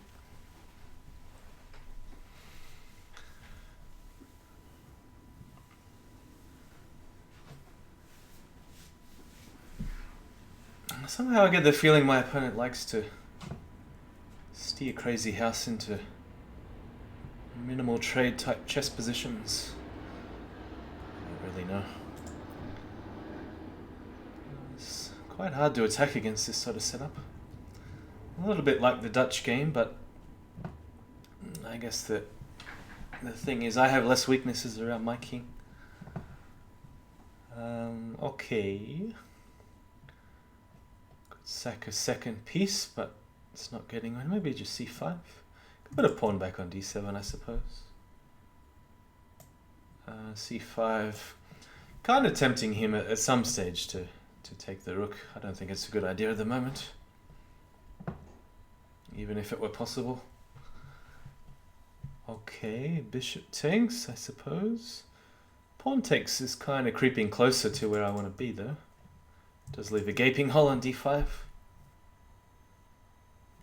I go bishop takes. e4. Bishop takes, pawn takes. Nah, that's not a good trade, so we'll step back. Okay, so e6, bit of a target. Maybe just pawn at f5 and then recapture here.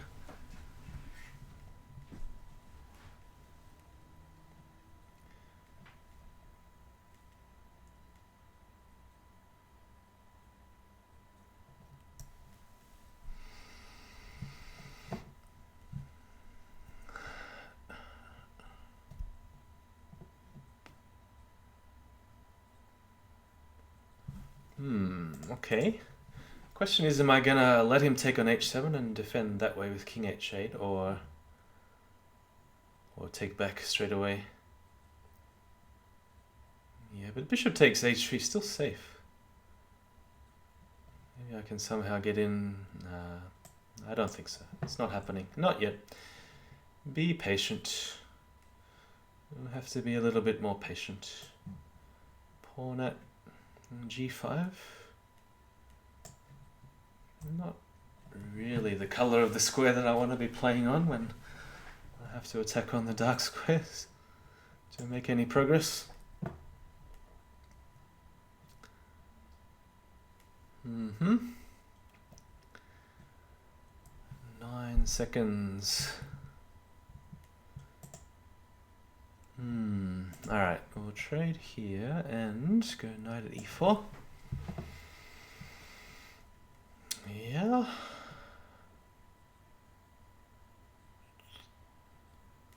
What to do? What to do? Run out of good ideas. Probably pawn takes because I don't want to. I didn't see that. Okay, not pawn takes. Knight h3. Alright, here's where we just go crazy. That's a bit too crazy though. Knight f4. That's much more sensible than sacking a queen. Knight c6. Alright, I won't sack the queen just yet. It's going to happen very soon. Not just yet though.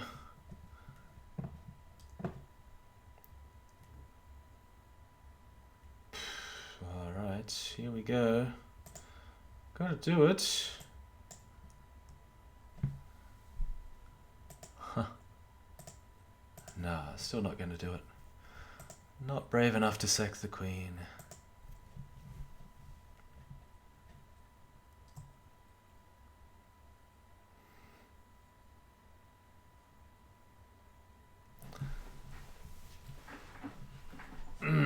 Yeah. He's gonna put another pawn on somewhere. Oh, he still has a pawn. Okay. Oh, I don't have a choice. Yeah.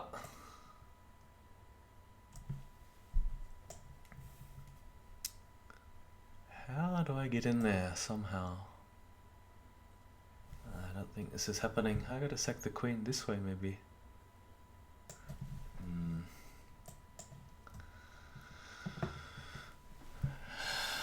about 60 billion pieces down. How did that happen? I dropped a knight on e4. How that happened. I had a choice which way to recapture something and didn't even see the knight was hanging. Ah, okay, that's the move we want to see. Not because it's good for me, I'm only 6 pieces down. Pawn at h7. There's always hope, but not if he finds the best moves. Yeah, well, I have to use the queen again. Maybe I can go rook g8.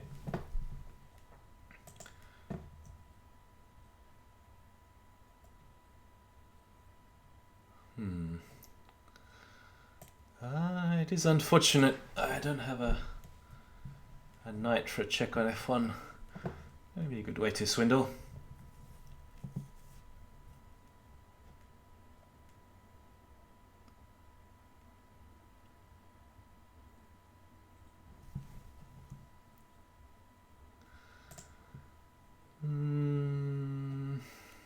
Where is that rook going to hide? Yeah.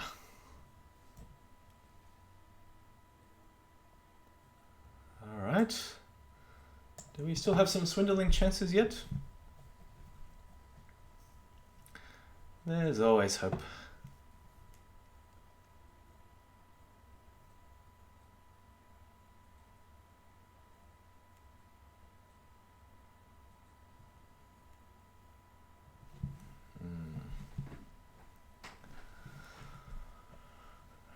What kind of a move is that?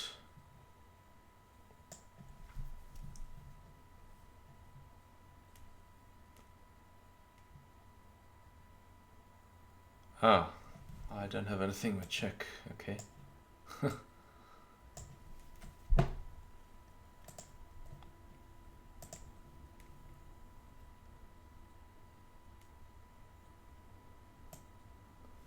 Not even a useful check. Alright. Well done. Didn't really have a chance after I just dropped a piece for free.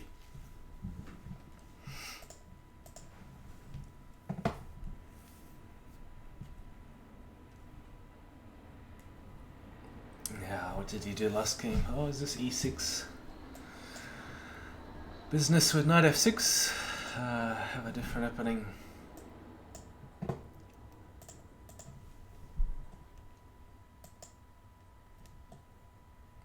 King h8. Alright, what do we know about this? What about knight g5? Now that the king stepped away. Oh, does that not make any sense because of queen e7? Don't know about that. Queen e8, okay. So knight b5, bishop b6, I suppose? What else is there? Knight d5? I could go knight d5.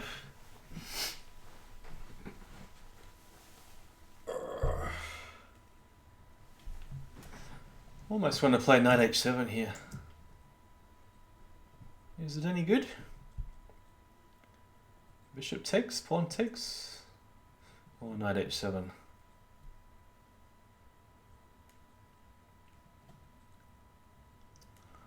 I'm gonna go bishop takes first. Keep it on the back burner for now.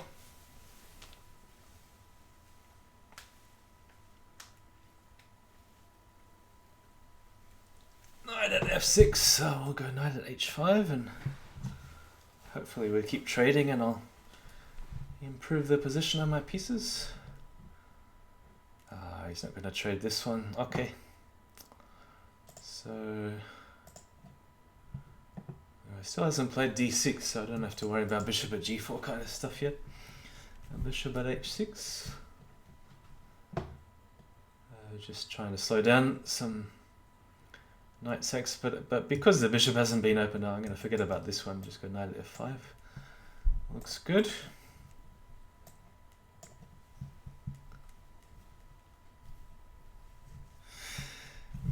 black has been struggling a bit in this series so far.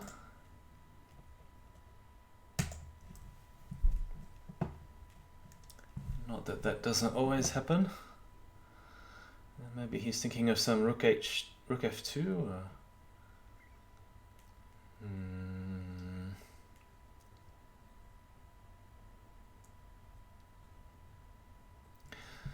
So if he's thinking a rook f2, I probably should do some sort of countermeasure. Oh, there's a safe move, bishop at e3. I'm just looking at bishop takes pawn, rook f2. Trying to make it work. Bishop at f6. And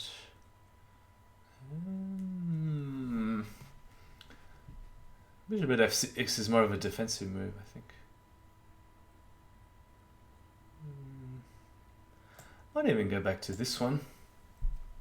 I know it opens up the diagonal here for the c8 bishop, but there's going to be ideas of knight at f7 at some point.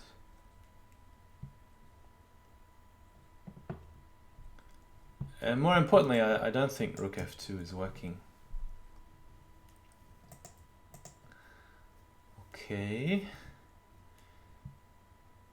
So now bishop f6. Are there enough threats yet to play bishop f6? I think there are.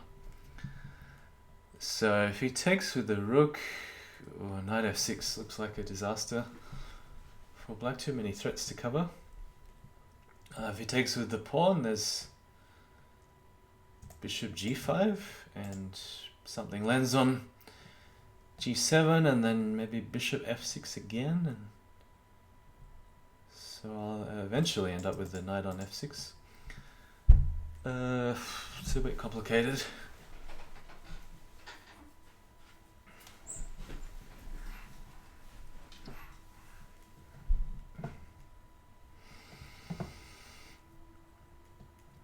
So just trying to make a hole on g7, that's the point of bishop at f6.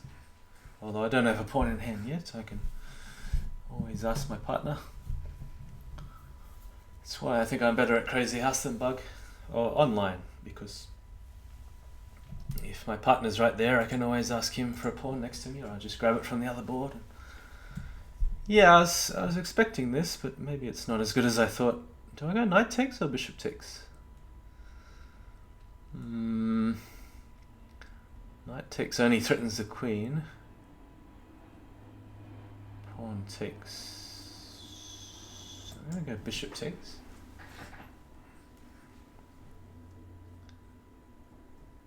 Yeah, so he's got to take with the rook, and then there's multiple problems on e8, f7, g8. So it's sort of position I had in mind like, before I took on c6.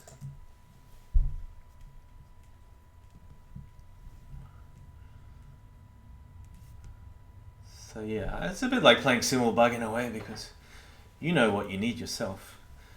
It's just when I'm using the buttons on chess.com, I'm really slow at multitasking, typing, pressing buttons. So usually I don't even bother. Okay, there's knight f7, that's the obvious move, but that's too obvious, so... Can we do a fancier move? Like... I was thinking queen h5, but maybe that's too fancy. Queen h5, was that any good? Bishop at g6, I suppose.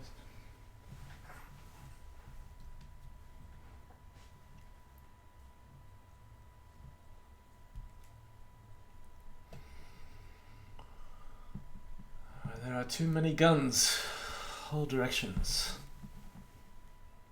So what would black need to mate here? How many rooks would he need to mate? And how many knights and stuff? No, I'm not gonna calculate a mate, I'm just gonna move.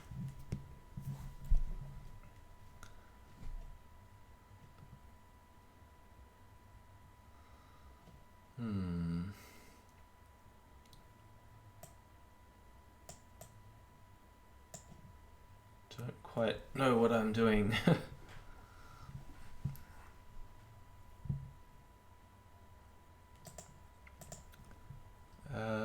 Pawn there. Oh yeah, then I got bishop at h6. Okay. It works, it works. At first I thought queen takes f7, but I guess he's got to move the king.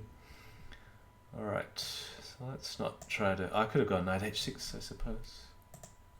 This one? And then... Oh, what? That's not check. I'll just play a safe move, so there's no possible danger. Not that there was anyway, but you know. I learned about the Legion game to watch out for these sensitive squares like h3 and f2.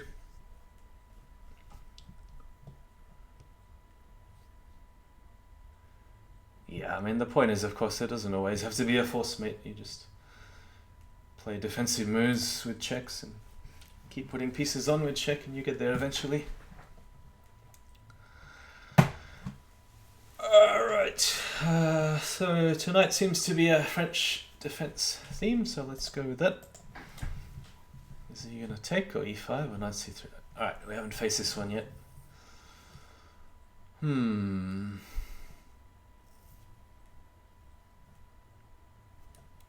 What are we going to do here?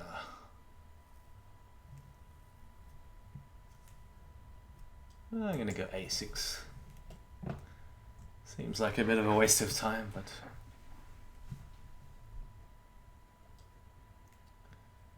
could potentially be useful. Alright. So it's either bishop d3 or bishop g5 are the main moves, I think. Okay. And if he goes this way, I really don't like the look of knight f5. So there aren't many other moves. There's perhaps knight b4, which I haven't tried before. Bit of a waste of move. He just goes back to e2, so probably knight g6 instead.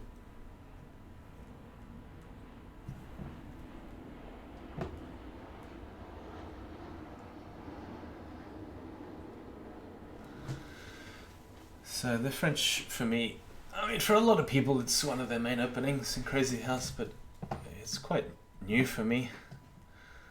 I think I last played it about 2 years ago. So h4, very aggressive, not castling.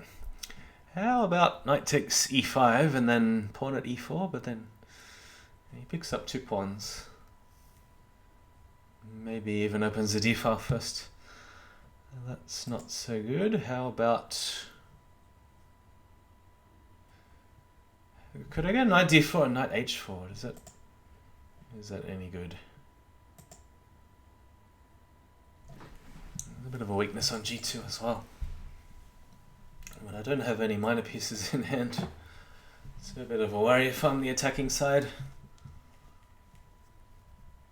Okay, yeah, good move. Queen g4. It's pretty much always a good move. Queen g4. Do I have to sack a second piece? Can I go knight f5? Is that just too horrible? Take.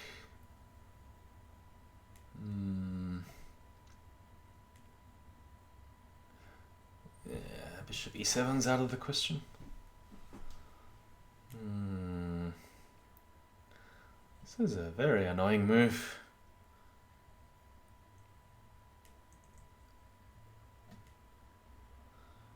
I need a move that's equally as annoying. Just not seeing it. Something like pawn at c5.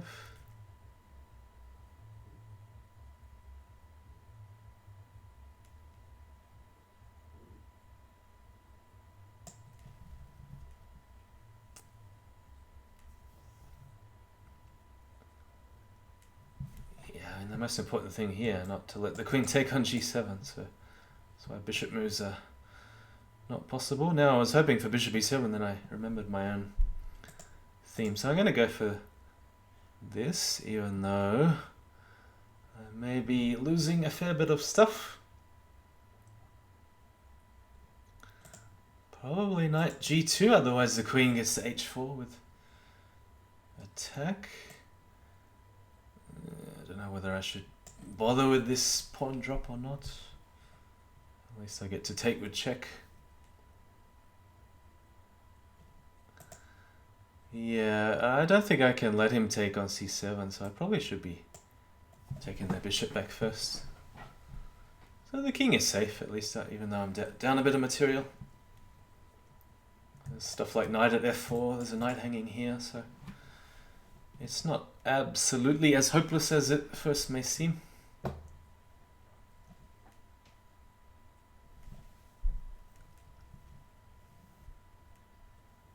Knight at f6. Okay, I'm going to take it. I know it severely weakens the e7 and g7 squares.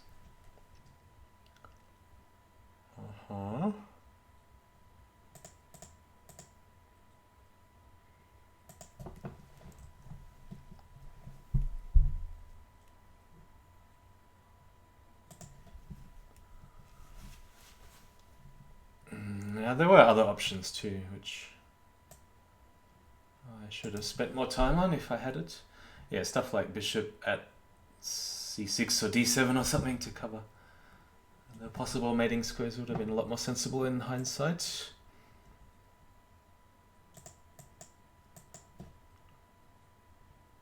Because I don't have another piece I can use to cover e8.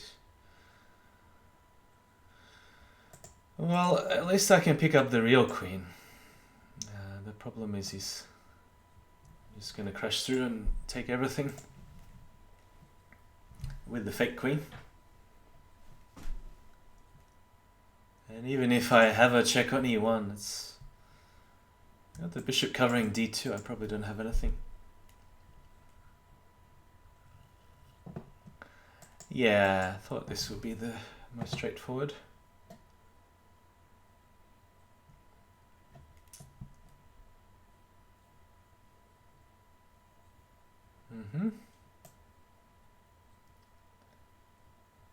It's got enough pawns and stuff. So I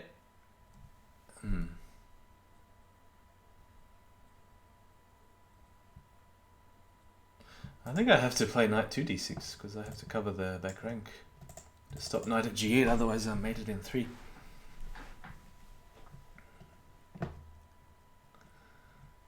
Now what he really wants is a bishop for g5 or something like that. Yeah, can I take that? No, knight h5, queen g5 is too much. So I gotta go here, allow queen g8. I don't want to give him diagonal pieces, so that's why I'm going to block with a knight.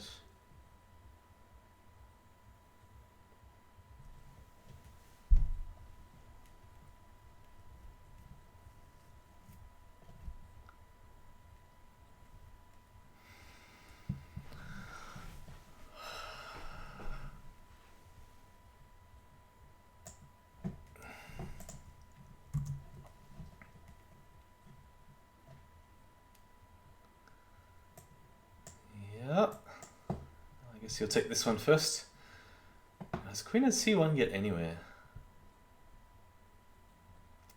I'm deserving of some counterattack, surely.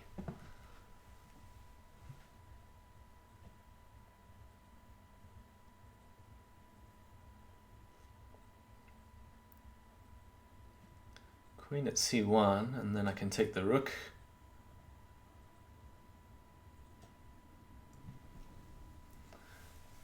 My opponent's going to feel like I did against Legion, missing all those mates. Well, but Legion missed the first mate, I guess. Yep, okay, here's the moment. Do we go queen at c1 or not? He's just going to take and block and stuff, and I'll just be sensible and take this one. Quadruple pawns, look at all the pieces on the d-file. Okay, he's got no checks, so now it's the time to do it. Yep. Okay. And the hope is that... I just noticed something, which is not good. The hope is that he doesn't have a mate, but that's a bit of a... no, that one. I didn't see that one. Yeah. That was a bit poor. I missed queen at e7. I spent too much time looking at queen at c7 and knight takes a8 and rook takes e8 and stuff like that, but I missed the simple one. So queen at c1 is just wrong, and maybe I could have just held on with the rook somewhere. I don't know, he was taking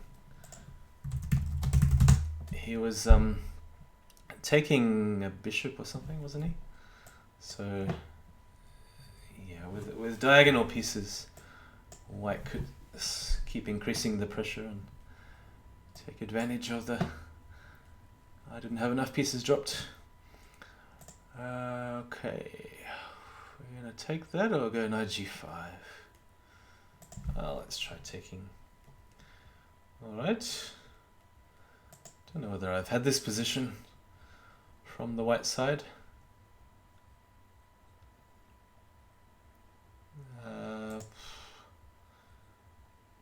So knight at h5, knight at e4. I'm just thinking if I go knight f3, he can put a pawn on, and maybe I'll just come back. I don't know.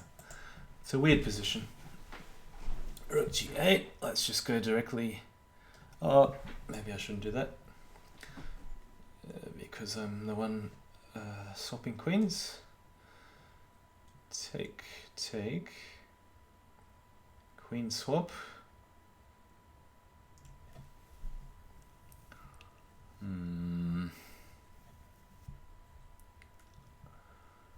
What's a more sensible move? Alright, we'll see if he wants to put the pawn on one of these squares. The knight can do a bit of dancing.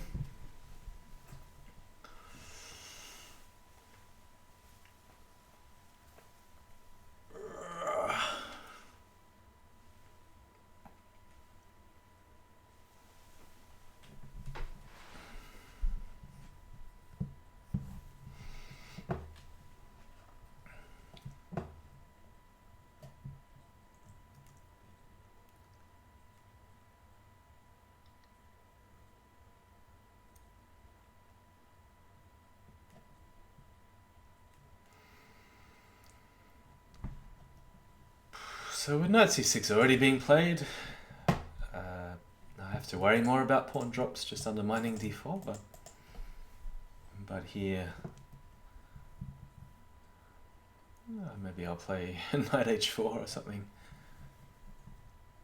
totally weird. Maybe I'll just leave the knight there and go bishop e2. Haven't quite decided yet.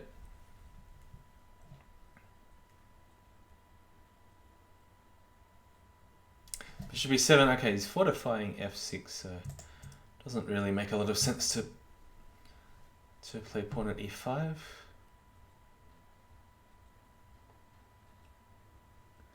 Maybe just bishop d3. Oh, you could have taken on g2 maybe. Oh, too late now.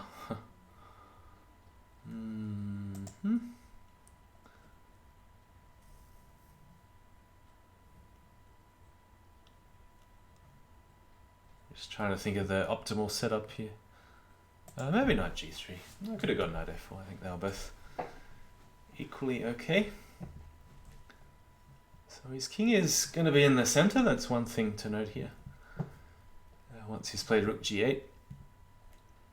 He had a semi-open g-file, but now he's closed it off, and you have to wonder how is the rook on g8 going to be useful, but I also have the same issues. So castle, probably bishop c6, and I should somehow block off. It's either pawn at e4 or maybe bishop e4.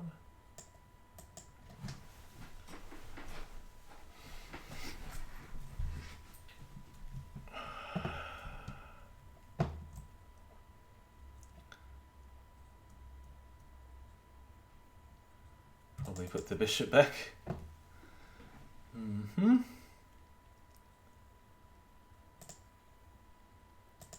Rook e1.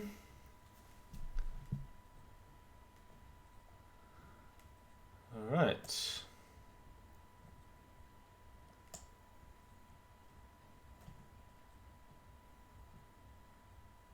So what is happening here? Do I want to put the bishop on just yet? Or maybe a defensive move like a bishop at g3. I feel like there's some trick in taking advantage of this, no? Right. Bishop at d3, I suppose. There's moves like rook at 8, rook h4. Maybe. It'll look a bit silly though. Just bishop d3. c4 to follow. So this pawn is hanging. Maybe he wants to castle queenside. c4, queen back. Should I? I don't really want to take that. I'm gonna go for this totally bizarre move, rook h4.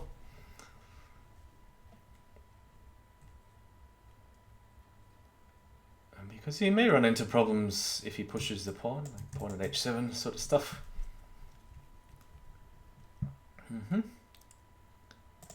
Alright, might as well grab the pawn, or should I be pushing c4 first?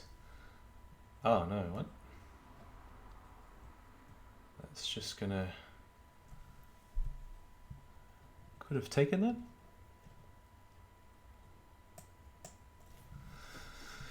Clear the first rank. Anticipating a rook trade at some point up here.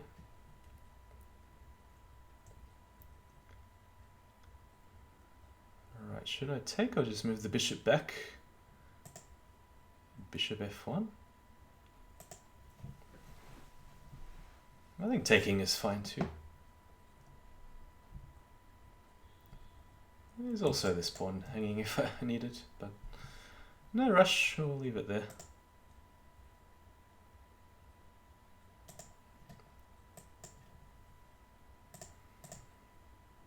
Alright, now's the time to trade everything. Just double checking whether it's okay. I'm not entirely sure that it is okay. But the important thing to notice here is that the rook is covering h3, so there's no knight at h3 kind of stuff. And I do have a decisive threaded pawn at d7. And the queen is hanging, so how to cover everything?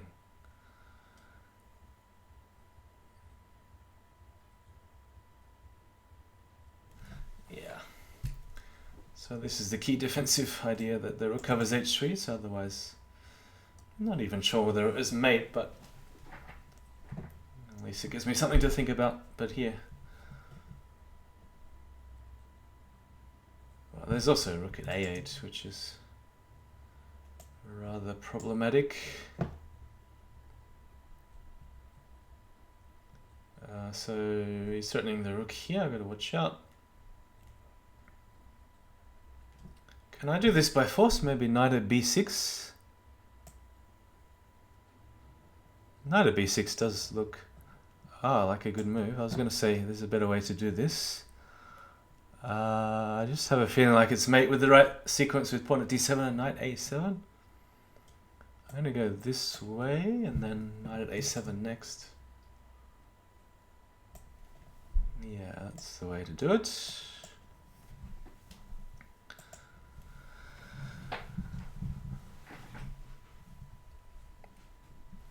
Alright, I think that was the last one.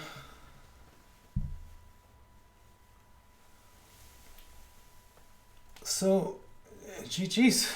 I'm Joe Nakamura. He always plays very well with the white pieces against me.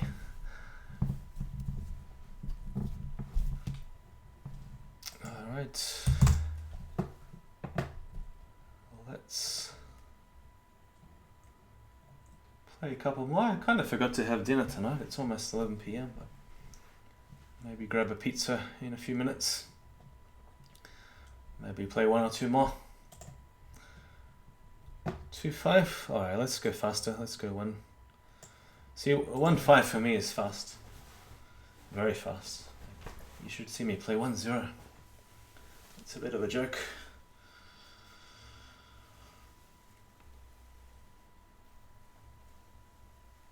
Hard for me to fit 10 legal moves in before I flag.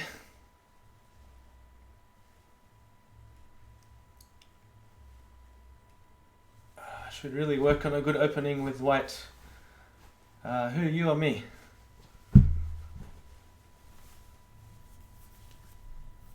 Oh, you mean your d4? But your e4, well, against the French, I mean, okay, I played a6, maybe that's just not critical. I should perhaps push d4 on move 3. It's probably the most critical line against that, but... yeah, you seem to be one of the players who kind of oscillates between d4 and d4 and doesn't have anything fixed. But that's not necessarily a bad thing. Not at all. That means I never know what to expect.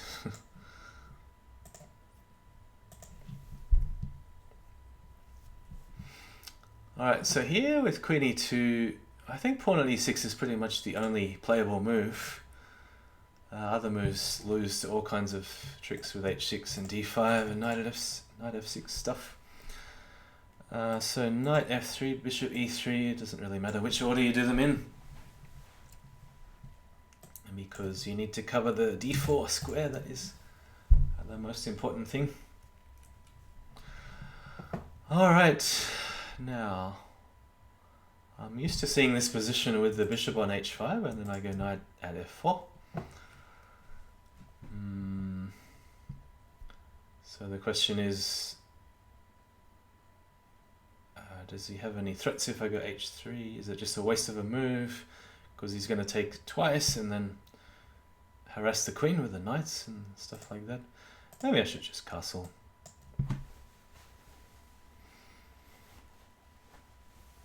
So my opponent is Seth V. Mam. Seth V. Mam. It's a bit hard to say that all in one syllable or two syllables. 2004. I don't know anything. I haven't played him before. Oh, is he a Crazyhouse player?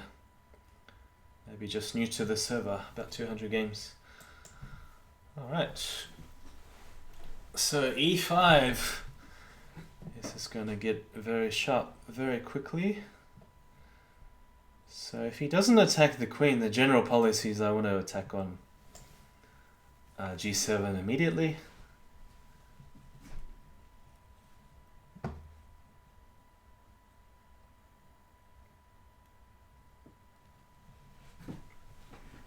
Maybe bishop at g5 was another idea.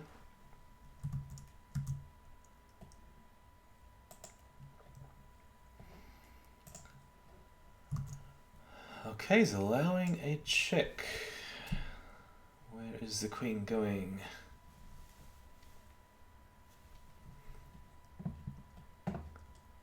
So king f8, maybe I can throw in bishop at a3 check.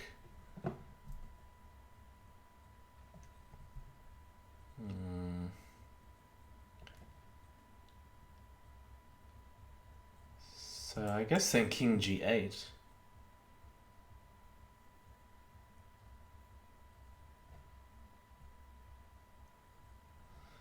Alright, so I've got a couple of bishops to burn, so might as well just throw one on the board and see what happens.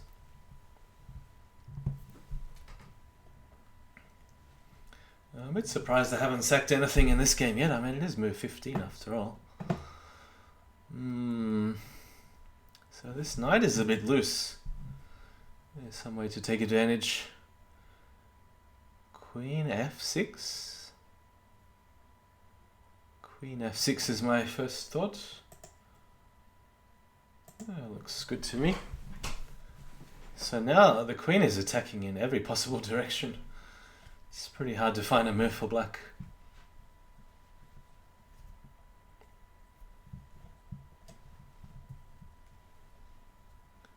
Knight at f5, alright. I mean, there's a lot of ways to do this. Maybe bishop at h6 is the most simple, but this one as well. Just pick up the rook.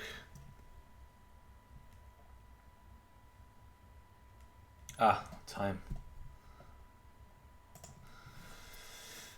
Rematch. Yeah, the dark square. Weaknesses are too much. Alright, we're gonna stick to the French. Maybe we'll get a different opening. e5, okay, knight e7. Knight f5. Just want to bring that knight to f5 as soon as possible. So now at least the bishop can't come to d3 because there's a pawn dropping. Here probably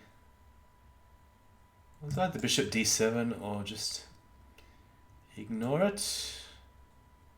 Yeah, probably bishop d7. I don't see how that trade can favor white. Here, take. Maybe I want to put the bishop on e7 rather than the one that's on the board, because the queen can get harassed with bishop at c5 later or bishop at g5 again.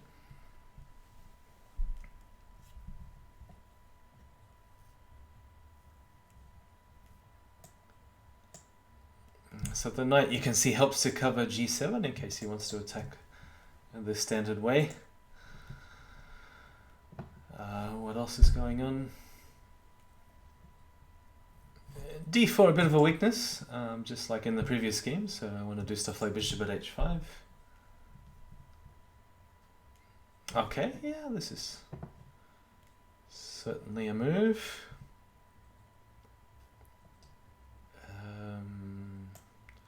Just deciding whether I want to go bishop h5 or bishop g6 looks a bit sad, maybe even bishop at e4.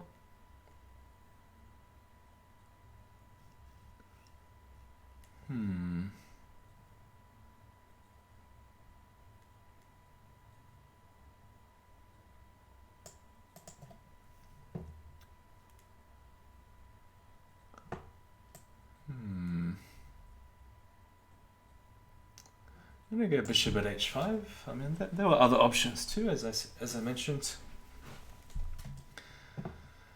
So this is the more dangerous option because I'm allowing him to damage my pawns and maybe play knight at f4 and hunt the bishop, but we're going to get a few trades. I don't understand this move because he's giving me stuff like queen e4, queen a5 also looks good. So let's just do the obvious. Knight at f4 looks very potent. He doesn't really have a good way to block. King f1, just throw another check with a bishop. The dead French bishop. I have to say, it's pretty well posted at the moment, the dead French bishop. Probably I'm going to wind up soon, so let's just finish with a queen sack. Just for fun, of course. Not saying it's the best move. Queen takes bishop.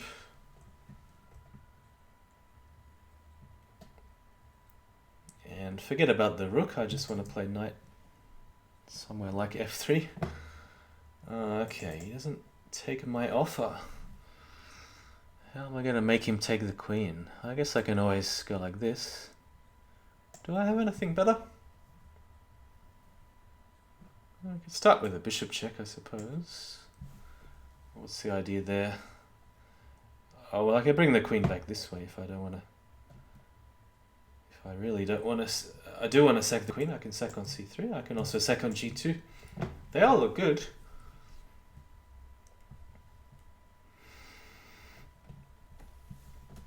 c3, okay. Ho-hum. Alright, we're going to have to sack it this way then.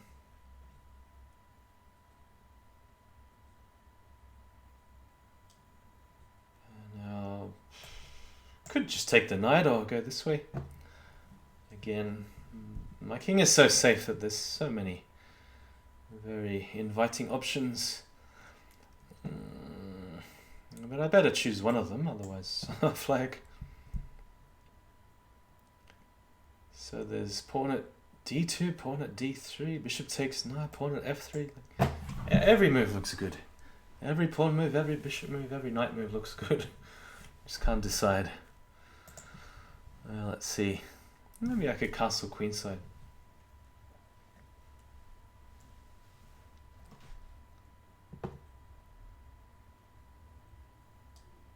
Yeah, I know I can take the rook, but always fun to castle queenside in Crazyhouse. So am I picking up this one? Oh, the queen is hanging too. Ah, it's all happening.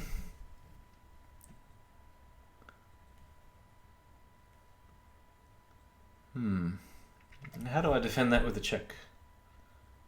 Could go rook d8. Does that do anything? And I'm looking at this. Ah, he doesn't want to take. Okay. Let's go this way. Oh, it's mate. Is it really mate? Doesn't look like checkmate to me. So you're getting a bit tired and hungry. Hangry. Thanks, Seth.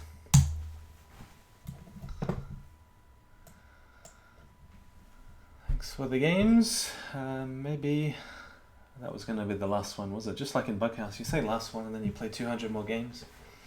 You finish at 6 AM. Can't do that at my old age. I know the Elite Crazyhouse is going to be 1+1 tomorrow morning, Sydney time. So perhaps... I mean, I'm pretty bad at Bullet. Generally, it's a casual stream anyway, but probably only ever play casual Bullet games, but no reason why not. So let's go 1+1. Let's see if I've learned anything about talking and thinking and playing all at the same time in this stream. Been going for a while. 5 hours.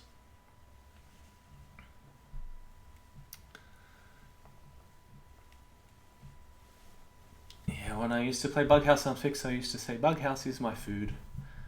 And it's also my sleep, so I don't need to eat or sleep. I just play Bug.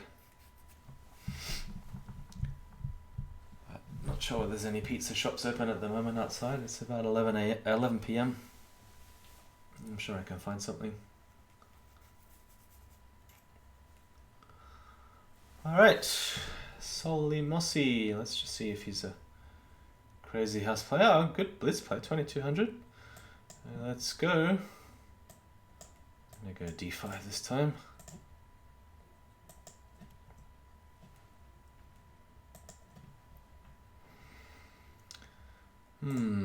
Take and knight e4.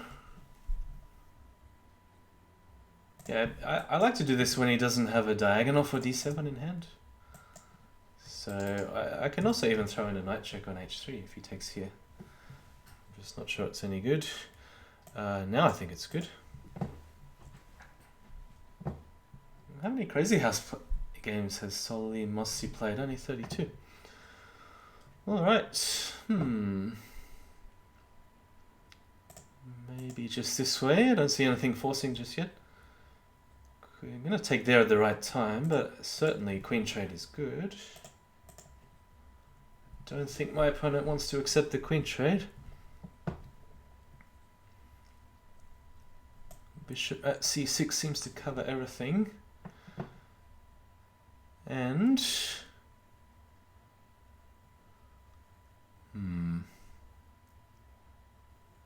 what do we have?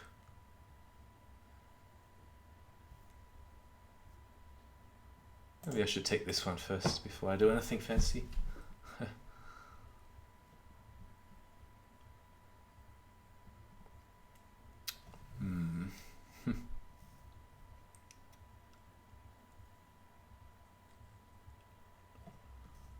Almost feels like I have a mate with queen at h1 I was trying to set up. But I'm going to go this way.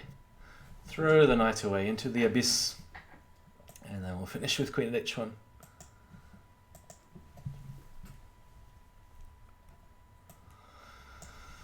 The weak h1 square strikes again.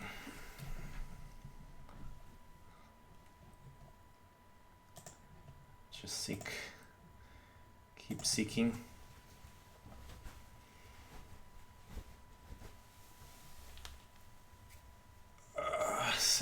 Seth again. Alright, what happened last time? I don't really play e5. I don't think it's all that great in Crazyhouse, but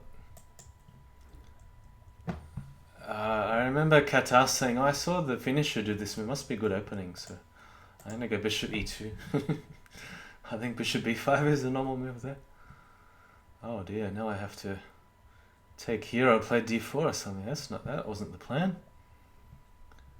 Because he has a threat. Alright, we'll go d4. So it's another non-trading game if he brings a knight to e4. I had so many of these today. It's just like chess for the first 10 or 15 moves. So I never know what to do, whether to put the knight here, or leave it there for a little while and just let it sit there and sort of play around it. h3 is usually a useful move.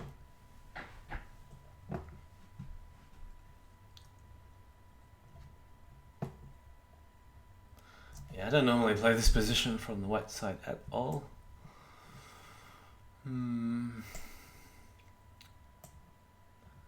Maybe I should... this square's pretty weak. Maybe I should cover that with bishop at f4.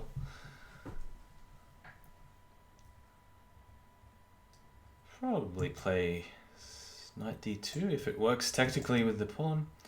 Could always go c3 first, I suppose.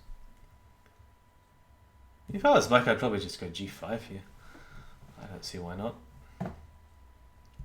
He doesn't want to take that. Knight at h5, queen g4 coming. That annoying queen g4.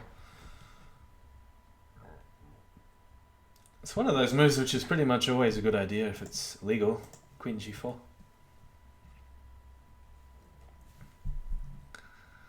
Okay. Don't really see anything forcing just yet. We'll just keep moving.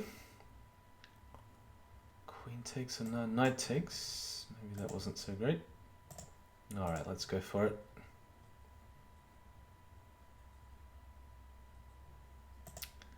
Yeah, I wanted more out of this, but I'm not going to get more. I have to settle with the for the queen. Just a queen. Well, he's defending quite reasonably. Timeout. Don't like to end that way. It was an interesting game.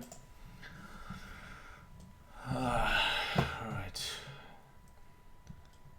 Let's stick to the French. What was it? Was it an advance last time, or was that a different opponent? I don't know. Let's try knight here and tempt him to play bishop g5.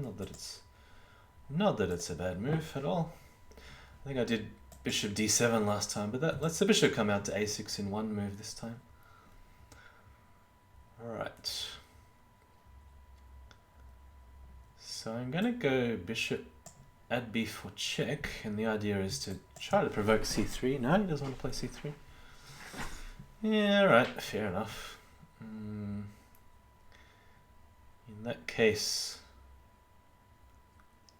I'm going to find a good way to sack, an interesting way to sack the queen.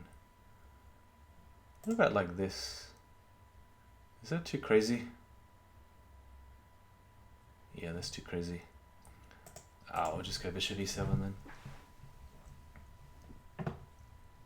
So, I mean, the bishop's still coming here anyway, regardless of whether he plays c3 or otherwise.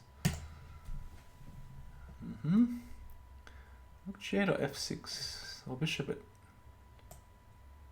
h6. I'll pile up the pressure here. He should castle now, or bishop at f6 maybe.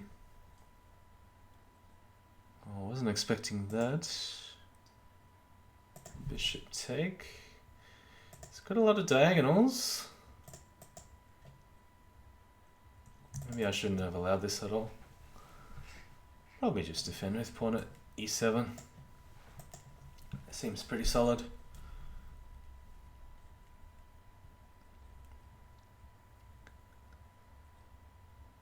Yeah, still waiting for the moment to go bishop a6. It hasn't happened yet, but the queen sack has happened.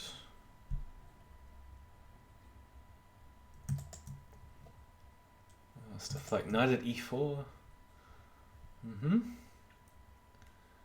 Yeah, good move. Yeah, I'll come back. Maybe knight d6 to e4 is another idea.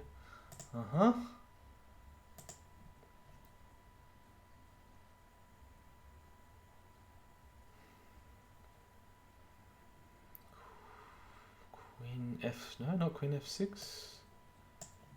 Bishop here.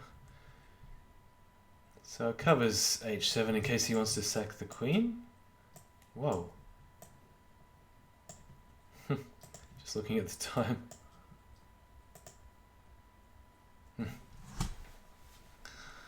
Alright, 1+1 is pretty fast. For me. It's probably like postal Crazyhouse to some players. 1+1.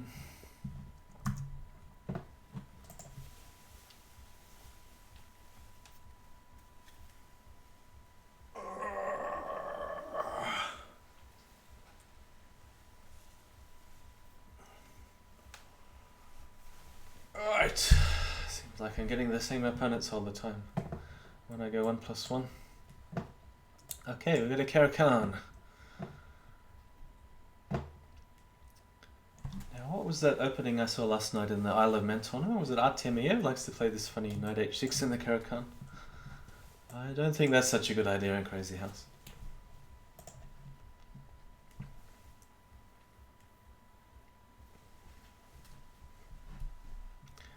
So then his opponent, who was it? Was it Motilev? Some American commentator used to say Motilev. Alexander Motilev. He played Queen D2. Artemiev responded H6, the doubled H pawn to H5. And it somehow held on together. Okay, Bishop E2, I guess. It's Viper says, are you pro? Pro. I'm certainly not a pro. I'm a casual streamer. Can you be a pro Crazyhouse player? Is there such a thing? Don't quite think there's enough interest yet, but you know, like I said at the beginning, if you want to make something happen, you got to do it yourself. So, joining the crew that streams is a very valuable asset to the Crazyhouse community, I would think. But no, I actually last year in 2 tournaments online, I won something like $600 US in the space of about 4 weeks playing Crazyhouse. But so if there were tournaments like that all the time, I'd be happy to play. But I don't think I'd give up my day job to play Crazyhouse at the moment. Maybe take a knight at f5, because now in chess it's really hard to get to that d6 weakness, but in Crazyhouse, you know, it's just dump a knight where it's good. Maybe knight b5 to follow when there's no queen check. Actually, I can still play it anyway because queen a5, I got c3. Seems to cover everything. But maybe I want to play c3 first before I take. Castles is also good. Drop the bishop back. A very chess-like game. I think we've done like one trade in the whole game. I can't play h4. Maybe g3. That's a chess-like move. Alright, he might get me on time here. If I'm too slow. Ah!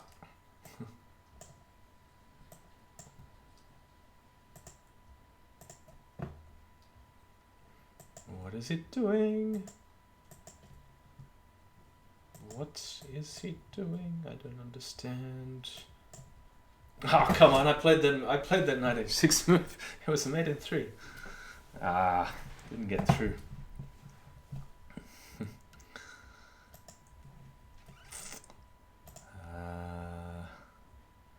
Who's this? Ben Celesco. Ben Celesco says hi.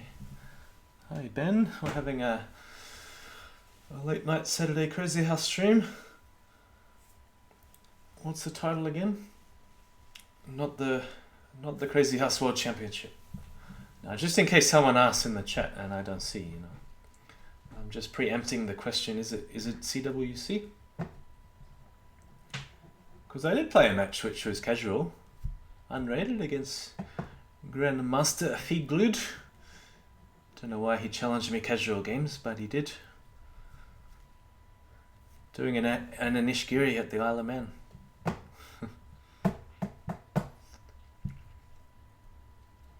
Alright, does anyone want to play? Otherwise my stomach is going to eat itself.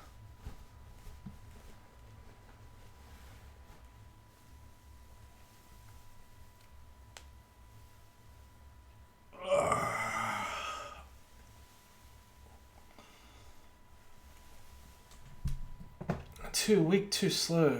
Is he a Crazyhouse player? He's played how many? It's not loading.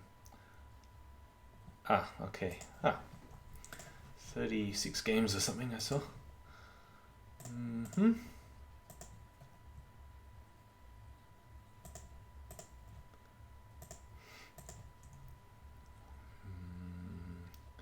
D4 is a thought, but probably not that good. Just castle. Another one of those no trade games. I guess you got to get used to no trades when you're playing an opening like the French. Huh? Probably f6. Bishop takes. Bishop back. So the idea is to trade a pawn for e4. Keep the queen and bishop guarding all the squares here so the knight doesn't... Oh, hang on, I could take that one. Yeah, so the knight doesn't have a good... What? What is this? Probably knight h4. Just keeping an eye on pawn on f7, stuff like this. It seems to be okay. You can't trade the queens like this. See, this is what I wanted to do last game, but my move didn't get through. I thought I heard the sound that the move landed on the board, but then I flagged.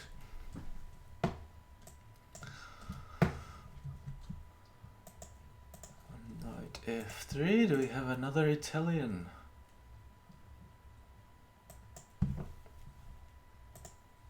Okay. Now this one we want to go d3 because knight g5 is pretty strong for white. So the idea is distract the knight to bring the queen to h5. You got pawn at g6 ideas. Should you go pawn g6 now? Probably should pawn g6 now. Queen h5, I guess. Oh, maybe queen h5 was better. I don't know. Don't know about the move orders. Oh, okay. Try and win a whole rook instead of four.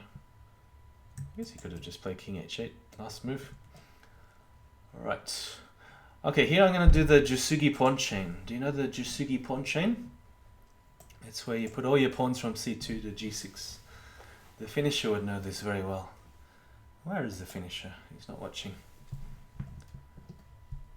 This will give the finisher nightmares, this pawn chain.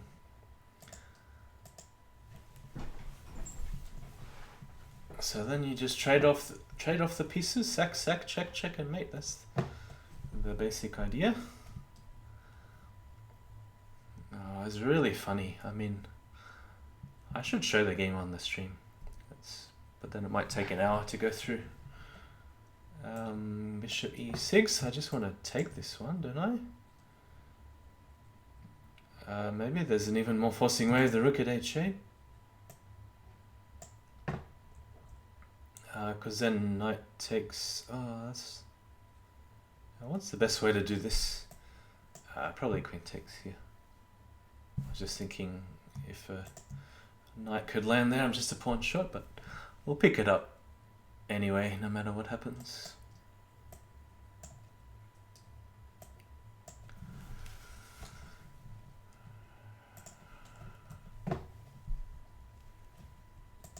What happened last time? It was an early e5. Can I play this differently? What about c5? Now that he hasn't played d4.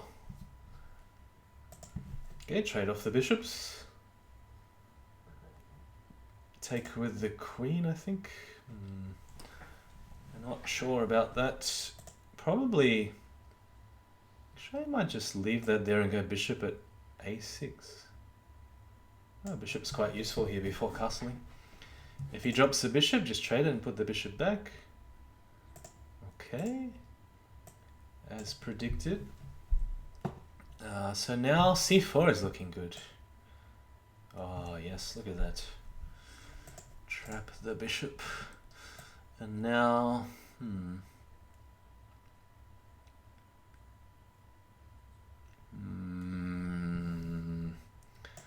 A lot of different ideas. Most direct, bishop at h5 and take, or maybe even...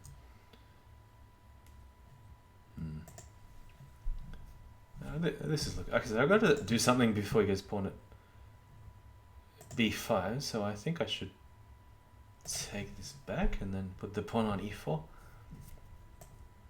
Let him sack the knight back for 2 pawns and then put the bishop on d5. So the idea is then to trade, and then I have knight takes d4 in the end.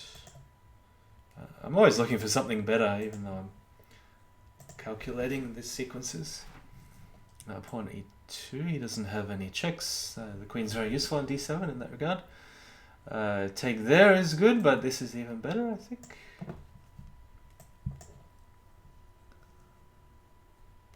But now, I'm going to flag deciding whether to take the rook or take the queen.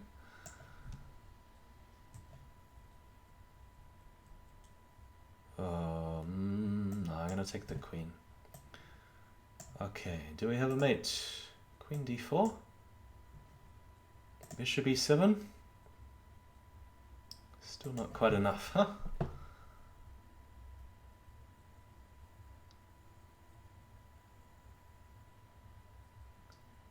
Bishop takes. g6. There we go.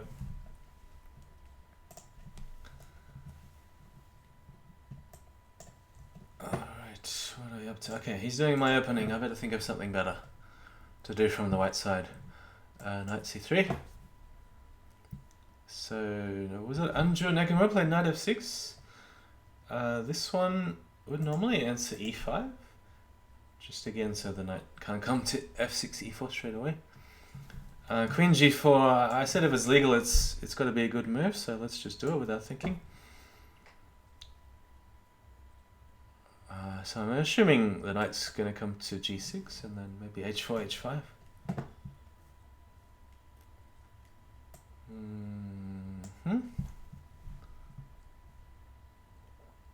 Alright. I'm going to go completely crazy. Here we go, positional sacrifice. And put the bishop back on g5. Just to double his pawns. Ah, what, he's giving back a whole piece. It's very generous. Maybe I don't take it yet and just play like bishop d3. Okay, here we go. Target the weak pawn. Just like in a chess game. Now there's no rush to accomplish anything. We're just going to go bishop a3. No rush to do anything. Maybe knight e2, knight f4. Can always, of course, put the knight on f4, but I want to save it for later.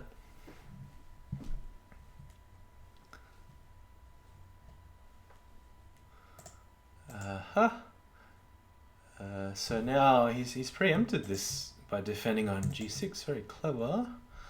Now these knights are half pinned. What do we do about a half pin? Which one? I don't know which one to take now. Maybe the rook and rook at h8. What? All his moves are surprising me. He really wants me to not take on g6, I mean. Okay. Maybe king f1 if there's some sort of a check. I meant to castle, but that's okay. We can pre-move this one.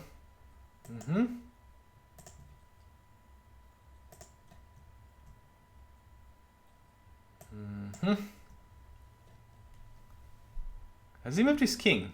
Oh, he hasn't moved his king. Amazing. You can still castle queenside.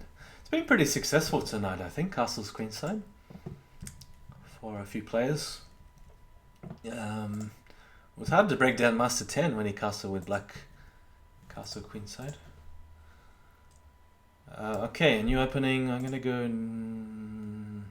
take a knight c6.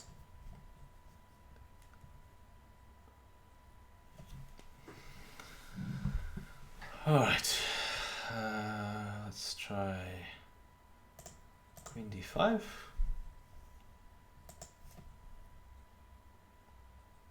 So the knight's got to decide which way to go. Okay, bishop d3. The safer option, huh?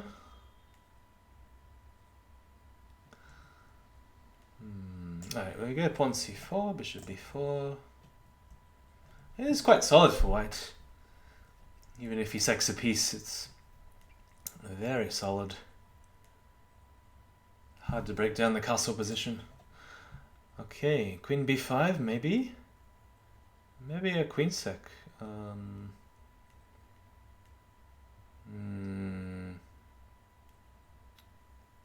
No, queen a5. Couldn't decide. Queen sack is really tempting though.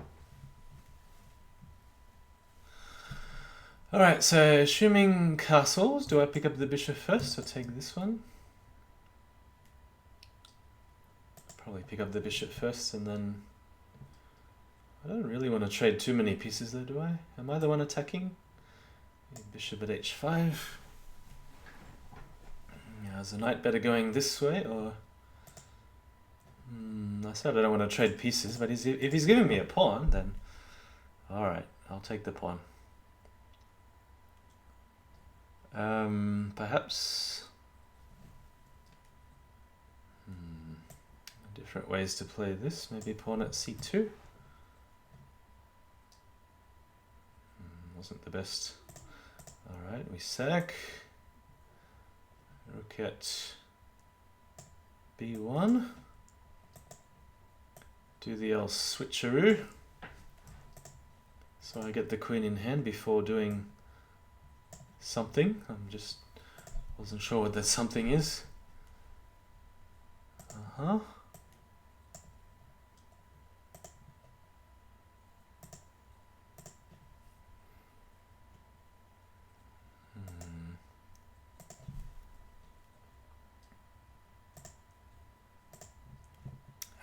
This isn't quite what I had hoped for.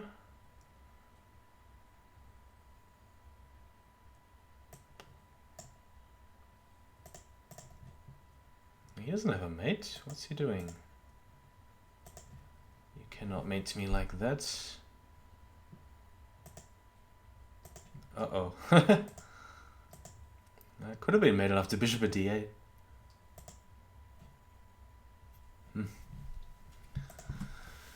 Yeah, king f1, I wasn't quite sure whether I had anything. Maybe I could just take his queen.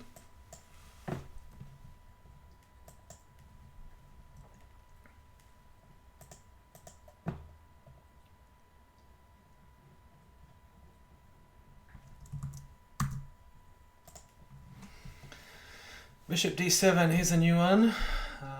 Has been played in Crazyhouse, but I do not claim to know anything about it. Maybe I'll play his move and go bishop d3. That turned out okay. I'll just leave the bishop there. That's okay, you can take it. The main thing is to keep this bishop shut out, so it's not posing any threat. Bishop e3. I'm playing a little bit like my opponent did last game.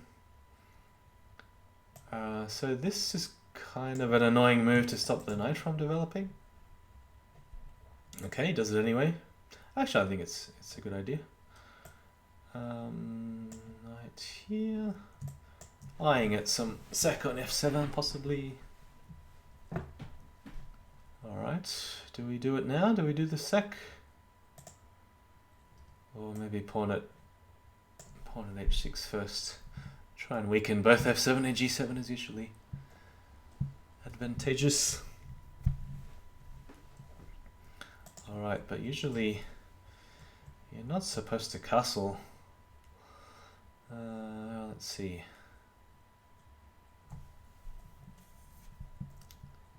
Maybe take the bishop, because that knight wasn't doing much on e5.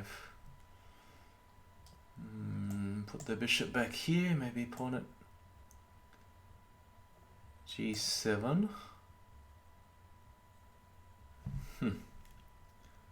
Funny position because I want a rook, but I also want the rook to end up on h8. Okay, he's just giving me too much material. I've got to get rid of that bishop so I can nail on the dark squares. There we go.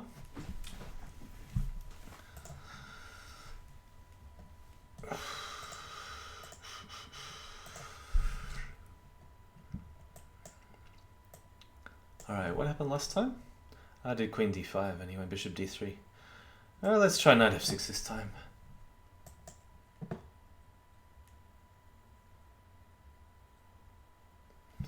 Bishop d3 anyway.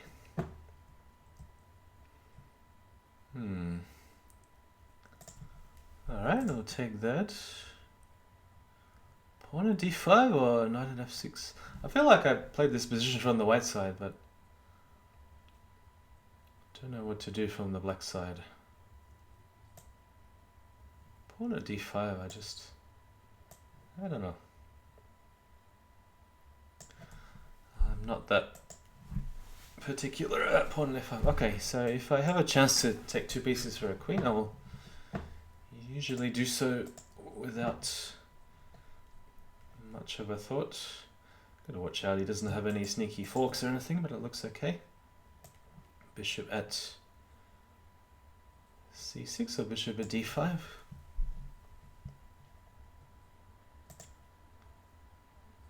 Maybe d6 helps to cover one weakness here. I've already got another knight defending f7. And the other weakness, of course, is on d7. So that explains bishop at c6. So pawn takes keeps the bishop on d5, defending in all directions. Knight at f4 is usually a pretty useful move.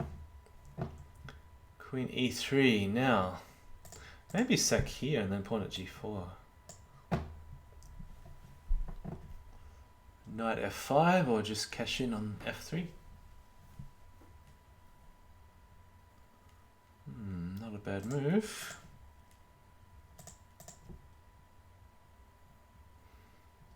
e5 opens the bishop here, maybe bishop at g4. We can try.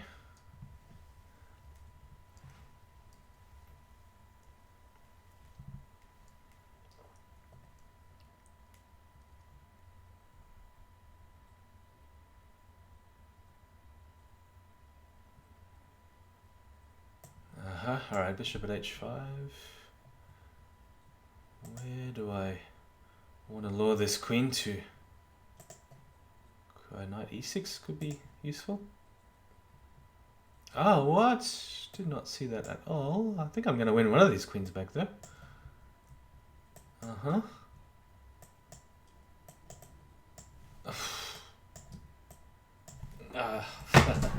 You got me.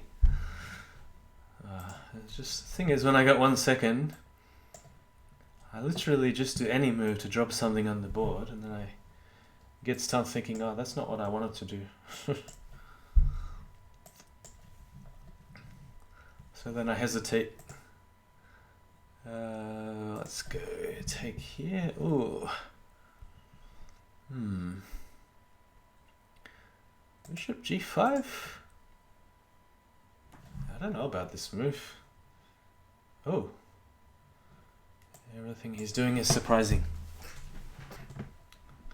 Except moving fast. I expect him to move fast. Alright, take. Knight takes is also surprising.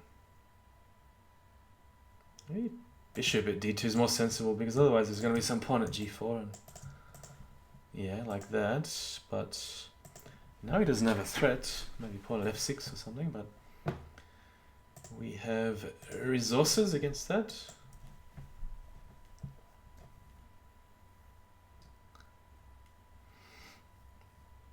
Oh. Normally it is a good idea, queen for two pieces, but I think I got a little bit too much.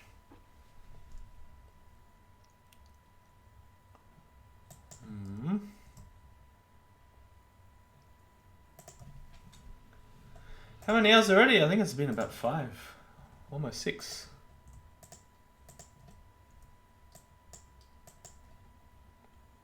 What's another move you can do? You pawn at g4 straight away.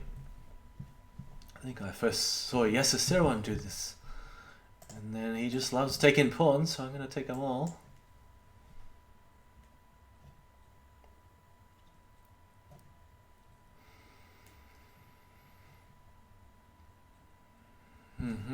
Alright, queen at d7 is a resource to defend. You can't really do much else except for trade, but I'd certainly rather the bishop on d7 than c8.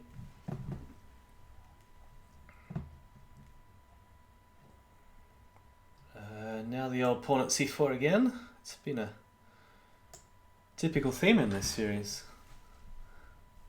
Okay, maybe I should just leave the bishop there. The knight. That's not a bishop. I should take the bishop and leave the knight, and not the other way around. So he's got some light square issues here, to say the least, to put it mildly.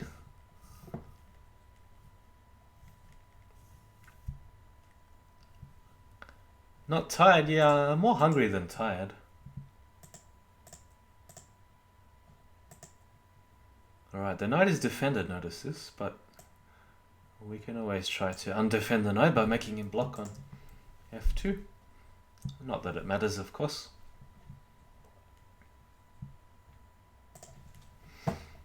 Alright, are we sick of the French defense yet? Do we want something else? Alright, I'll play knight d2 just for a chat. We're going to end up the same. Okay. Alright, alright. What did I do last time? Knight takes f6. Ah, he wants to know what I'll do. Okay, very good way to learn openings, I have to say. I suppose if you're prepared to lose a few times, it is a good way to learn openings. So it is important to bring the queen back on the board, but d3 is the best square because you're attacking and defending and covering c2, and you're not going to suddenly get hit by a counter queen move. There's no knight at b4 kind of tricks. Now, what do we do? That's the question. So I'd like to play knight takes f7. The question is it good right now? And then knight g... Okay, I don't really have time to think. I'm just going to go bishop e3.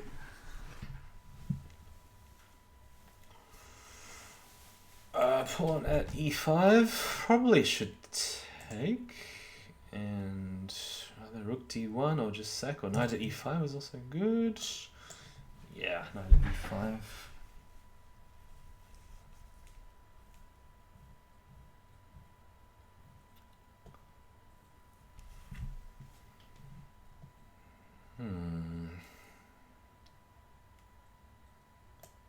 Pawn at d2? I don't know, is this pawn at c3 a bit... it's not risky because I just keep the knight here on e4 defending everything. If you trade queens this way, that's fine.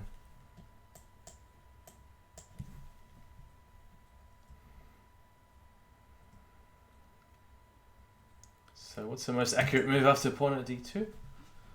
Yeah, maybe king e2, because I mean, you count how many times I'm defending the f3 square. I don't think he's going to break through here.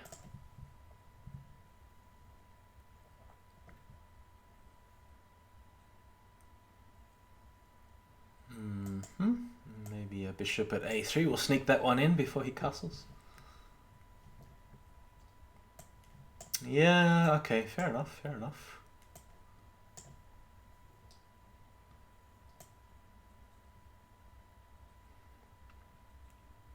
Now, what exactly do I have here? A little bit of a weakness here, but he's defending very stubbornly.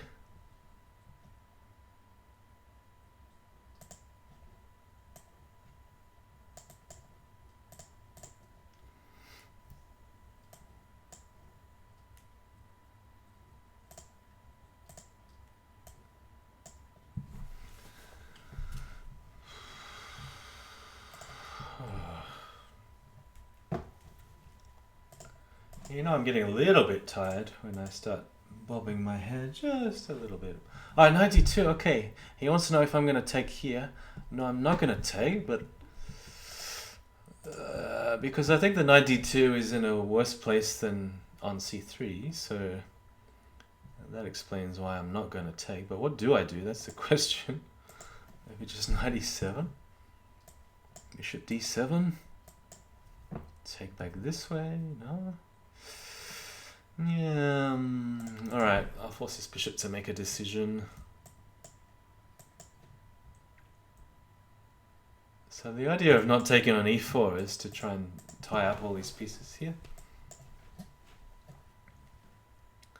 I don't want to put the knight there because the pawn there, he'll sack the knight for 2 pawns and open up all the other pieces. So I want to do it this way. Make sure I keep the bishops home for defense. That doesn't pose too much of a threat. You'll probably take with the pawn. No? It's almost made if he sacks the queen, but not quite. Let's see. Got a bit of time to think about this one.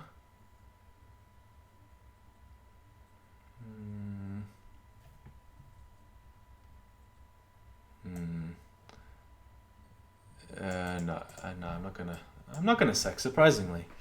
I just don't think it's so good at the moment. Inviting him to take here, of course, bishop c6. Oh, but then there's queen takes f5. I'll just defend for the moment. I don't mind. I think I'm a little bit of material up. Does have queen takes f5. Now I want to put on lots of pieces with tempo. But I think I must have had more earlier. This hasn't gone so well.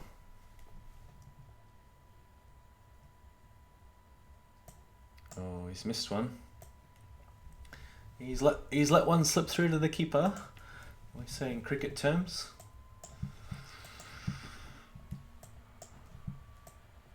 I was almost going to take. That's not what I do. Knight d2. I don't like that. I'm going to go e5. It's not what I play, but we'll make up something. Knight e7. Bishop g5.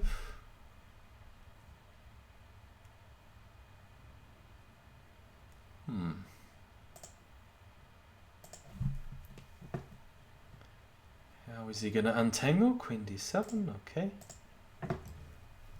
Probably bishop d3 is a little bit more accurate to avoid this stuff.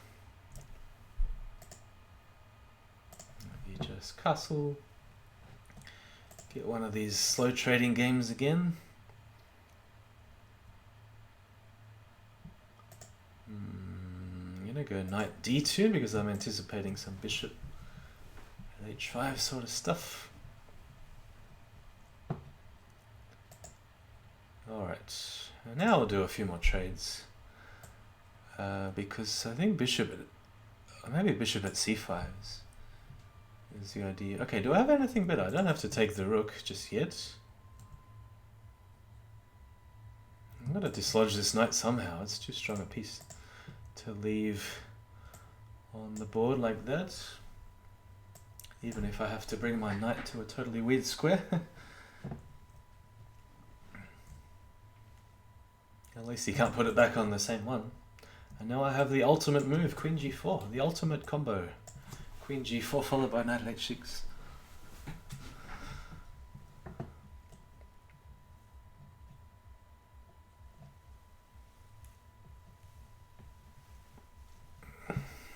Like I said, it's always a good move, queen g4. In every position. As long as it's legal. Okay, I'm gonna do a weird move, knight at f6. I need to get into g7 somehow.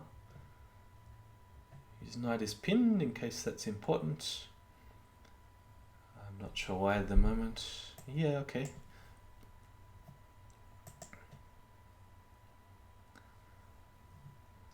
Knight takes. I should save this precious queen.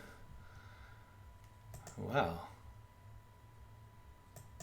Oh, what am I doing?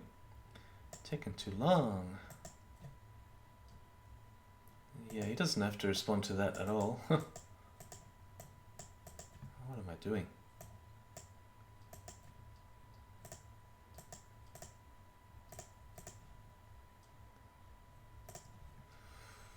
Alright. Are we getting anywhere? Oh, I wasn't meant to end that way. I always go for checkmate, I don't go for flag. Alright, thanks for checking me out, Dad. Have fun at the CSGO stream, whatever that is. I'm not really into Twitch lingo and stuff. Oh, I'm not playing D-Tex this time. Okay, we'll transpose. Back to this one. Let's explore this line a little bit more, if you would like. There's not many other good moves apart from knight fg5, unfortunately. Alright, so we want to come back to c6. No offense taken. You are a free man. Knight f7. Okay, here we go. But he's not going to play pawn at d7. Okay, well this one is not too dangerous now that I've got d7 covered. Okay, maybe knight e5. Maybe just develop another piece. Looks okay. Wow, look at that. Castling. Incredible. I don't know what to do now. Maybe just block him out with a knight. I don't think queen on a1 was any good. Okay, bishop d7 gives me an escape route in case I need it. Is it okay to go knight b4? Maybe this knight should go to... nah. Alright, this looks a little dodgy. Okay, not what I was expecting.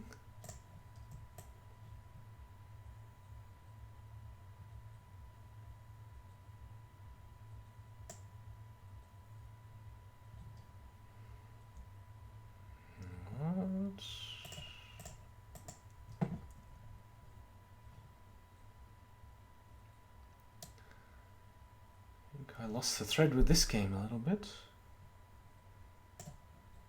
Just got to get rid of this knight on h6. It is impeding my harmonious development. Now I got way too many holes.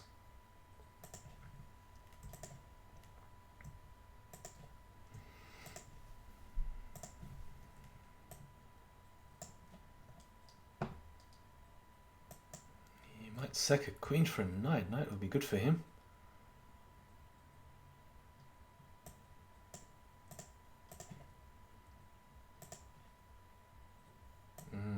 Good move.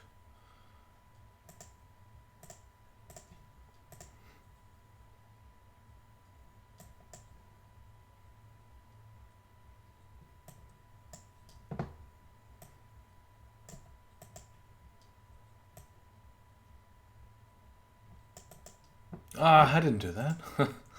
Come on.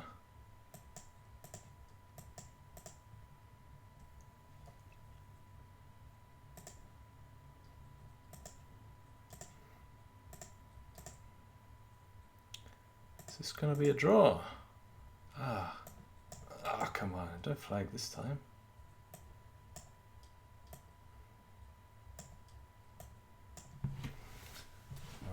That's how you finish off without chasing the king halfway around the universe. With our French again. Okay, so we did e5 last time. Didn't turn out too good, did it? Okay, I'll try and bamboozle him. I'm gonna go a3. No real point to this move, but you know, just to get us out of book. Okay. Is this a little bit like the Master 10 game I had before? Looks very similar. I think he went e5 and then I took here or something. Knight e5.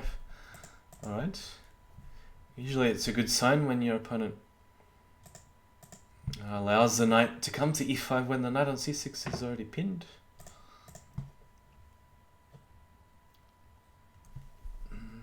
Okay. What is the most accurate move? Maybe pawn at g6? So the idea just to soften up this square a little bit. And then it's either pawn on f7 or knight g6. Let's go this way.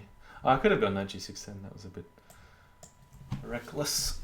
reckless of me.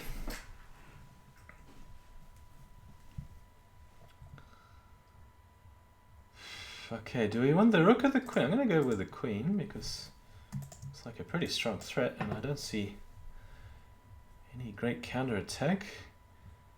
Just king f1.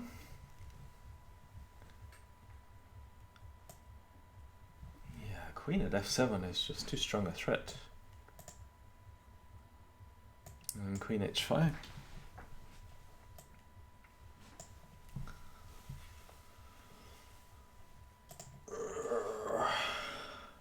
Alright, which one are we going to explore this time?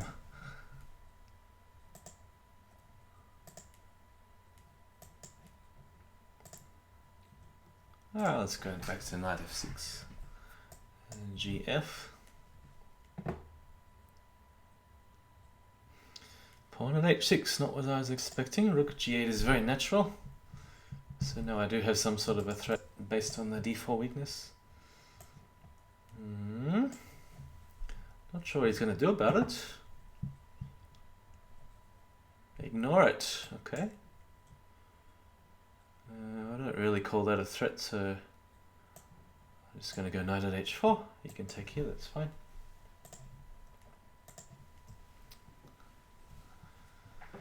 Yeah, pretty awkward to deal with this threat on g2. I guess queen h2. Oh no, oops. I missed that one, but that's okay. We have knight at f3. Alright, and a very safe king, that's the main thing. I can afford to blunder a piece or two in that game. Whether it's Crazyhouse or Bughouse, I guess it doesn't matter so much. You can afford to blunder a piece occasionally if you got a safe king. Knight g5, alright. Try and get this set going again on f7. Maybe he's going to castle and not allow it. Alright, we'll let him castle. We'll go the slow way this time. Oh, okay. Bishop d3.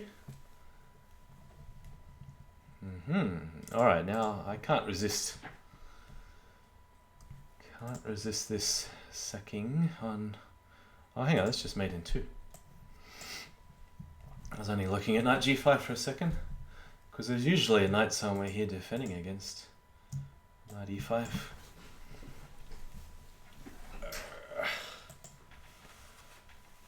So we've almost made the 6-hour mark, and I'm still hungry, I guess.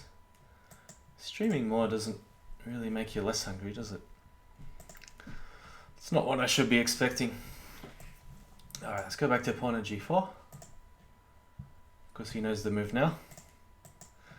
We're learning the theory moves one move at a time, one step at a time. Knight c6, knight takes, king takes,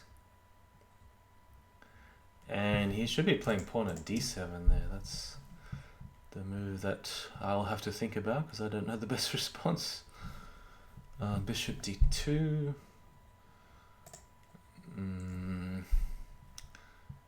Maybe just knight f6. Knight h6 maybe playable too. Or just get rid of these knights defending each other like this. Yeah. Okay, this one is interesting. Maybe I should have taken the other one. But if he... I thought he should have gone knight takes rook and pawn at f7. And just let me take the queen because I don't have an immediate threat after that. Which makes me believe I probably should have taken the f7 knight first. So here we're going to even allow a queen trade. I don't mind. As long as he doesn't get a knight. So it's not a Bughouse game. Knights just don't appear out of the blue, out of the sky. Queen b2 is kind of tempting, but no, I'm going to hold off on that one. Maybe knight at h4. So we're going to trade queens sooner or later. I thought he was going to castle queenside and fall for the queen a1 knight e2 mate. But no, you couldn't castle either way. Sorry to say.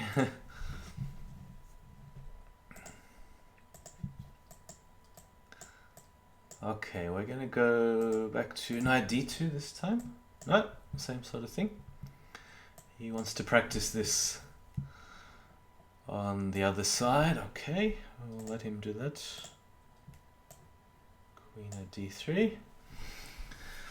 Knight c6.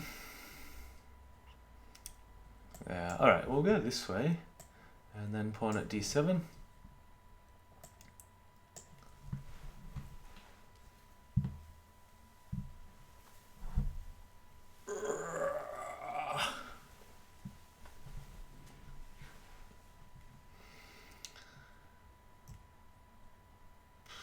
Okay, yeah, certainly possible to leave that there, and not sure. Should I make a fake queen? Would it be fun to make a fake queen? Because I can even hope to keep it on the board if I return this way. I don't know how smart it is giving him 2 queens in hand though. Maybe not very smart. Yeah, alright, let's see how long we can keep the fake queen on the board.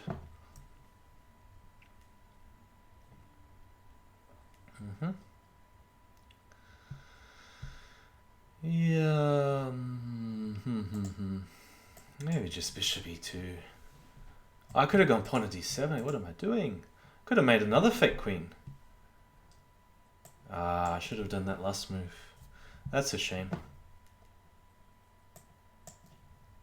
So 2 queens in hand, he's going to have a hard time putting them to great use. Just have a sneaky trap in mind. Ah, didn't work. Alright. I suppose I have to play knight c3. It's not the move I wanted to play though. Yep, he's avoided the trap. Well done. So the trap was if he didn't play the move queen at b4, there was a knight at d6 with a mate with a queen takes d8 in the end. Let's take that.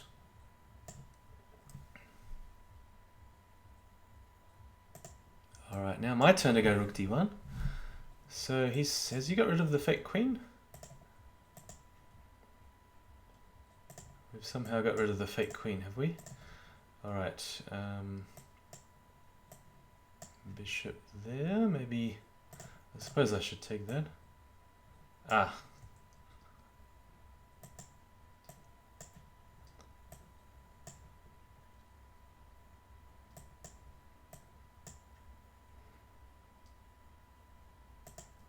Ah, come on. I'm gonna flag here in a second. Ah, that's not what I intended. Very, very silly move.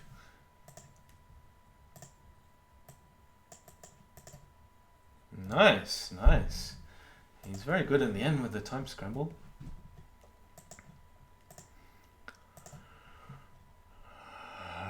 Okay, what are we up to? Oh, we'll stick to the same one again. Let's go pawn at g4 and queen takes, knight back, knight f7. I really have to take that, there's no good alternative. Knight at e5 may be an idea, or what else can we conjure up?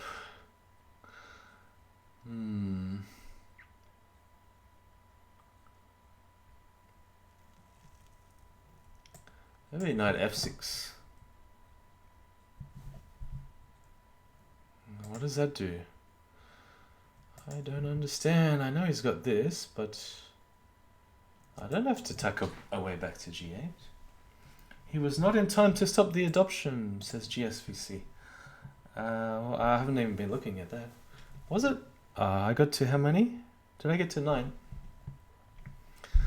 Alright, so this pawn is just dangling. Maybe a queen at b4 check? Queen b2? I guess he'll go rook b1, but... Now, normally I would just sack that without thinking, but... In my wise old age, I'm not going to do it this time.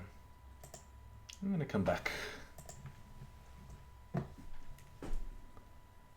Bishop e2. Okay, knight at e5. This is a very, very good square for the knight.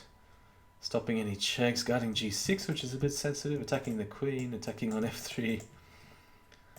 I just think this is a good move in general. Knight at e5. Guarded here, even if he attacks it with a pawn somehow. I have always got backup. Alright, so the question is now... okay. He's covering that way. Pawn at... so many tempting moves. Pawn at f3. I don't know, I couldn't decide whether to drop the pawn. Or where to drop the pawn. Maybe...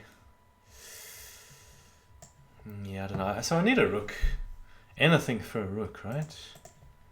How am I going to pick up a rook? Knight at h3? Is that too slow, knight at h3? Yeah, too slow in terms of time, I mean.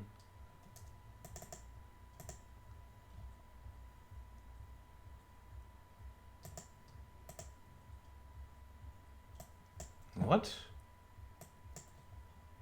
Does this work?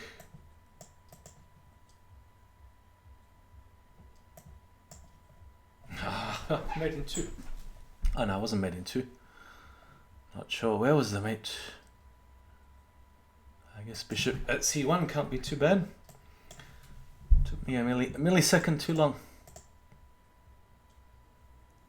Alright, we're gonna go trading again and let's try... no, I'll go knight c3 straight away. I'm gonna go knight to e2. I've never played this before, but I think it's a good idea. No double pawns for me.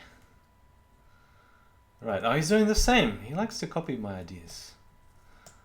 Alright, we'll go pawn at h6. So he's moved his f bishop out, but I haven't. That's one thing to notice. I suppose bishop at f6. If there's nothing better, I just take this one back. Is there anything better? No, I don't see it.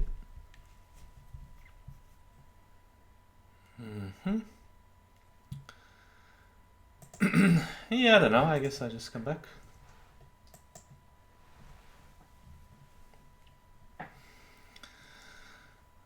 So maybe now bishop b5 is a good idea. Now that I actually have a threat. It's all about the timing, the French defense, as I'm learning. All about the timing.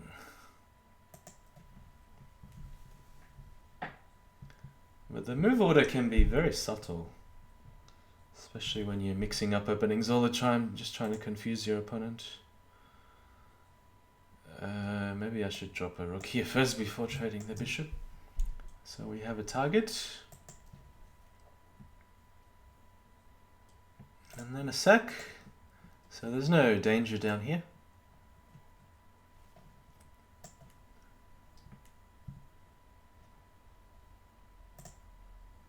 I think I can safely just pick off the queen and got a threat here too.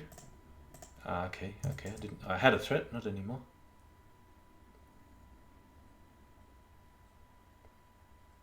I'll try and make it into a threat somehow.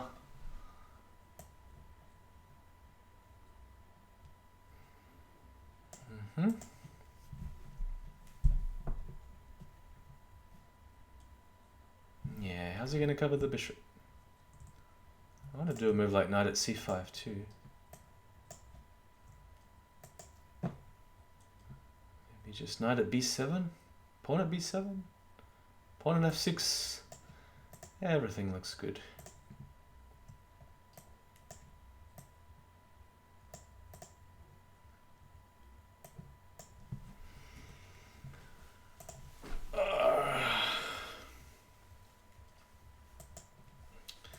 So obviously, as you can see, we're having a French defense theme match. Unspoken, but you know, it's an unspoken agreement. We're doing a French defense match. Let's go back to knight f6. Did I have this from the white side? Maybe he hasn't played this way yet. I mean, I think rook g8 is pretty much always a good move here, especially after the bishop moves. Alright, now is the question when to play pawn g4. Or is the pawn useful? Maybe I should play something like queen d5?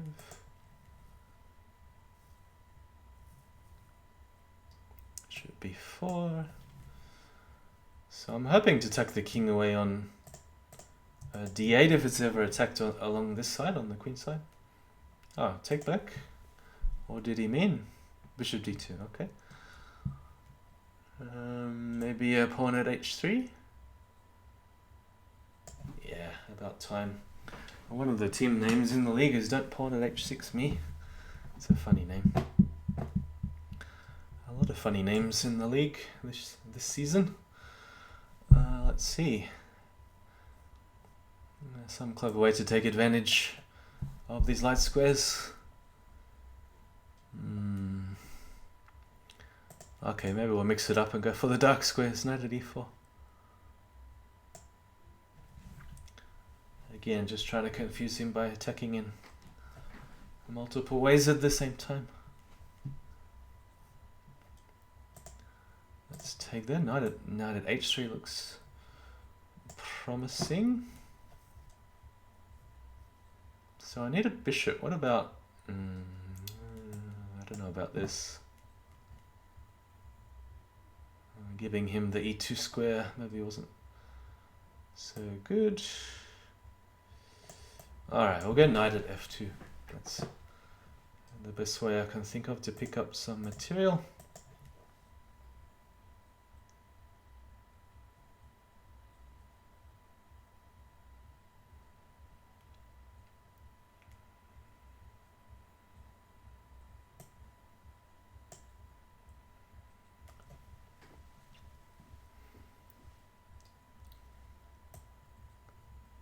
Ah, sneaky.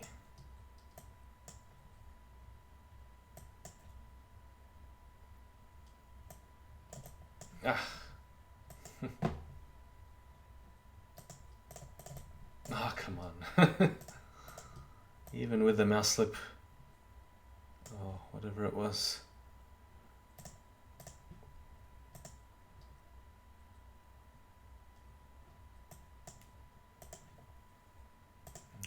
This is not going to end well. What? Huh? Can't do that.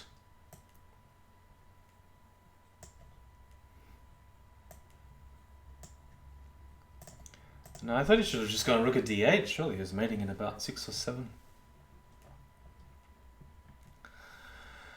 Has he had enough? I'll show you the moment.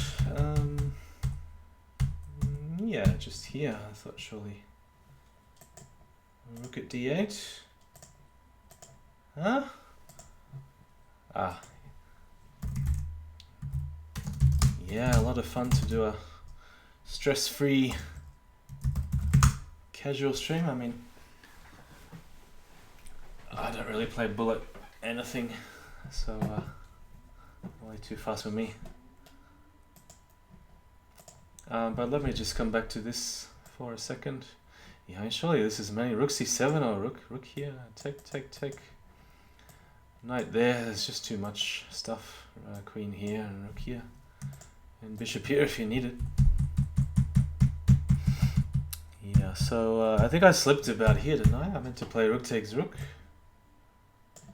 And what would happen after queen takes? I suppose just bishop d4 again. King b3. There's no immediate mate, but both kings are, I think, relatively safe. Maybe pawn at b5 and just go for this. The weakness is here. Anyway, very fun game, fun series. So it's been about 6 hours. I don't know what time Gina woke up. What would it be now, like 9 AM or something, Saturday morning? But I'm just about to call it quits. I've been going for a long time. So I haven't done any, live game streams in a long time. So just a casual stream today. I feel very very rusty in, match practice. But I think when you're not used to streaming and you're